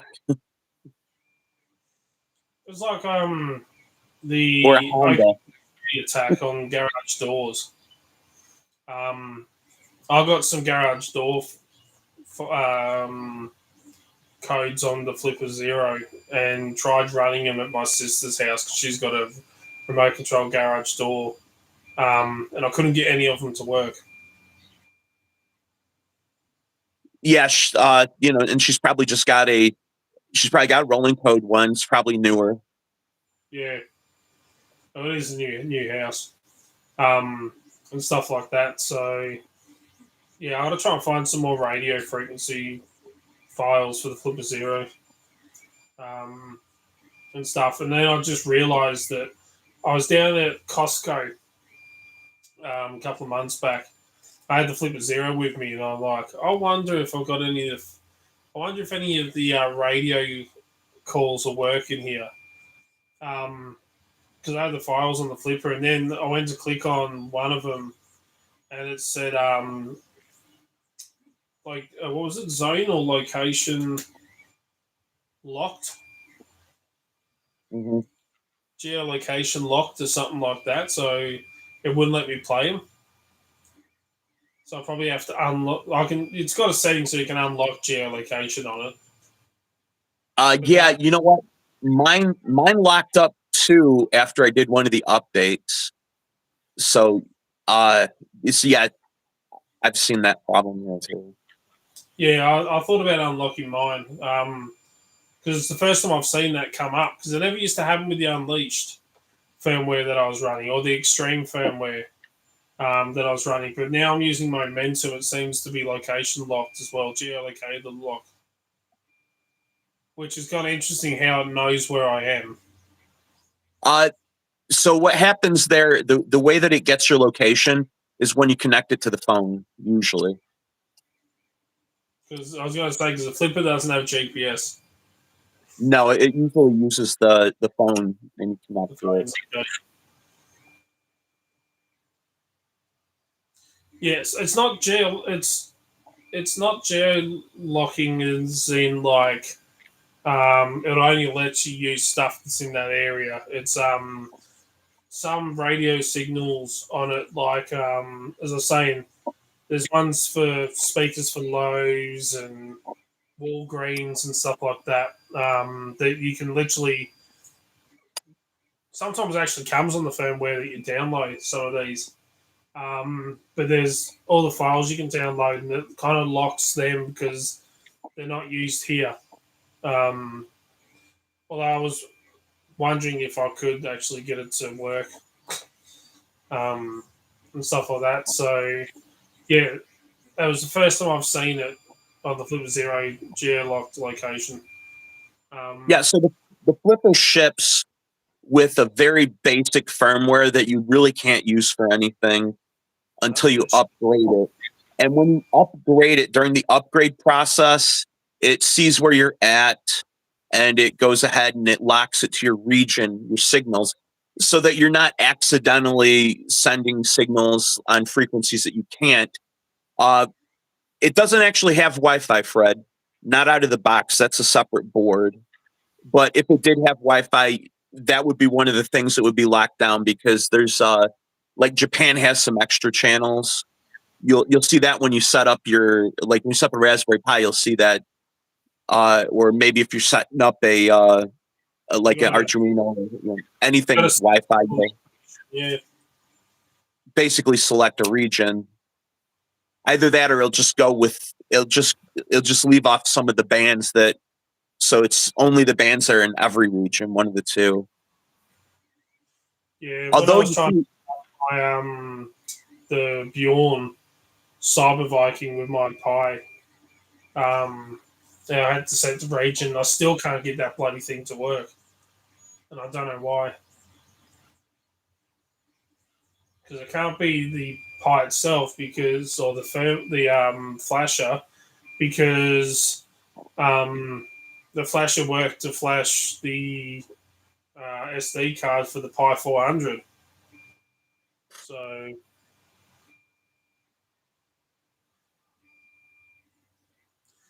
yeah, Wi-Fi signals that would have used geo located using your phone because your phone's got GPS.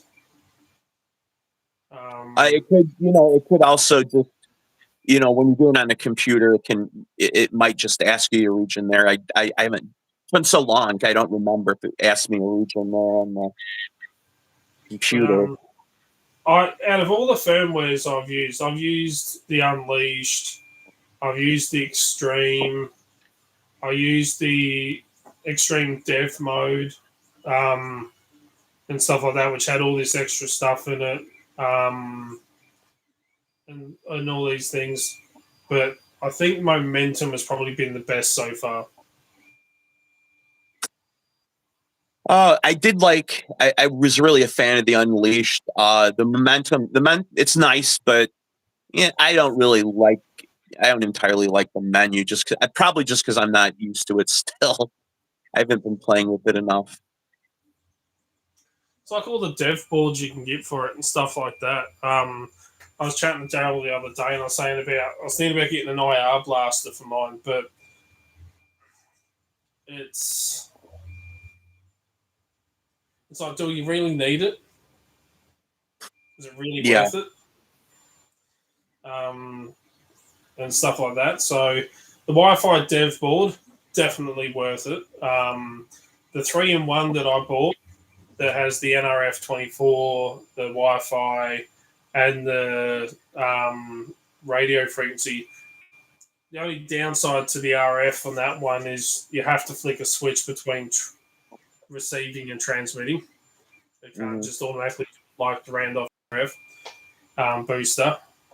But yeah, a Wi-Fi dev board and a RF booster like the Randolph RF are definitely the two best boards you can get for the Flip Zero.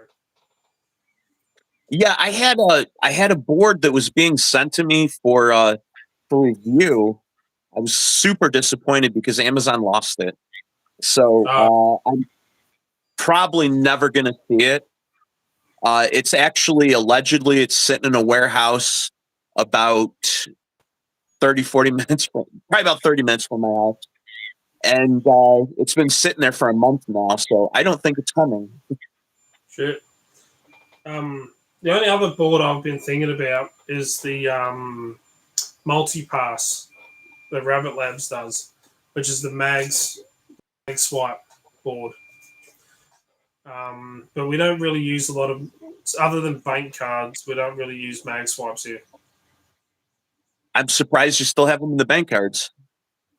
Yeah, so on bank cards you have the NFC chip, Right. and you also have the mag swipe. What about the chip and pin? You should have that too. Yep. So you got tap and pay, the chip, and mag swipe. Okay, so over here we have finally most of the credit card companies now have finally stopped doing the mag swipe stuff. So they're still here, but they're not sending them out anymore. So over the next few years, the bulk of the mag stripes should just disappear in the U.S. And we're one of the countries that are far behind on that, which is why I'm surprised that you guys still have them. So trying to do it without showing off details of my card. Because I don't trust people. So I've got the chip, and you've got the tap and pay, and then also got the mag swipe.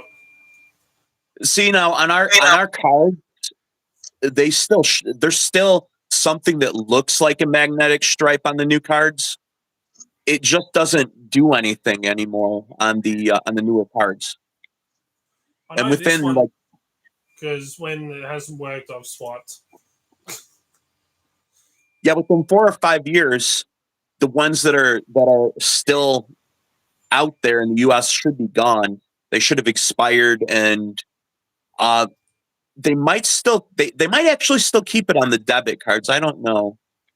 We'll see. I know it's like I know Deviant did. He drills a little hole in his cards. Yep. Where the tap to pay is. I got I got this for my phone. This is a Faraday bag, and my wallet blocks RFID, so uh, it keeps. I don't have to really worry about. I mean, I don't disable it physically, but it's protected. I don't And have the it blocking, so I'm going to have to get my hands on that wallet-wise because I don't have an RFID blocking wallet. I've got a RFID bag, a little blocker bag that's in my laptop bag that I can throw my cell phone in or swipe cards or keys if I go somewhere and I'm like, I don't trust the people around here. you roll it up, and then just like that, and that blocks anything from getting in and out. As I was chatting to Daryl, because I'm like, I want to kind of try it, but at the same time, I'm a bit too scared to try it just in case. Because I know you can, I can read my bank cards with my Flipper Zero. I can read my bank cards with my Proxmart 3 Easy. And stuff like that, which technically means I can copy them. And I thought about copying it onto my ring because I have the new ring I've got. It's got 2 high frequency magic chips and 2 NFCs. I'm like, I wonder if I can copy my bank card onto my ring and just tap and pay with that. No, I don't think so. So I've been wanting to test it, but at the same time, I'm like, okay, if I do that and the will the bank pick it up that something's not right here? It's not. It's not. You're not reading the complete detail with the Flipper Zero. I don't think you are with the Proxmax either. Yeah. So Because that was the other one I wanted to test was I've got a card from where is it? Time Zone. And these are high frequency. So you can put money onto it and then you tap this and Time Zone to play the games and stuff like that. So I've also got one for Oz 10 pin bowling. So I kind of want to copy one of them and put it onto my ring and then use like my ring to play at Time Zone, like to play a game at Time Zone rather than getting the card. I can just be like, boom. So I'm gonna actually do that and see if I can get it on video. Put some money on the card and then just be like, put my hand on the reader and get it to read and take the money off the card. So that's one I want to test as well to see how that goes. I reckon that'll be an interesting video. well, Fred, I don't keep my phone in the Faraday bag all the time or anything, but there are times when you might just want to keep it and you might want to put it in the Faraday bag. Airports are one. You should always have your phone in a Faraday bag at an airport because the man in the middle attacks. Android is pretty good now. You can turn off 2G and 3G entirely, and that pretty well stops the man in the middle attacks because 4G is not.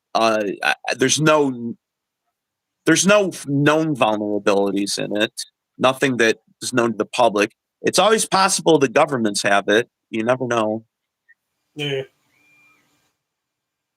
Government has everything. They spy on everyone. Other good one is hacking conventions. Put your cards and everything in a bloody Faraday bag at hacking conventions. Because who was it? I think it was Talking Sasquatch was just discussing it with that evil computer app, the firmware that you can run. There was a guy that was given a speech at DEF CON and there's all the Wi-Fi's around that everyone uses all the time. The names don't change. And the guy used an attack where he took all the common names of the Wi-Fi's used at DEF CON and set up a tower kind of thing that put out all these Wi-Fi networks, and people were connecting to them, or their phones were automatically connecting to them, or their laptops because they're already pre-saved in before. And this guy that was doing a presentation that was talking about a form of attack like that. His laptop, he connected his laptop to one of these guys' this guy's Wi-Fi network, and he's like, "Oh, I've got remote access to your computer because you connected to this network," kind of thing. Like, and the guy's like, "Oh shit," and stuff. That's why you should always, if your home network's all right, but if you do connect to like public networks around that are like a hotel or something like that, once you're finished with it, you should always delete your connection to it. Don't have it so it automatically connects. And stuff like that. I won't connect to any public network that's out there. That's what I've got mobile data for. The real IDs that we in the US we've got an ID called a real ID. It's like an enhanced driver's license. Those have RFID in them too, and my state actually ships it in a RFID blocking envelope when they ship it to you. So Polycount's, I don't have a passport, but passports have RFID in it as well. Yes, this is like a I would call it passport light. You need it to fly within the United States now, and you can go to a few other destinations with it. Like I can go to Canada and Mexico. I can drive to Canada or Mexico with it and not need a full passport. But it's very common now. If you want to fly, you need it. Scan one to see if it does pick up RFID in it, and stuff. So, yeah, I haven't played around with that. So, I mean, I've cloned swipe cards and stuff for buildings and programmed them onto my rings and got access into buildings and stuff like that. But other things like the passport and stuff I haven't played with. My phone and my ring does. If I put my ring up to my phone, like it'll bring up what it is. Even does it with the iPhone. So my work's iPhone for maintenance. If I put my ring near it,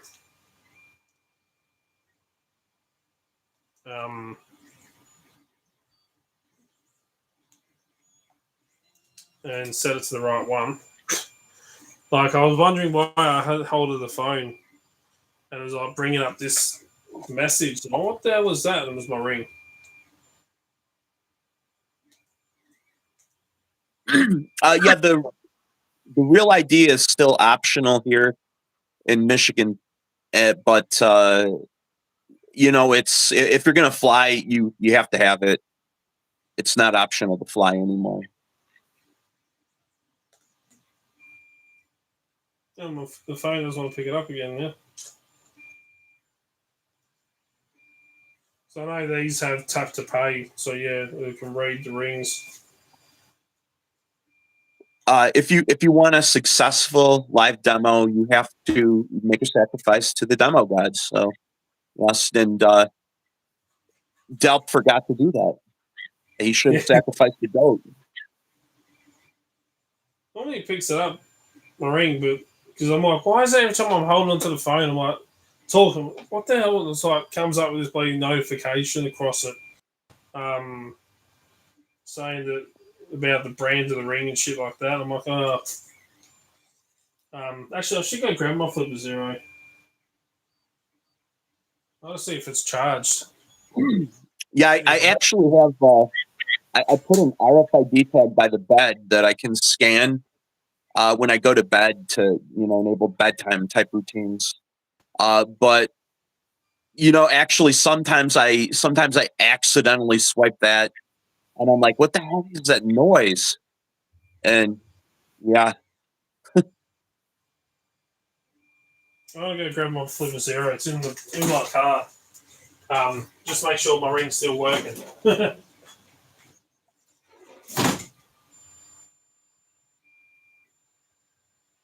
yeah, I got my. Well, who's left here? I got my T-Deck, one of those mesh devices that, like James was talking about, a low-rod device,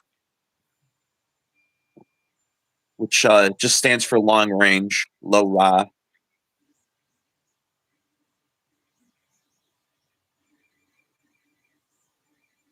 Let's see.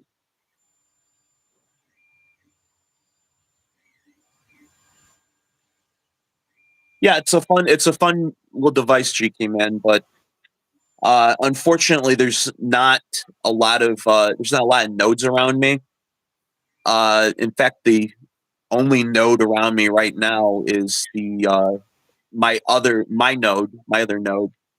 I have picked up people driving by my house in the past. That's about it.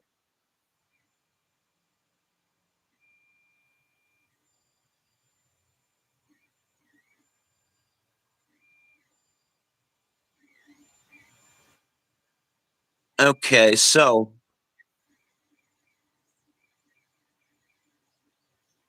oh my. Actually, Fred, that's hilarious that you said that because there's a comedian named Brad Wright. He's got a comedy bit that he's talking about when he was flying out of the country. He's in the U.S., but he was flying out of the country doing shows, and they told him that he was supposed to have a decoy wallet and a decoy phone in case he got robbed. And he did get robbed, he says. And he said that when his friends came, he was laughing his butt off after he got robbed because when the guy gets the phone back to wherever it was he was going, uh, he said that he had been playing with the phone a little bit and taking some pictures. Yep, Brad Wright. Yep. He said he was taking some pictures of the boys, and that was kind of his revenge on the person that stole his decoy phone.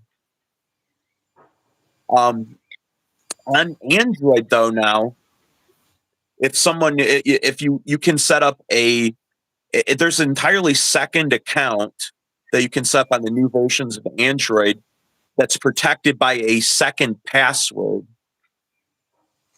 Uh-oh. Somebody got a message held. That's a My Fair Classic. Let's see what we've got here. Okay. I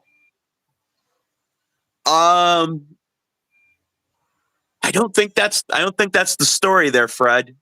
It was not I don't think it was a butt. Let me see. That's an NTAG 216. Jackcom, it takes you to jackcom.com Okay. /dev/r5/TYLGKC. That's what I kept picking up on the phone and stuff like that. That's a number 2. Number 3 is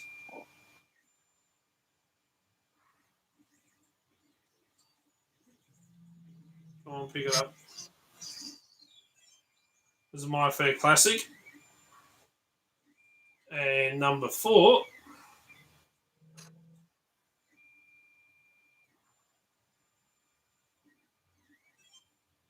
is another NTAG 216. And then it's got 2 frequencies. Yeah, I'd show off that Android feature, but it's the phone that I'm using. It's really cool though, like because you got to go into the apps and you can have the private area hidden where you have to actually type private. Then once you type private, it'll show the little private space. You click on it, and then you type in the password. Otherwise, people wouldn't even know that it's like an entirely separate hidden partition of your phone. It has its own applications, like the photos, and you can have messengers and all kinds of things in there. And it's completely hidden away. Of course, it only works if you open it, so you won't get any messages that are sent to that internal account unless you open it and type in the password. But it's a good way, if you end up having to give your phone to somebody to use for something, which I wouldn't be doing for just anybody anyways, but Can I use your phone? I'll give you a story that demonstrates the problem here that this solves.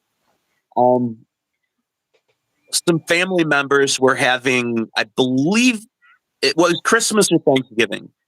It's family down in Florida. My parents were down there, and the guy wanted to show off a picture. He pulled up the picture. He handed the phone around so people could look at it at the table. And I believe it was my aunt that accidentally swiped and switched the photo. And he had a picture there that was not family friendly.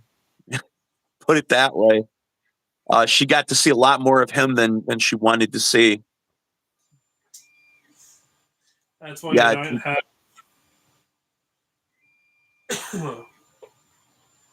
exactly.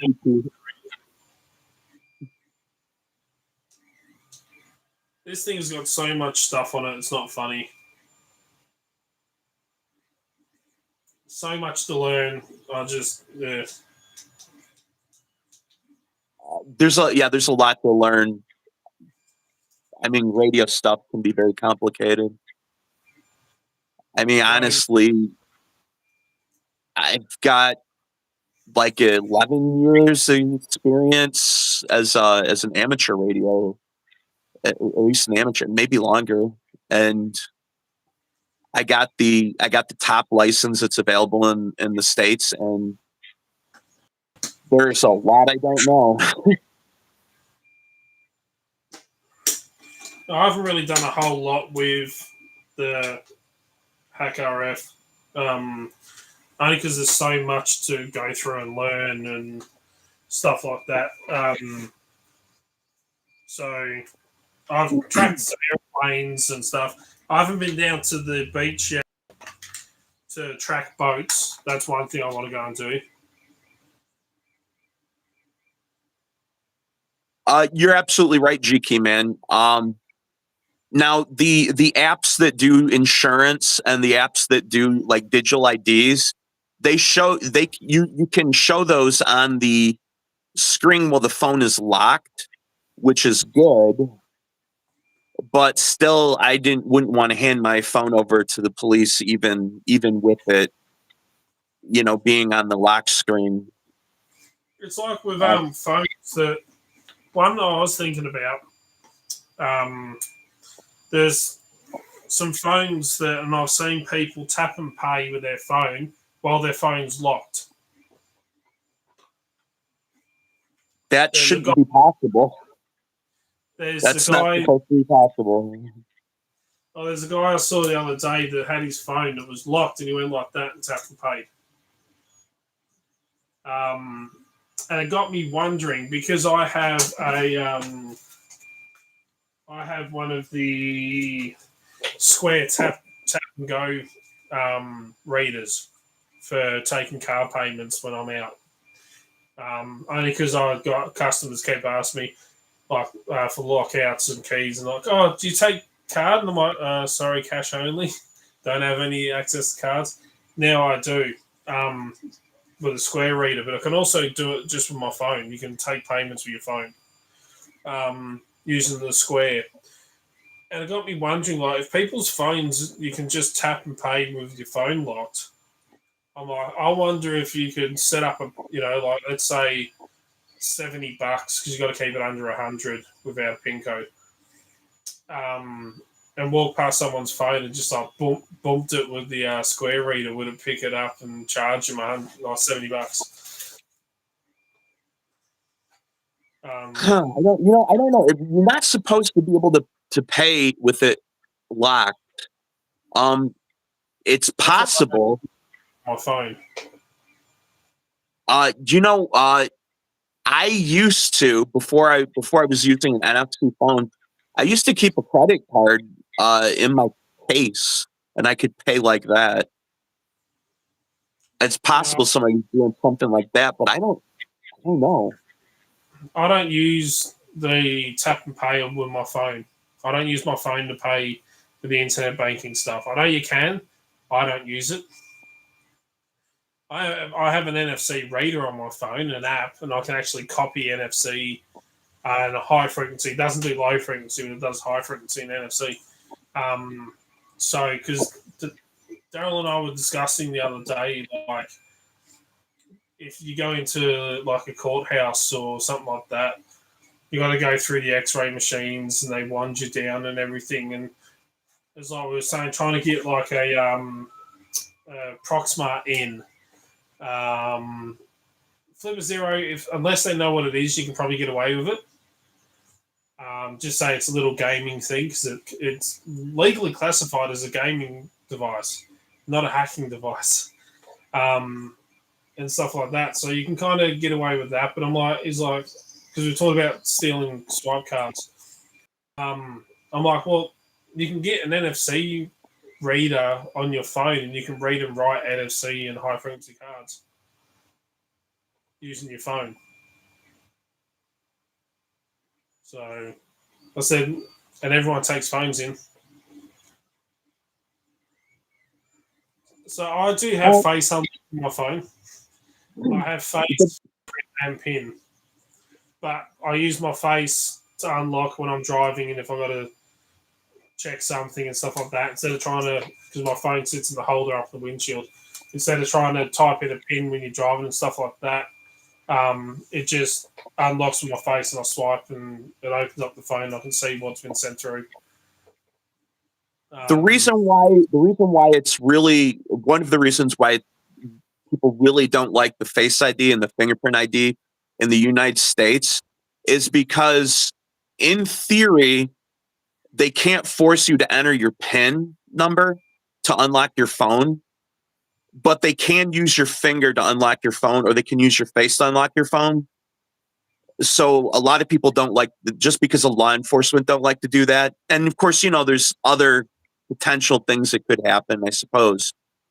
But that's a big reason why we don't like it. Yeah, we can't actively use our phone when we're driving here in Michigan. So it's illegal to be on your phone and stuff like that, text while you're driving. But I have mine sitting up, so if I get lost where I'm driving to, I can quickly bring up Google Maps and watch it on my phone and see where I'm going. And I have mine plugged in for music with Spotify, so I just like sing this song, skip, and stuff like that. So having my face come up to unlock is a bit easier. But yeah, you can't. It's illegal to be on your phone and drive. Like I'll do video calls when I'm driving, kind of things. I don't pay attention to video, but talk and answer phone calls when I'm driving. But usually I got my earpiece in. And stuff, but yeah, I won't text and drive or send emails and drive or anything like that. It's in the United States. It's really scattered and broke up the hands-free rules.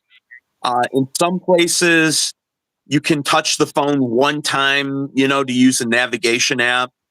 In some places, you can't touch it at all. It's really depending. In some places, you can, if you can answer your phone from like the steering wheel controls, you're allowed to do that and take a hands-free call. It's I don't even know all the rules in the US. It just from one state to the next, 50 states, 50 rules, basically. Yeah, here, like, I don't have that in my car to be able to pair my phone up to take calls. So if someone calls me, I have to click answer and then press speaker so I can speak through speaker like this and I'm driving. if I don't have my earpiece in, because my car's Oh. not new like that. So, but if you can get caught if you're texting or Snapchatting or something like that, and you're driving, you're being shit. So,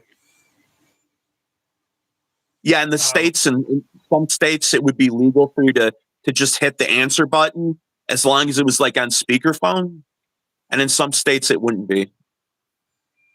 it makes it hard. Like they're on about here at one stage to making it illegal to answer your phone at all when you're driving, even if it's hands free, because you're distracted. Yep. So, The rules in some of our states too are different for kids than adult.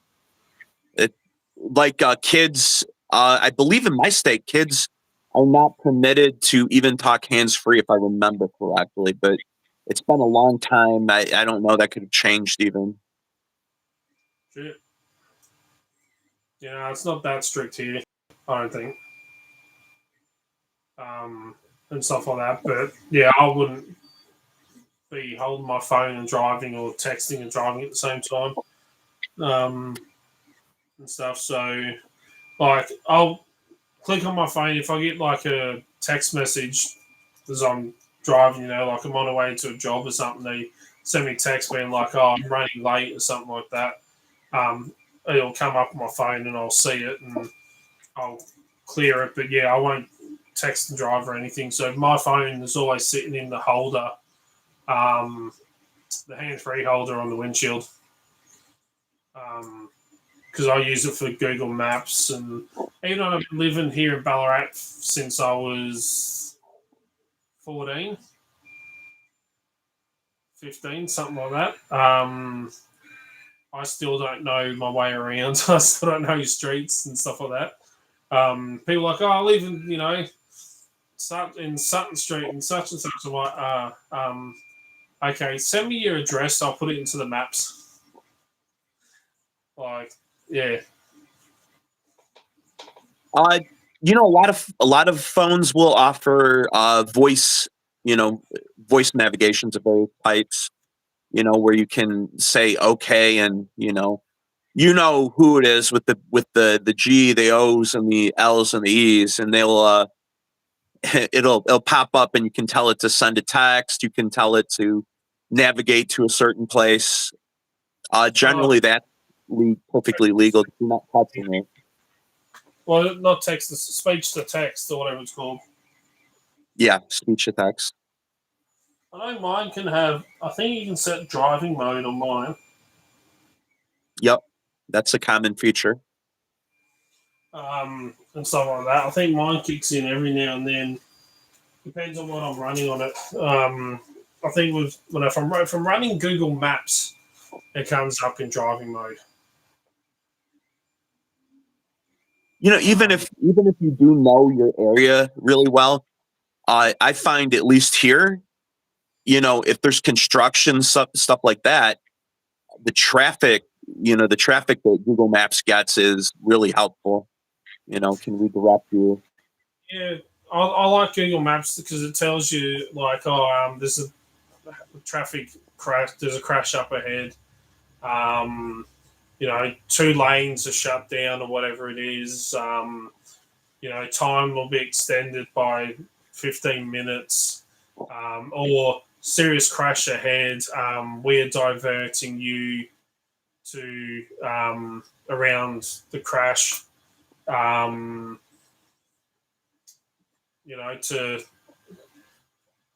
save you time, like rather than being stuck in traffic for ages. It'll divert you. So I really do like that feature with Google Maps.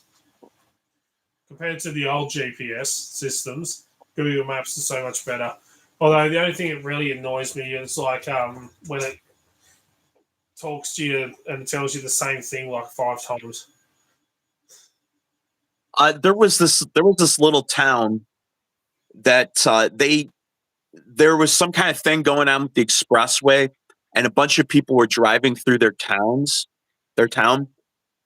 So they kept marking their road as closed on Google Maps to keep people from diverting through their town, so they take a different way.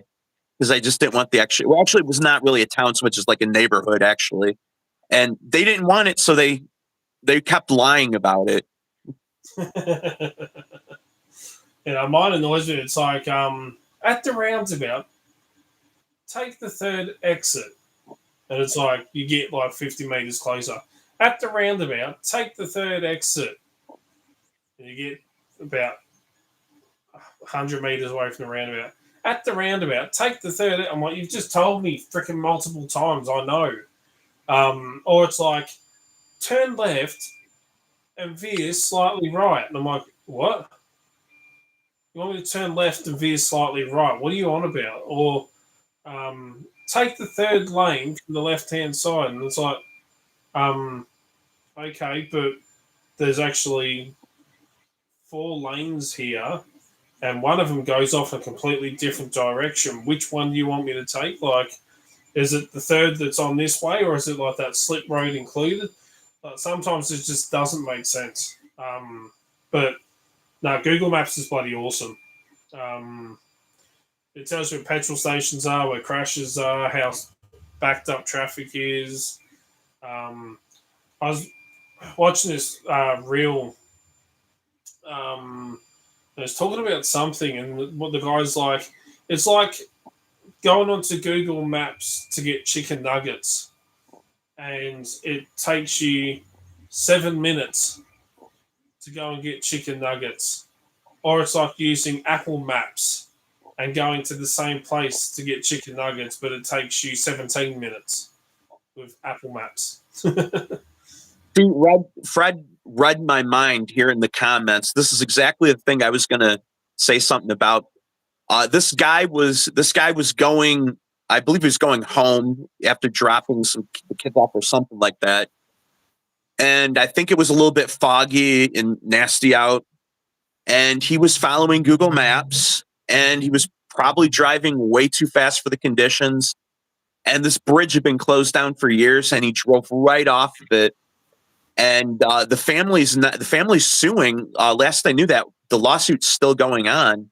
I don't think it's been resolved yet, but they're blaming Google Maps for it. I don't know who to blame, frankly. I mean, they probably should have had it fixed, but at the same time, he shouldn't have been driving so fast, probably. It's like I remember before Google Maps come out, you could buy a GPS for your car. One of the ones you plug into the cigarette port and stuff like that, and you'd have to download all the maps and put it all on there and stuff like that. Some of them would come with stuff preloaded, but you could add extra stuff onto it. And we were coming back from somewhere. I can't remember where it was. And the GPS we're following the GPS, and it took us into the middle of in this bush up these dirt tracks. And it's like, continue driving straight ahead, and we were at the end of a dirt road, like there was no road ahead. And it took us in the wrong way. Like, it's like, drive straight ahead, and it's like, we can't. There's freaking trees ahead, like, and a bloody cliff edge. Like, there's nowhere to drive. Like, yeah. Whereas Google Maps, I haven't had an issue with that yet. See, there's actually there's a couple of roads I know.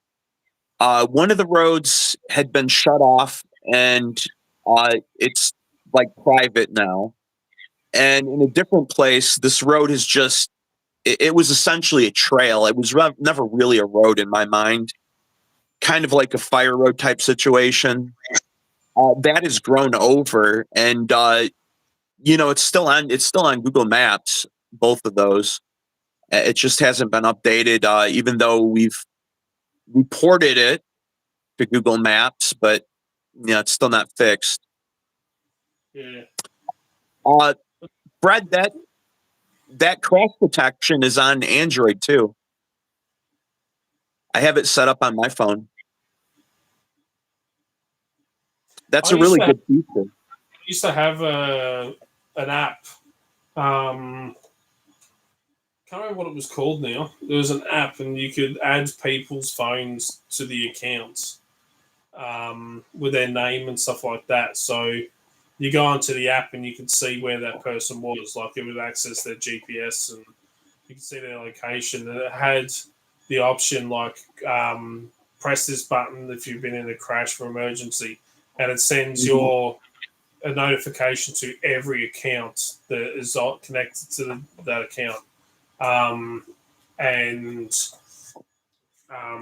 will send out an emergency alert to everyone so that they knew exactly where you were, so they could come and help, and stuff like that. I used to have it on my son's phone, but his mum didn't like it, so they got rid of that phone, and he got an iPhone. But it was pretty good because I keep track of where everyone was, and I used to have it on Dana's phone because she was constantly losing her phone.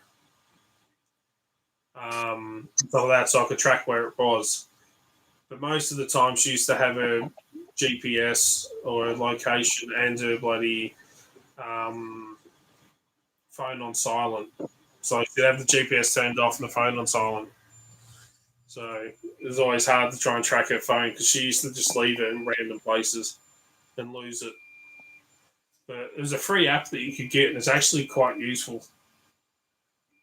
I have a command that I can use to make my phone play an alarm, wherever it's at, because I'll lose my phone too. I should have gotten a more colorful case, I think. I always have my. I always do the phone, wallet, keys. All right, I'm good to go. I now have a well, the MagSafe charging that iPhone have. No. Okay, so basically, MagSafe is where there's like a little thing in the back of your phone, and a charger will stick to it and charge your phone. But now there's other accessories as well. One of the ones I have is my wallet was designed to stick to the back of my phone to the mag port.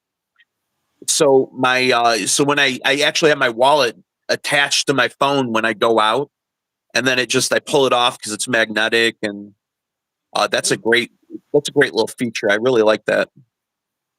Yeah, I've always got mine. It's like I saw a picture the other day, and it said, back when we were younger, we used to pay money for custom ringtones. Yeah, that's true. And these days, now that we're older, we prefer our phones on silent. I actually, back when you still had to pay for ringtones, I actually got this Nokia phone that supported MP3s, and everybody thought my phone was so dang cool because I could put whatever ringtone I wanted because I could put the MP3s on it. I remember the first mobile phone I had, like the first kind of proper mobile phone I had, was a Nokia 3310. Because those things were awesome. You could throw them at a wall, they'd break into pieces, you put them back together again, and they still freaking worked. And you can get like custom cases for it and stuff like that with pictures, and it was bloody awesome. I then got a Coca-Cola phone, one of the Motorola Coca-Cola phones. Mm-hmm. So I had one of them. Then I had another kind of flip phone thing. I can't remember what it was. Then I had one of the phones that had an infrared, and it was like a screen, and you could touch screen at the bottom, or you could turn it sideways and flip it up, and you'd have a keyboard in there to send messages. Yep. I thought that was cool. Then I ended up having a Motorola Razr. Mm-hmm. Because my other phone, I had another phone because the one with the keyboard died. I had another phone, and it fell out of my pocket when I was getting into the car. And I said to the old man, I'm like, oh, wait, my phone fell out. And he reversed over it. And I said, you just reversed over my bloody phone. And he goes, I'll watch this then. So he drove over it, reversed over it, drove over it, reversed over it, and said, there. I'm like, you owe me a new phone now. So, yeah, I ended up having that. And then I ended up with like a Samsung Galaxy. And I had an Oppo for a while. And now I've got a Samsung again. Oppos are pretty good phones. But I've never had or anything. I can't stand iPhones. I had I remember my pager way back in the day. I dropped that in the snow, lost it for 3 days, and it got ran over, and it still worked. That's the thing. The old phones like that. Have you seen the photos, the memes that go around? It's like, dropped my Nokia, and it's like a picture of a like concrete slab floor, and it's like been crushed in the middle, and they stick the Nokia in it. It's like, I dropped my Nokia, like broke the concrete and stuff like that. And I'm like, that is literal representation of what it was like. Whereas new smartphones these days, you drop them from 10 centimeters and they're screwed. That's why I've got a auto heavy duty work case on my phone, and stuff like that, because I've dropped this one a couple of times, and yeah, it was not good. But yeah, the auto cases, they lock in, thick rubber cover around the outside. They work well. But no, Nokia 3310s and 15s were indestructible. I kind of wish they brought them back in a way, like a modern day version of it, kind of thing. That would be so freaking cool. But no, I never had a pager. They've got them that look like the old phones, but they are not. They're not nearly as good. So far as durability. I did have a pager when I was in the SES, but yeah, there's nothing like sitting in class in school. The next minute the pager goes off for emergency call, and everyone just looks at you. I'm like, sorry. It's like back when, it's kind of funny when I was in primary school and stuff like that. The teachers are like, oh, you need to learn maths because you won't have a calculator with you everywhere you go. Now we have a calculator everywhere we go. Now, yeah. But the amount of apps you can get as well, like on your phones, is freaking amazing. Wouldn't you love to find that teacher that told you that and be like, I thought you said we wouldn't have any calculators. Gemini, tell my teacher I won't have any calculators.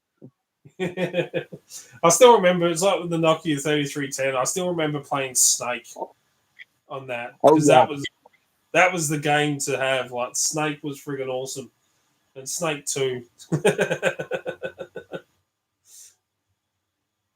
I had a page once for work, second day slipped and sat right. Yeah, those were the bloody days. It was like the ringtones. You could like record your own ringtones as well by pressing buttons and stuff like that. Yeah, but I mean, just how far things have gone and the apps that you can get these days. Like, I've got quite a few apps on my phone. I've got like key decoder, where you can take a photo and decode a photo, the keys, Instacode Live, the Identikey app from COK Box Supplies, and stuff like that.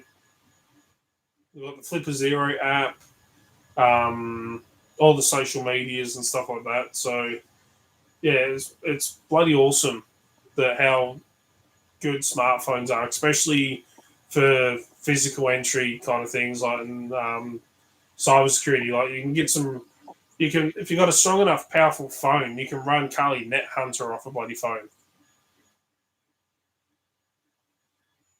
and hack shit. Like,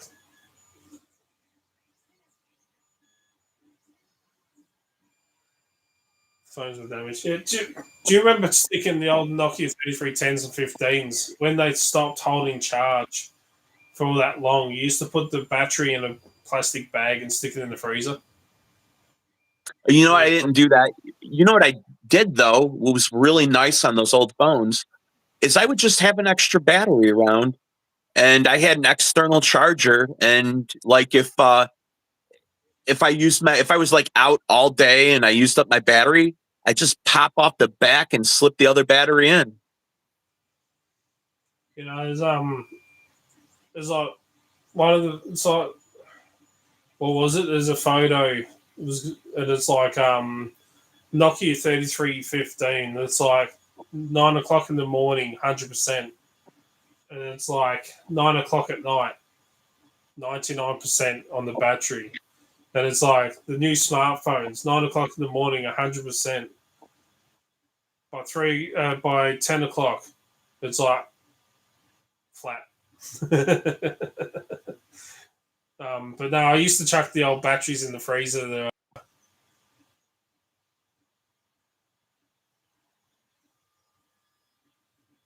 Does McDavid finally win a cup after getting traded from the Oilers or no?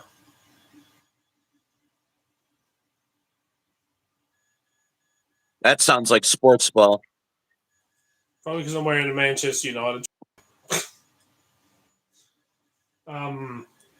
But no, we used to chuck the batteries in the freezer, and you'll leave them sitting there for like a day or two, and then take them out, thaw them out, chuck them in the phone, charge it up, and it would hold charge for a while again. And then it would slowly die off. So,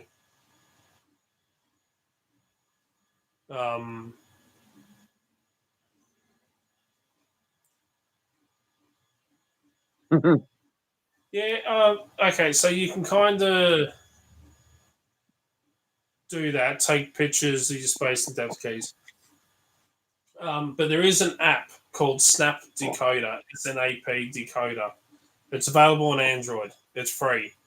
And it has Lockwood LW4, 5, Yale,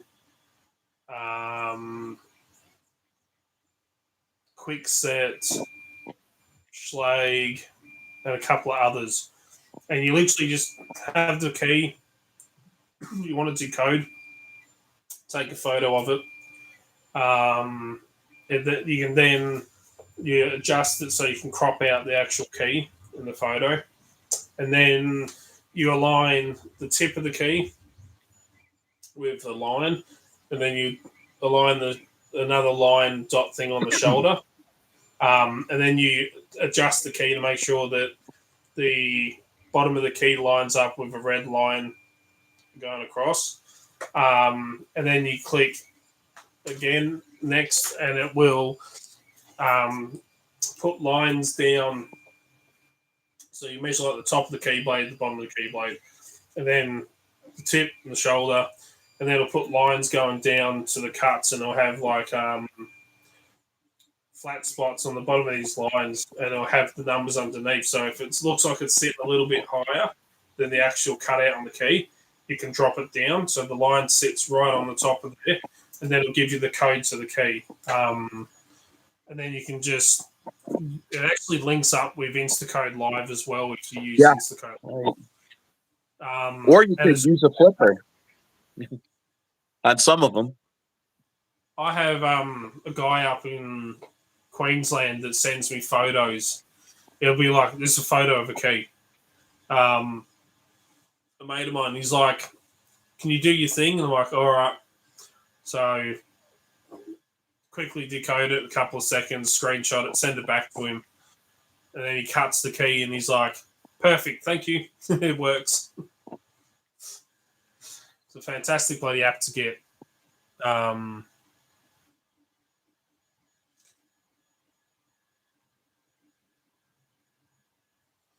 This one you don't need anything for size reference.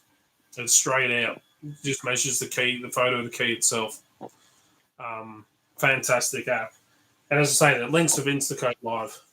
The only other app to do with keys that I haven't really played with much is the Identikey. Because most of the keys I come across, I know what they are. So yeah. It's still a good app. Don't get me wrong. Fantastic app, and I do like it, but I just haven't used it that much because most keys I come across has the key type stamped on it. Well, it's pretty obvious. Like, oh, it's an LW4, it's an LW5, or it's a Gainsborough. So You know, we do have sometimes we'll have like a slide, like a or like a quick set body or quick set uh, key on a Schlage bow, and it can be really weird. But Identikey actually picks that up. that's interesting. I didn't know that. Yeah, Identikey is nice if you get some weird key. That's real. You know what else is really nice? If you can have somebody snap good photos of the key, you can upload those to Identikey if they send them to you, and then you can pull the key that way. What I want to get is I want to try it because I haven't done it yet. There's a website called KeyGen where you can type in, you select a couple of, you select your make and your model and stuff like that, and then you type in your code, and it creates a STL file for the 3D printer, the 3D printer key. And it says it does Medico biaxials, but I'm like, okay, if it prints one of them, that's cool, but I don't have a way to decode one. I mean, you can decode, because I mean, it's like what? It's like 30. It's like what 30 and is it 30 and Fred? That's keygen.us, I think, if I remember correctly. It's a website, and you go there and you type in the information on the key. It gives you an STL file. You download it, and then you put it onto your 3D printer, and it prints out the key. Yep. I've used it to print Schlags for classes that demonstrate it, which I think is inside. Oh, actually, it might be in one of my kits over there, one of my class kits. It doesn't do Lockwood, unfortunately. But I noticed it does, like, Medico and stuff like that. And it got me thinking, because I got a Medico lock up there that I don't have a key for. And stuff like that. So I kind of wanted to know if I could 3D print a key for it. Okay, that's going to be a little bit harder to do it from the lack. Does it got grub screws in it at least? Yep.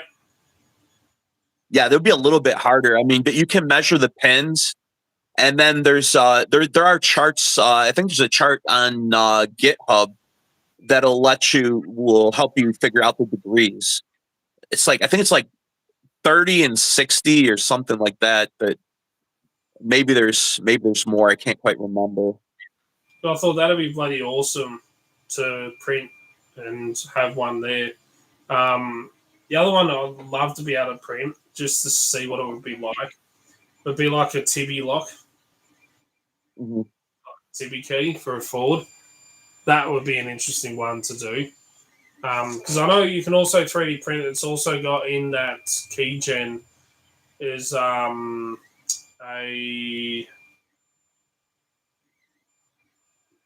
abloy disc detainer key.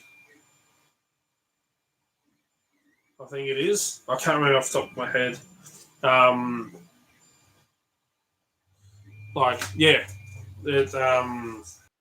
It was awesome. I was trying to play around the other day because I had this thought. I was going to try and get it in the video, but it didn't work. Because you can take a Schlage key decoding card and you can decode a Lockwood key with it. It's the same cut depth. So I thought, okay, what if I 3D print a key, decode a Lockwood key, 3D print the key using the Schlage, and then trim it to fit into the Lockwood and use it that way. And I tried it and couldn't get the freaking thing to work. So I thought that'd be. I have a strong suspicion that KeyGen is based on OpenSCAD, So I think if we could find Lockwood in OpenSCAD, a file in OpenSCAD, or if we could create one for OpenSCAD, I strongly suspect you could probably ask them to add that the Lockwood. Because it's like with the Flipper Zero, you can decode keys on there and stuff, and when it first came out, I think it had like Schlag and Quickset. I lost part of what you said. Technical difficulties. When the Flipper Zero, for the key copying, like the key decoder on there first come out, it only had two. I think it was like Quickset and Schlag, and you could decode a Lockwood key using the Schlag one on the Flipper Zero and stuff. So okay, so there's only 30 left, 30 right, and center, but there is middle and back for each two, so 9 total of each length. No, so Lockwood and Quickset are different by quite a bit. I've got, where's my Lockwood space and depth keys? Yeah,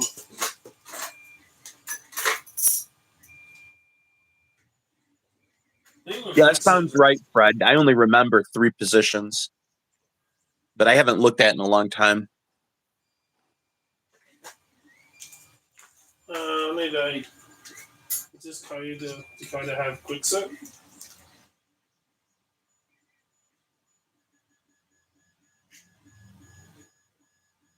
Okay, this one only has 6 cuts for Quickset. I'm sure there's more than 6 cuts on a Quickset. No. Well, instead of space and depth keys, they've got 7 cuts. GK man, maybe the key is more like the KW one, but the cuts are more like the Schlage. Yeah. Because I've got it's a set of Quickset space and depth keys. They only go up to a 7. I think it is 1 to 7, whereas Lockwood goes from 0 to 9. But the keys will still fit. I've got a Quickset lock here. I think Quickset's a little bit skinnier. So I've got a Quickset kick cylinder. So Quickset key will fit in. And the Lockwood key will also fit in. So same kind of profile, but Quickset keys are a little bit skinnier. They're actually, it's hard to see the light in here. Exact same profile on the keys. So, but completely different spacings. Yeah, and then we've got there's the Chinese there's Chinese Schlage and Chinese Quickset, I think, which are actually even skinnier still. Oh, it's like the WC2 will fit in a Lockwood, but a Lockwood key doesn't always fit in a WC2 key profile because it's skinnier. They're a skinnier, exact same profile, but a skinnier key. It's like we have Iconics, which are a cheap lock. That's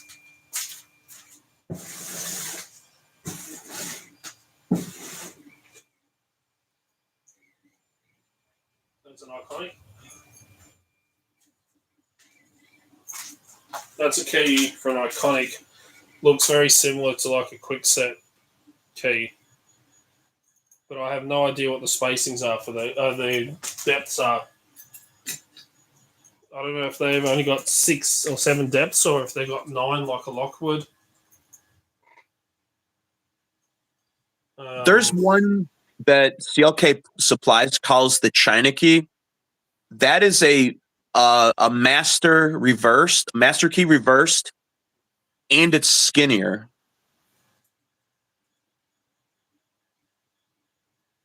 I think these fits in there. Fits into the Schlag. That's a 3 cut. That looks about a 3 as well. They are slightly skinnier heightways. So I don't like Iconics. They're cheap blocks and crap. But they're good for classes because it's easy to rebuild when students smash them.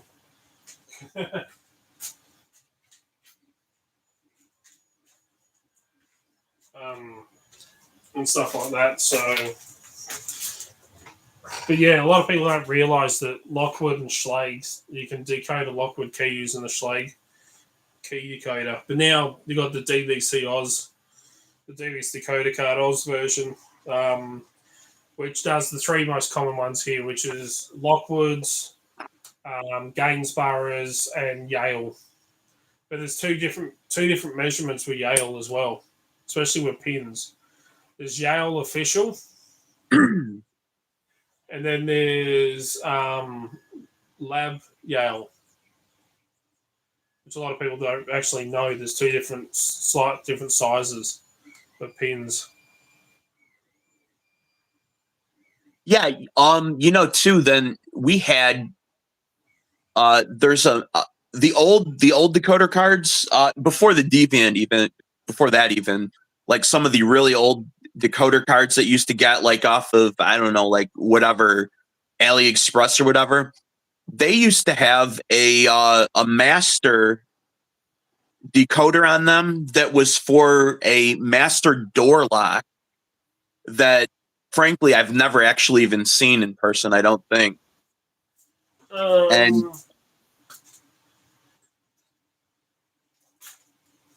it wouldn't work with the master padlocks.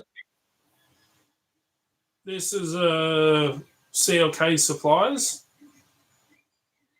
and it has a master on it, 0 to 9, or is it 0? I have that one. 0 to I 7. can't remember. Sorry. I've got a master lock padlock key here. I'll see if it'll fit. Yeah, I can't remember if that one has the master door lock or if that one is the master padlock. It's 2193.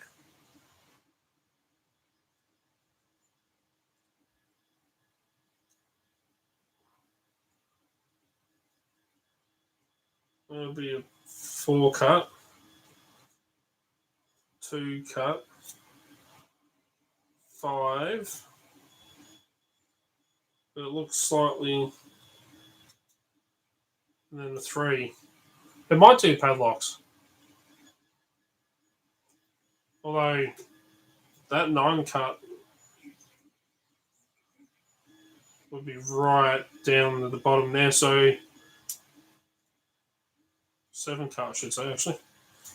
And then there's there's those American, the American Masters, which are basically the same pin, but like one off. Okay, Fred says that is the padlock, he thinks. That version. Yeah.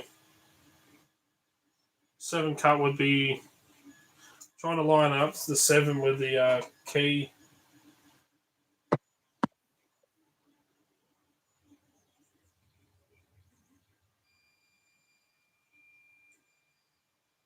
Yeah, that'll be cutting right down.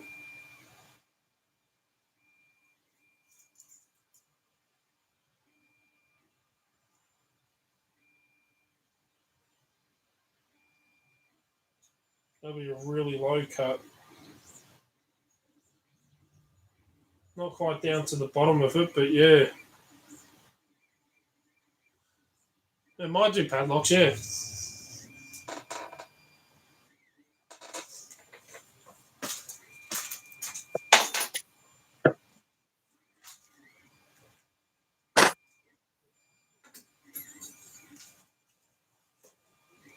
It might be the master padlocks. Okay. Here, I got that same one right here.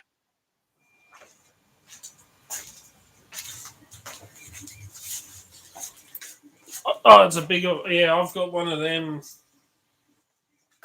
That's the massive one that I had in my hand then. I've also got, I think the one, oh, come on, out of my bloody pocket.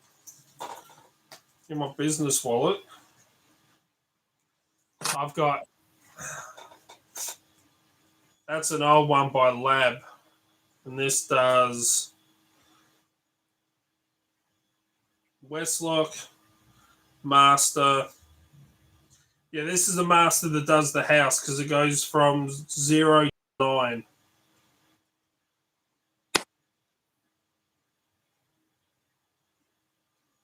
Why is the Schlagen quick set? For some reason, all the quick sets go down to 6, but my space and depth keys go to 7. You know what? I heard somebody talking about that recently, where I think officially you can go even a little beyond that, if I remember right.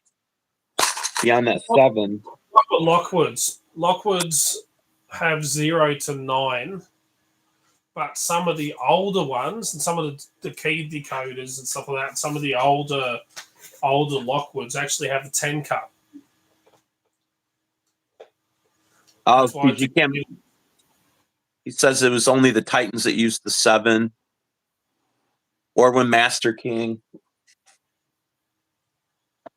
Yeah. I don't deal with quickset because we don't come across them here, so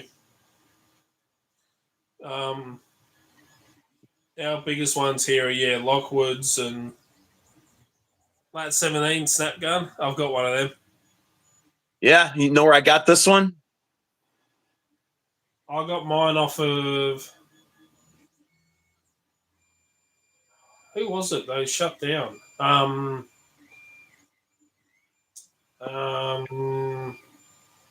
Locksmith Supplies. I got mine from some Aussie bloke.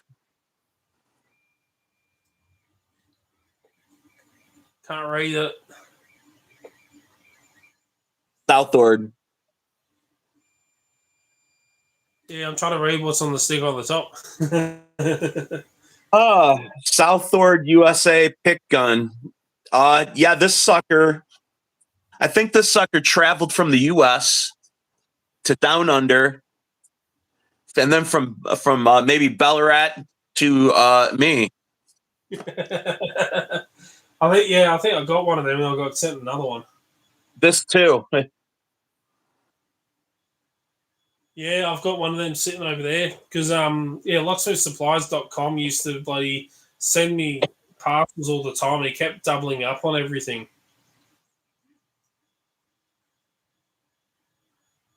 Yeah, like I said, come from some Aussie bloke. Yeah, I got a bunch of nice stuff. I should be thanking Blaze because Blaze got you to stick some of the stuff in there. It's like where was it? It was like I bought.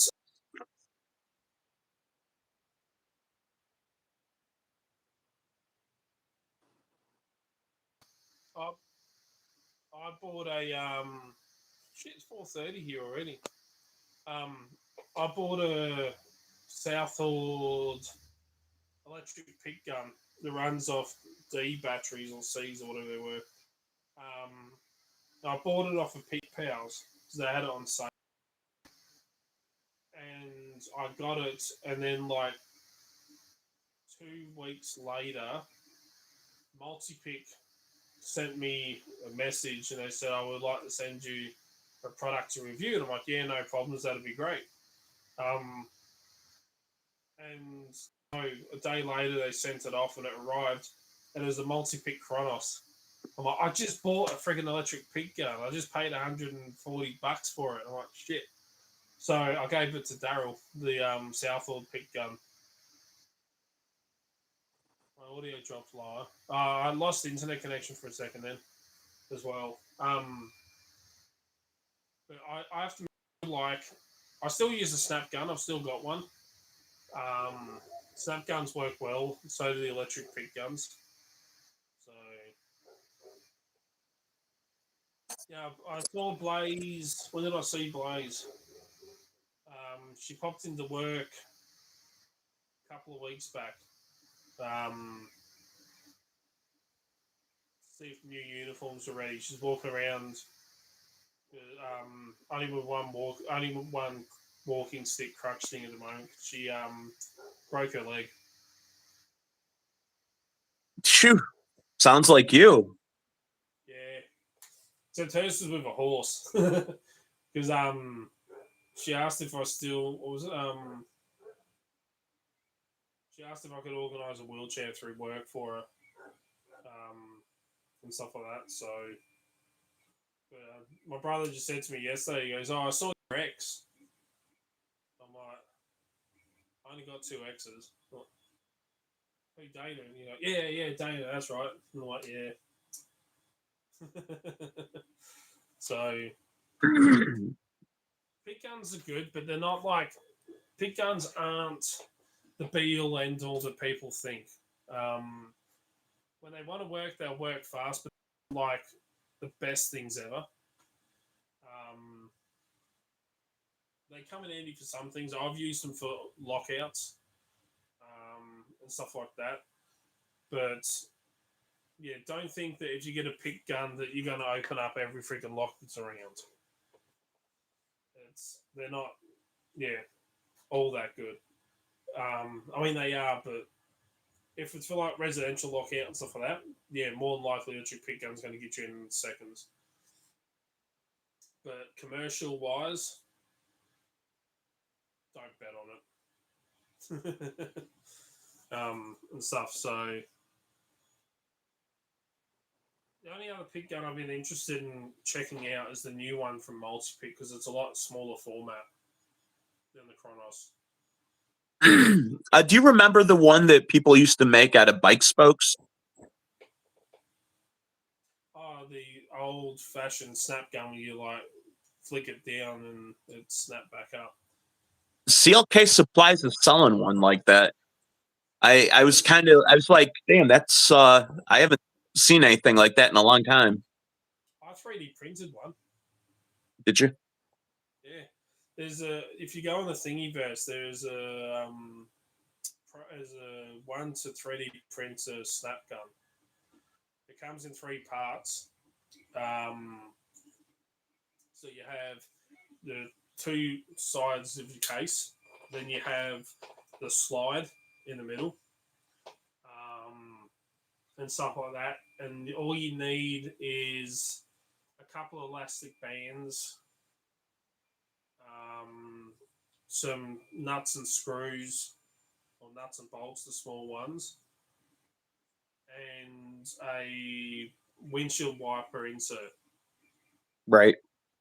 So you take a small piece of windshield wiper insert and you bend one end a tiny bit so it'll lock in to this little cutout thing. And then the plastic slide, and I glued a piece of metal onto the top of it so when it hits, it doesn't damage the plastic. And the elastic bands go around it and hold it. So it's got like a little trigger on the side. So you pull down and let go. The elastic bands pull it back up again. And the little wiper insert sits down. So you put it into the lock. And then as the slides up, it hits it and bounces it up. And it kind of works. I think I might actually still have 3D print. Well, was it still up here or did I throw it out? I think I had it laying around somewhere. Maybe I threw it out. I thought I had it sitting here. Is it up here? But it's a cheap option that kind of works.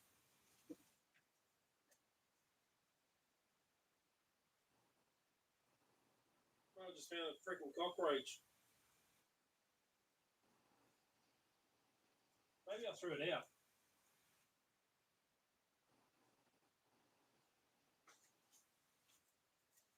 I thought I had it.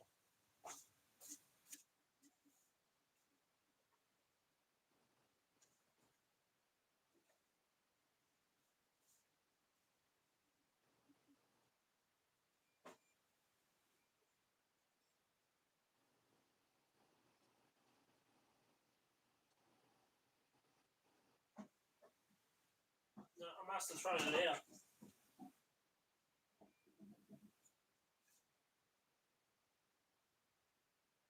Yeah, I thought I had it.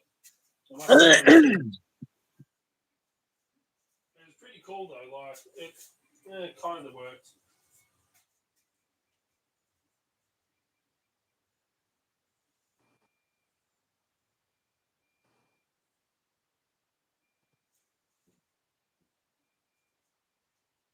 You can kind of find like 3D print designs for freaking anything. There was one I saw that was going around that I thought about printing just to see what it would be like, and it was to make a key cutting machine using the Dremel.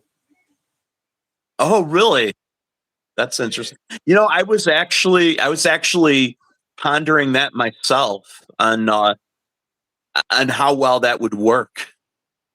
Like it was, there was a flat bench mount that come up, and it had like a blade, a 3D printed blade sticking out on one side, and then it had a mount for your Dremel to mount in. You can put the cutting wheel on it, and then you would trim so that they were sitting perfectly flush in line. So you would trim the plastic, and then it had a slide that you could clamp the keys on, like into this plastic slide, and kind of like very carefully grind a key out. And I looked at it, and I thought about it. I'm like, that'd be an interesting print because I've got battery powered Dremel. I've got bloody mains power one sitting here, although that one's freaking died. One down the bottom. I thought about it, and I'm like, but I don't know. Like, I thought it'd be kind of cool to have in a class like oh, look at this, the world's cheapest key cutting machine. The same went with I was printing the keys gauges for. They only had for quick set, where you could clamp. Yeah, with one of them, and you could clamp World's the. cheapest key cutting machine. They had the space and depth prints for quick set. So you can clamp, like, stick it onto the key, and it gave you the cuts and the spaces, so you could like clip it out with key clippers. I printed some of them, but the spacings were off, or the depths, and didn't work that well. I thought it'd be a good one to have out in the field. And then there was the ones that Deviant has available, the 3D print clip-ons that go on the Lishy key clippers. Yeah, those are on his GitHub. I think there was an issue with one of his. One of the cuts, I think it might have been a zero cut, was too narrow to fit the key in. Or something like that. I don't think there are on his GitHub because he was selling them off the website. No, he puts everything he does on his GitHub. The he said, you know, he was selling them off the website that he does not name. And but he does put all of his stuff on there for people if people want to make them themselves. He always does that. Same with the universal handcuff key. That's on GitHub. I'll have to check that out. Because I wonder if the Schlag would work then for Lockwoods. Because most of the time, if I want to cut, kind of like to code in a way using the Lishy clippers, I just clamp a space and depth key and the key blank together and do it that way. Yeah, I've got my Lishy key clippers sitting in the center console in my Ute at the moment because I was using them. I don't cut normal keys with them, like normal house keys and stuff. But for little wafer locks, they're fantastic. If I do a sight read and cut, then I use them. I wish there was a clip-on thing that you could do for spacing or for depths for like the YA17, LW3, the YA4 and YA4R or YA4. key blanks. So if you get like an LW3, there's only 4 cut depths in an LW3. But the YA4 I use quite a bit. So if I can get like a 3D printed depth gauge, then I could just sight read and cut so much freaking easier, rather than kind of being like, it looks about the right amount, let's clip it off, and stuff like that. So that one would be freaking awesome. Why don't you post post one of the ones that you would use most on Discord, and maybe I can look at it and see if I can do anything with it. I can, Just the so way what I'm after. The LW3 is only 4 depths. They're pretty easy depths. But the YA4 is a key that I use quite a bit, and stuff like that. So for a lot of wafer locks, I can get that one to fit, and stuff. So I'll put a photo up on the Discord to have a look for you to have a look at. Yeah. Lishi clippers are freaking awesome. One of the best inventions ever. But yeah, I'll do little keys with them, but bigger keys, they just stuff the clippers up too fast. So I'll just use the one. Somebody said, I can't remember who, they said that they will take the Lishi clippers and they'll take aluminum keys that they'll use with them. They don't usually use the aluminum keys, but sometimes if they're like going up doing an apartment where they're way up in the building and they'd be like, they just don't want to go back down to get their stuff, they will just go ahead and they will clip out a key like right up there, and just because it's such a damn walk. I'll use aluminium keys. I don't like using the ultralights. I won't cut and sell them, even if customers want a color key. I'll be like, no. So I won't actually sell them. But I usually have a couple laying around because they work well with Lishi key clippers because you don't damage them as much cutting through the ultralights. And I've done it out in the field, like someone's wanted a quick. I've quickly decoded the key, decoded the lock, picked it, gutted it, decoded the pins, put them back together. I'm like, oh, I need to cut the code, and I'm like, I've got a set of space and depth keys in my little bag, my Lishi key clippers, and I'll grab an aluminium key and cut to code using the space and depth keys and be like, all right, there you go, that's working. And then if I have to walk back to the vehicle to get to the key machine, then I'll duplicate that onto a real key and be like, here's a copy. So I'll use it like that, but I won't clip it an ultralight and then give it to them because they're just going to need another freaking key in like 2-3 days because they snap so bloody easily.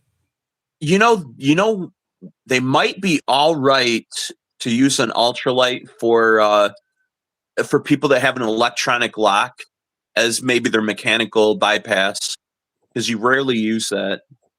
Yeah. Although, who knows, maybe it'll snap in the wallet or in the pocket at some point. I don't know. I had a brand new cutting wheel. I put a brand new cutting wheel on my key machine because my boss at work wanted me to duplicate a house key. And what's up, board? And stuff like that. So she wanted a coloured key because the daughter kept losing keys. So I'm like, oh, I've got some ultralights. I don't like using them, but okay. And my old key cutting wheel was blunt, so I put a brand new one on there. And every single time I tried to cut an ultralight key, even with the lightest amount of pressure, snapped the key. It just snapped along the bottom, like along the bottom of the key blade. So it would cut like the first couple of cuts, it would do all right, but then it would literally snap along the edge of like the first bit of warding just there, just like snap it and blow it off. Far out. And I went through so many of them, those like snapping them one after the other, and that was with a razor sharp, brand new freaking key cutting wheel. I don't know if I kept one this show, but no, I must have thrown it out.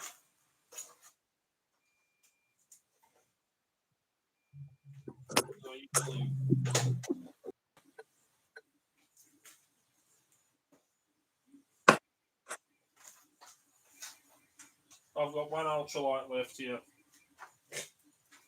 sitting there. But yeah, they're just so bloody thin. There's nothing to them, and yeah, it kept snapping right along the edge, just here, and blowing the end of the freaking key off. So I won't use them for customers.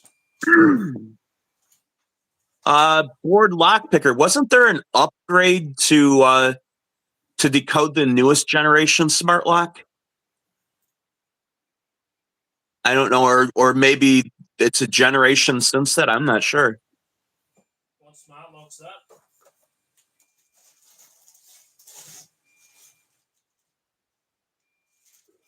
The quickset smart, the quickset smart key, the rekeying one. They keep changing the generation, and then so it's not worth the time. Board lockpicker says. Somebody else was saying they were having good luck with it. It's like I got sent these. A mate of mine cut these. Spins around. A mate of mine cut these keys for me because he had them. He duplicated them onto.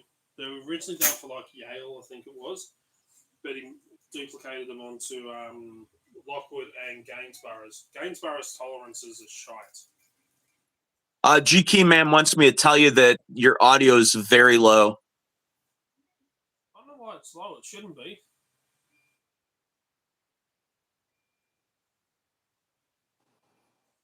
Maybe I'm just very loud, GK Man. I'm a very loud person.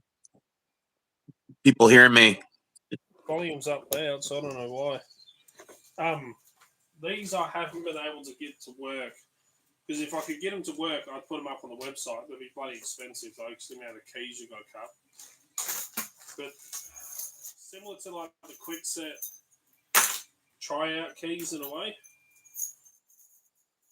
these are meant to simulate like a. Try to get light in a better position. Oh shit! Without white flying these out. So these are meant to simulate like different.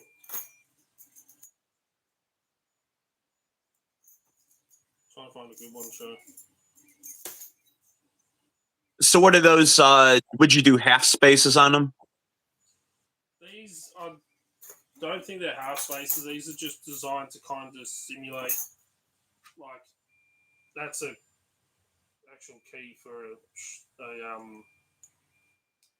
Gainsborough. There's a tryout key kind of thing underneath. So ball accounts, you're supposed to be able to put them into the lock. They don't go all the way in. Very gently turn and just like rock it up and down and move it forwards and backwards to kind of set. But I've never been able to get any of them to actually work. I think they'll cut those into like half spaces in between, two different cuts, so that then you can kind of get both cuts if you jiggle them. But if the tolerances are good on the lock, it might not work very well. Gainsboroughs have terrible tolerances. You would think it would work then. But yeah, I've never been able to get it to work. Oh, wait, there we go. It's the first time for everything.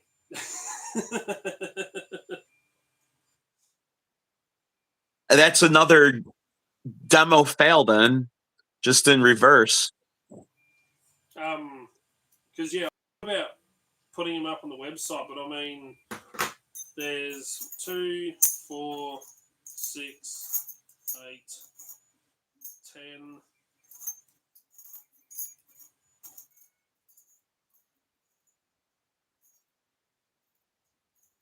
like 22 keys there. Yeah, there's no way getting around them being kind of pricey, with the tryout key because there's so many cuts, so many different combinations. And a lot of them have the bow of the key cut back as well.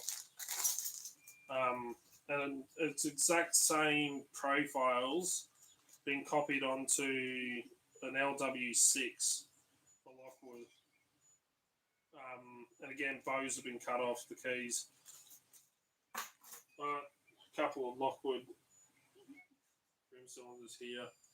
But yeah, I've never been. You're better off just putting the jiggler key in. Mm-hmm. Yeah, these are more like gimmicks. They were cut and sent to me.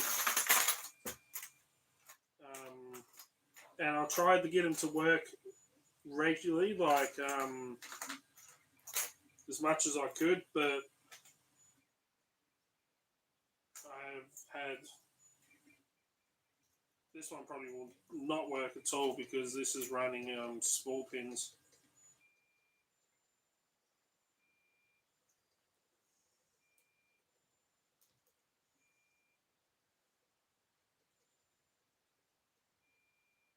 He doesn't even want to budge in there now.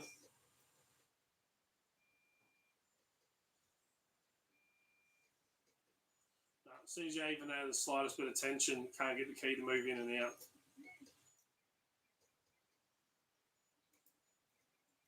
So, yeah. Don't get me wrong, they're kind of cool, but practicality-wise, that's why I've never put them up on the website. Oh yeah, G-Key man, I like I like those key rings. They make the big wire key rings. Those are great. If you've got a big old ring of keys that you just want to go through find something. I think the reason why those tryout keys work so well for quick sets is because there's only 7 cuts, and they work well on the quickset smart keys because they're not exactly built for the best tolerances. So they work well on them, but than that, they're not the best. Because I mean, Lockwood's got 9 cuts. The cable Gainsborough's have the cable carryings. That's exactly what I was talking about, Fred. Those are really nice. Yeah, they are good. I've got all my heavy machinery keys are on a big one of them. So yeah, all my heavy machinery keys out in the vehicle were all on one of those big cable keyring ones. I would like to see a version of those quick set tryout keys for Lockwood, but because the depths are different and stuff like that, I don't think they would work. And because there's an extra couple of depths, the amount of and the tolerances on Lockwoods are good, so make it a lot harder for them to actually work. Even with half steps, like yeah. Jiggler keys I've used, and I've got those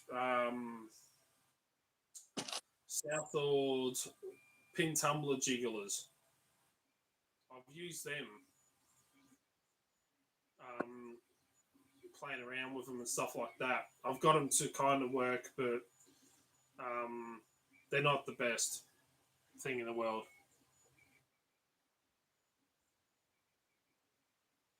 Yeah, I've got these for filing cabinets and stuff like that. Old And cars. yeah, they work pretty good actually. I was shocked how quickly I was able to open stuff with them. Yeah, I've got jiggler keys like that, and I've also got the pin tumbler ones. Wasn't it Bill called them core killers in a video he did?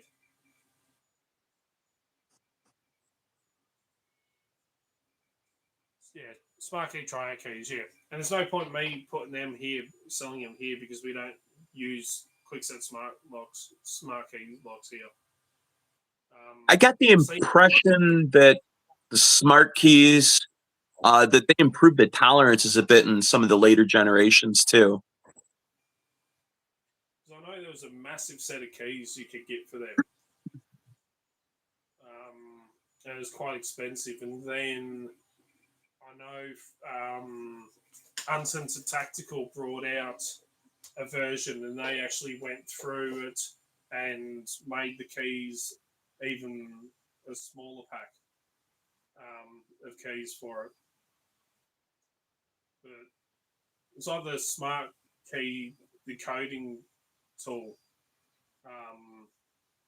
that I looked at it. I'm like, oh, that's really cool, but we don't use smart keys here, so I don't have to worry about it.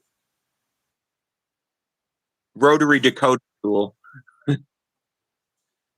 I don't drill locks, so when it comes to lockouts, I actually had an argument with a locksmith because he's like, "Oh, what do you charge for lockouts?" I'm like, "During the week."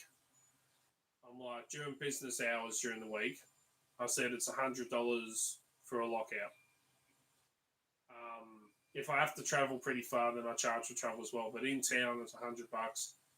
After hours and weekends, it's $150. I said, and he's like, "Oh, so what do you do?" I said, "I either bypass, like use a microshim. If that don't work, I'll try and quickly rake it. If that doesn't work, I said I'll go for a Lishi or electric pick gun. Just boom, open the door, get him in." He's like, "That's stupid." I said, "Why?" And he's like, "Because you're missing out on money." I'm like, "How?" And he goes, "Drill the lockout." He goes, "Even if it's easy," he goes, "you drill the lockout." He goes, "Because then you charge them the call out fee. You charge them for getting into their building." He goes, "into their house." He goes, "but then you also get to charge them for a brand new lock." He goes, "and you only give them one key, and they'll want more than one key." He goes, "Charge them a couple of extra keys." He goes, "so you can turn that $100 into like $600-700." Like, Yep, and that is exactly the kind of scams that that man, that's just terrible. and I'm like, "No, I don't believe in doing that." He's like, "Yeah, you make more money." I said, "I don't give a shit." I said, "That's ripping customers off." I said, "I'm not going to do that." I said, like, I will, if I have to replace a lock for them, I will only give them one key. And if they want more, then I'll cut and sell them more keys.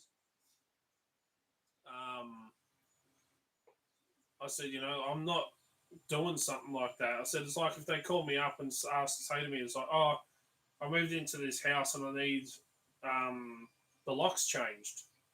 I'm like, "Okay, I'll come out and have a look." And stuff like that. I said, if your locks are in really good condition still, like if there's nothing wrong with them, I said, I'll rekey them. So I'll go around and then I'll change them all to a new key.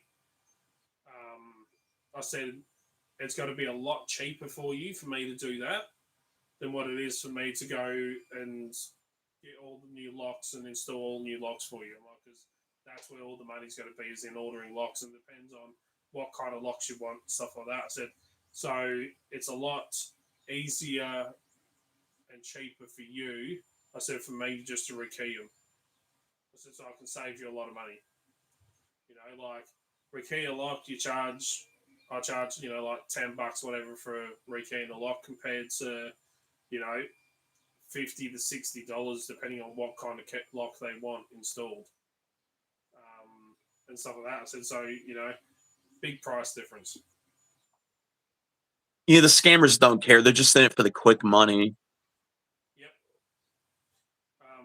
I like watching those videos. As bad as it is, and it gives us a bad name, I do like watching it where they set up a sting.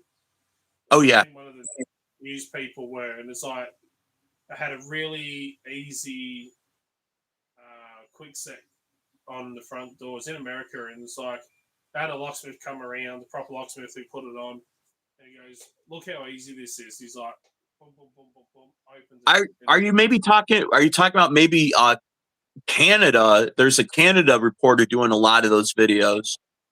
No, I That's think where. it was, this one was, I can't remember what it was, something in the US, and it's like they Hmm. called up these locksmiths, and these people were turning up. It's like, I locked myself out of the house and stuff like that, and they're like, oh, I need, can you get me in? It's like, oh, no, this is a really hard lock to pick. We're gonna have to drill it out. It's like, oh, really? And it's like, yeah, and she's like, oh, because the locksmith that's waiting inside that just installed this lock showed us it's actually a really easy lock to pick. Like they're extremely easy and stuff like that. I'll just do what my boss tells me. He says that we have to do that for all lockouts. I'm like, you freaking scammers. Like, it pisses you off and it gives people, that try and do the right things a bad name. You know what? Deviant is always talking about you have two things that you have ahead of time: a lawyer and a locksmith. It's like those. It sounds like a good plan to me. Yeah, I mean, I don't have to worry about the locksmith part because I do that, so it's fine. Stuff like that. So, but no, people like that just pisses me off. They're like, "Oh, you lose out on money, you can make more money." I said, "It doesn't matter." I said, "I'd rather save a customer money, make them happy, save them a lot of money, and have a repeat customer than go in there, drill out the locks, replace the locks, charge them a fortune, and then not have any more jobs from them." I said, and you then know, and then the word of mouth advertising from that. yep, and stuff like that. So, I had one. There was actually not a lock out. It was a lock in. They were locked inside their house. They couldn't get out. There was no door handle on the front security door. Both sides had come off, and Hmm. the door was shut, and the guard bolt plunger and everything had dropped down into the strike plate, so the whole lot was in there, and they couldn't get the door open. And I had a handle in there. I put on it, couldn't get it to crank back either because the mechanism on the inside was stuff. So I ended up having to get a pry bar in and push everything back in and open the door. And I said to him, I'm like, look, I said, I can go and get you a brand new door handle set. I can install a brand new one on you. It's going to cost you this much. I said, or I do have an older one here, which is still in really good condition. I said, I've just repaired something that was wrong with it. I said, and I've restored it. I said, it's in great condition still. I said, I can install you that one. I said,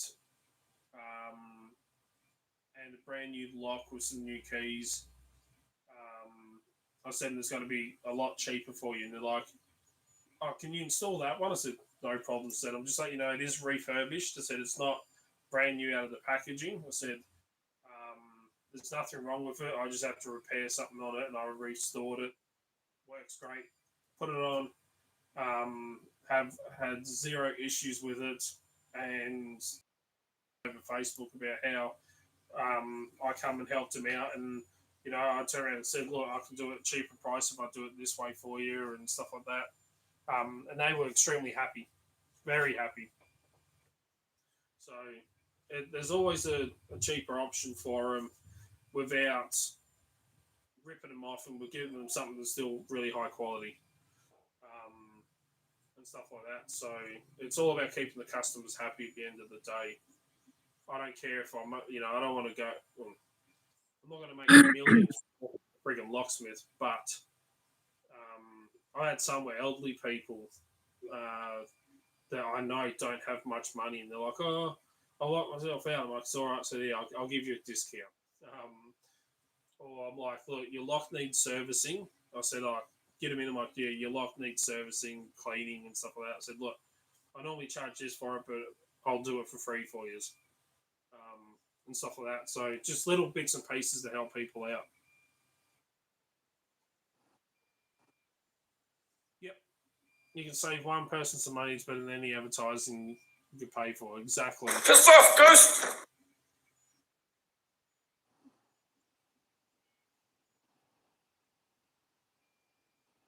Until it breaks and you're there for free replacing it. I haven't had anything break that I've installed. So, haven't had any issues.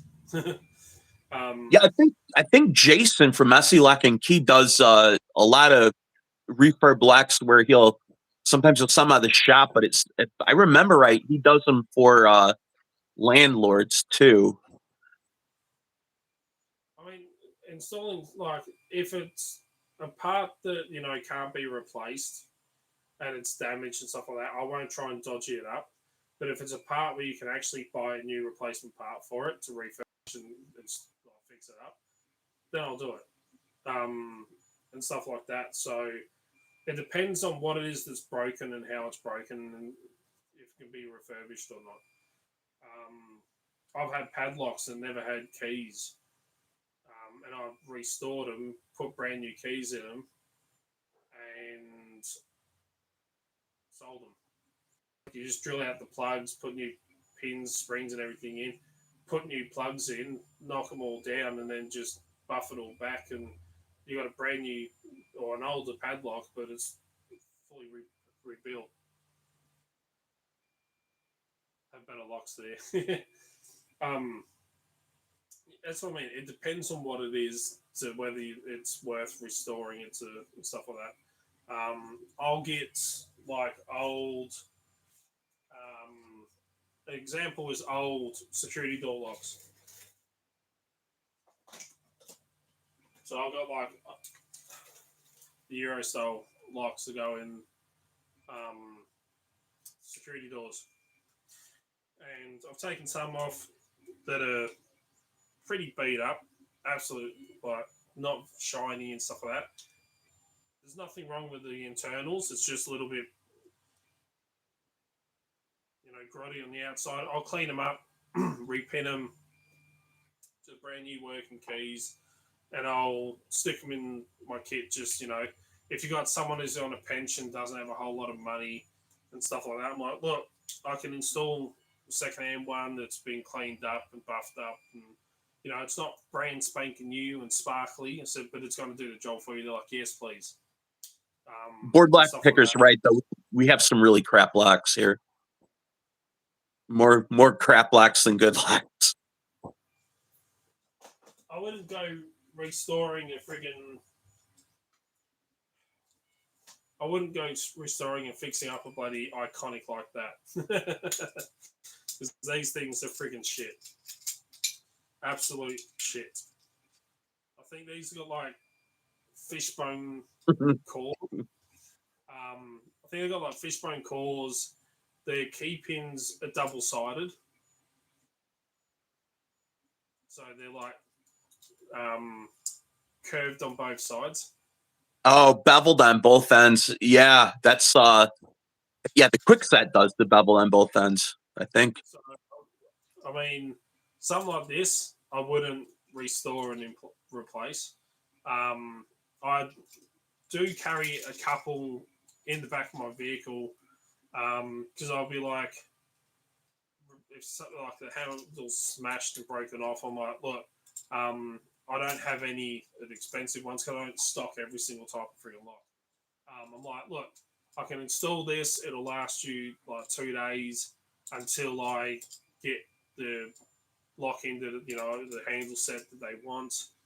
Look, it takes 2 days to get it posted here. I'll order it in. This one will hold you over in the time being, and then replace it with a good one afterwards. That's the only time I would use something like that, but I would not go installing this on a person's house. If it's an emergency situation, then yes, but other than that, no. Yeah, so that would be a temporary lock because it's like a $20 freaking lock kind of thing. Actually, I think I paid I bought a couple of them for maybe $10. So for an emergency situation, and I got work calling me. 1 sec.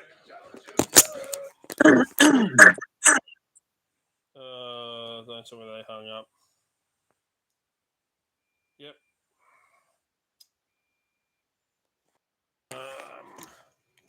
They're calling again. Shoot.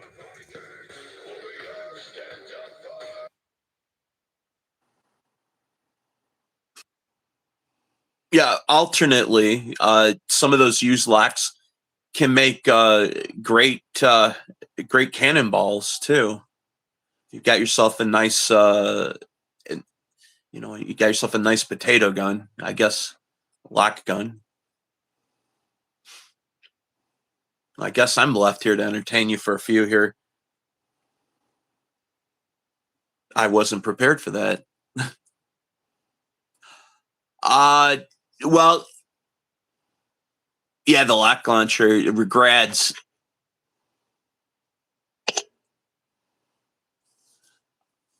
What do you see?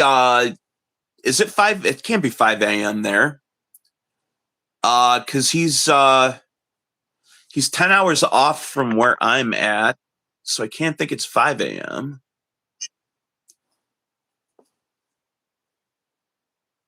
Well, thank you, Fred. Yeah, let's see what is it. We'll see what time is. What time is it in Ballarat, Australia? It's 5 p.m. where he's at. That makes more sense.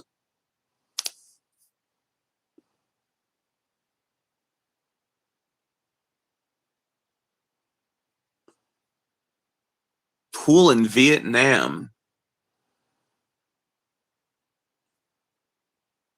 Oh, okay. You're watching pool in Vietnam. Okay. I was gonna say I thought for sure you were in the States too. Oh, let's see here. Yeah, well, my T deck. It's one of those little LoRa. It's a LoRa device that's got the LoRa radio built in it for 915, but you can put some other cool software on there too. That was just my other work calling up. Had an emergency. I got to run in and freaking stuff fixed. Okay, well, Joys of being maintenance manager at the time for the moment. So, I'm gonna have to end this live stream. that sounds good. It's late here, anyways. So I'll have to organise another time with you and Daryl. Get a actual round table live stream going. I bet you I only had about 20 minutes left on this phone because I'm at 7%. I would have been plugging it in or ending anyways. I have mine on charge, so but yeah, I'll have to we'll have to organise a time and a date where we can get a couple of us sitting on there and have a good discussion, like a fixed topic discussion.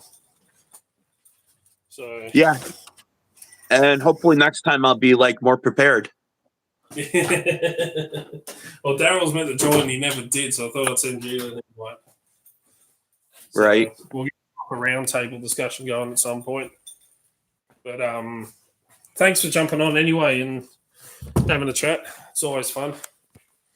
All right, man. I'll talk to you later or earlier. Yeah, either one. But thanks everyone for sticking around. But yeah, I got to do a runner now and get into work and fix computers. Sounds fun. Yeah and no, because I don't know the system that is playing up at the moment. So it'll be a fun one to play around with. But anyway, stay safe. Keep it bloody legal. Thanks everyone. Thanks, James. It's a pleasure chatting with you. And yeah, I'll talk to you on Discord. So yep. Talk to you on Discord sometime here. And if anyone wants to pick James's brain, come and join our private Discord server because he's always on there sharing stuff. So turn it off and on again. That's usually what I do. Ain't that the I just truth? don't tell them. Plus, I get paid for rocking into work, which is good. So, any extra bit of money is good. All right, have fun. I'll catch us all later. All right, later. Come on, phone work.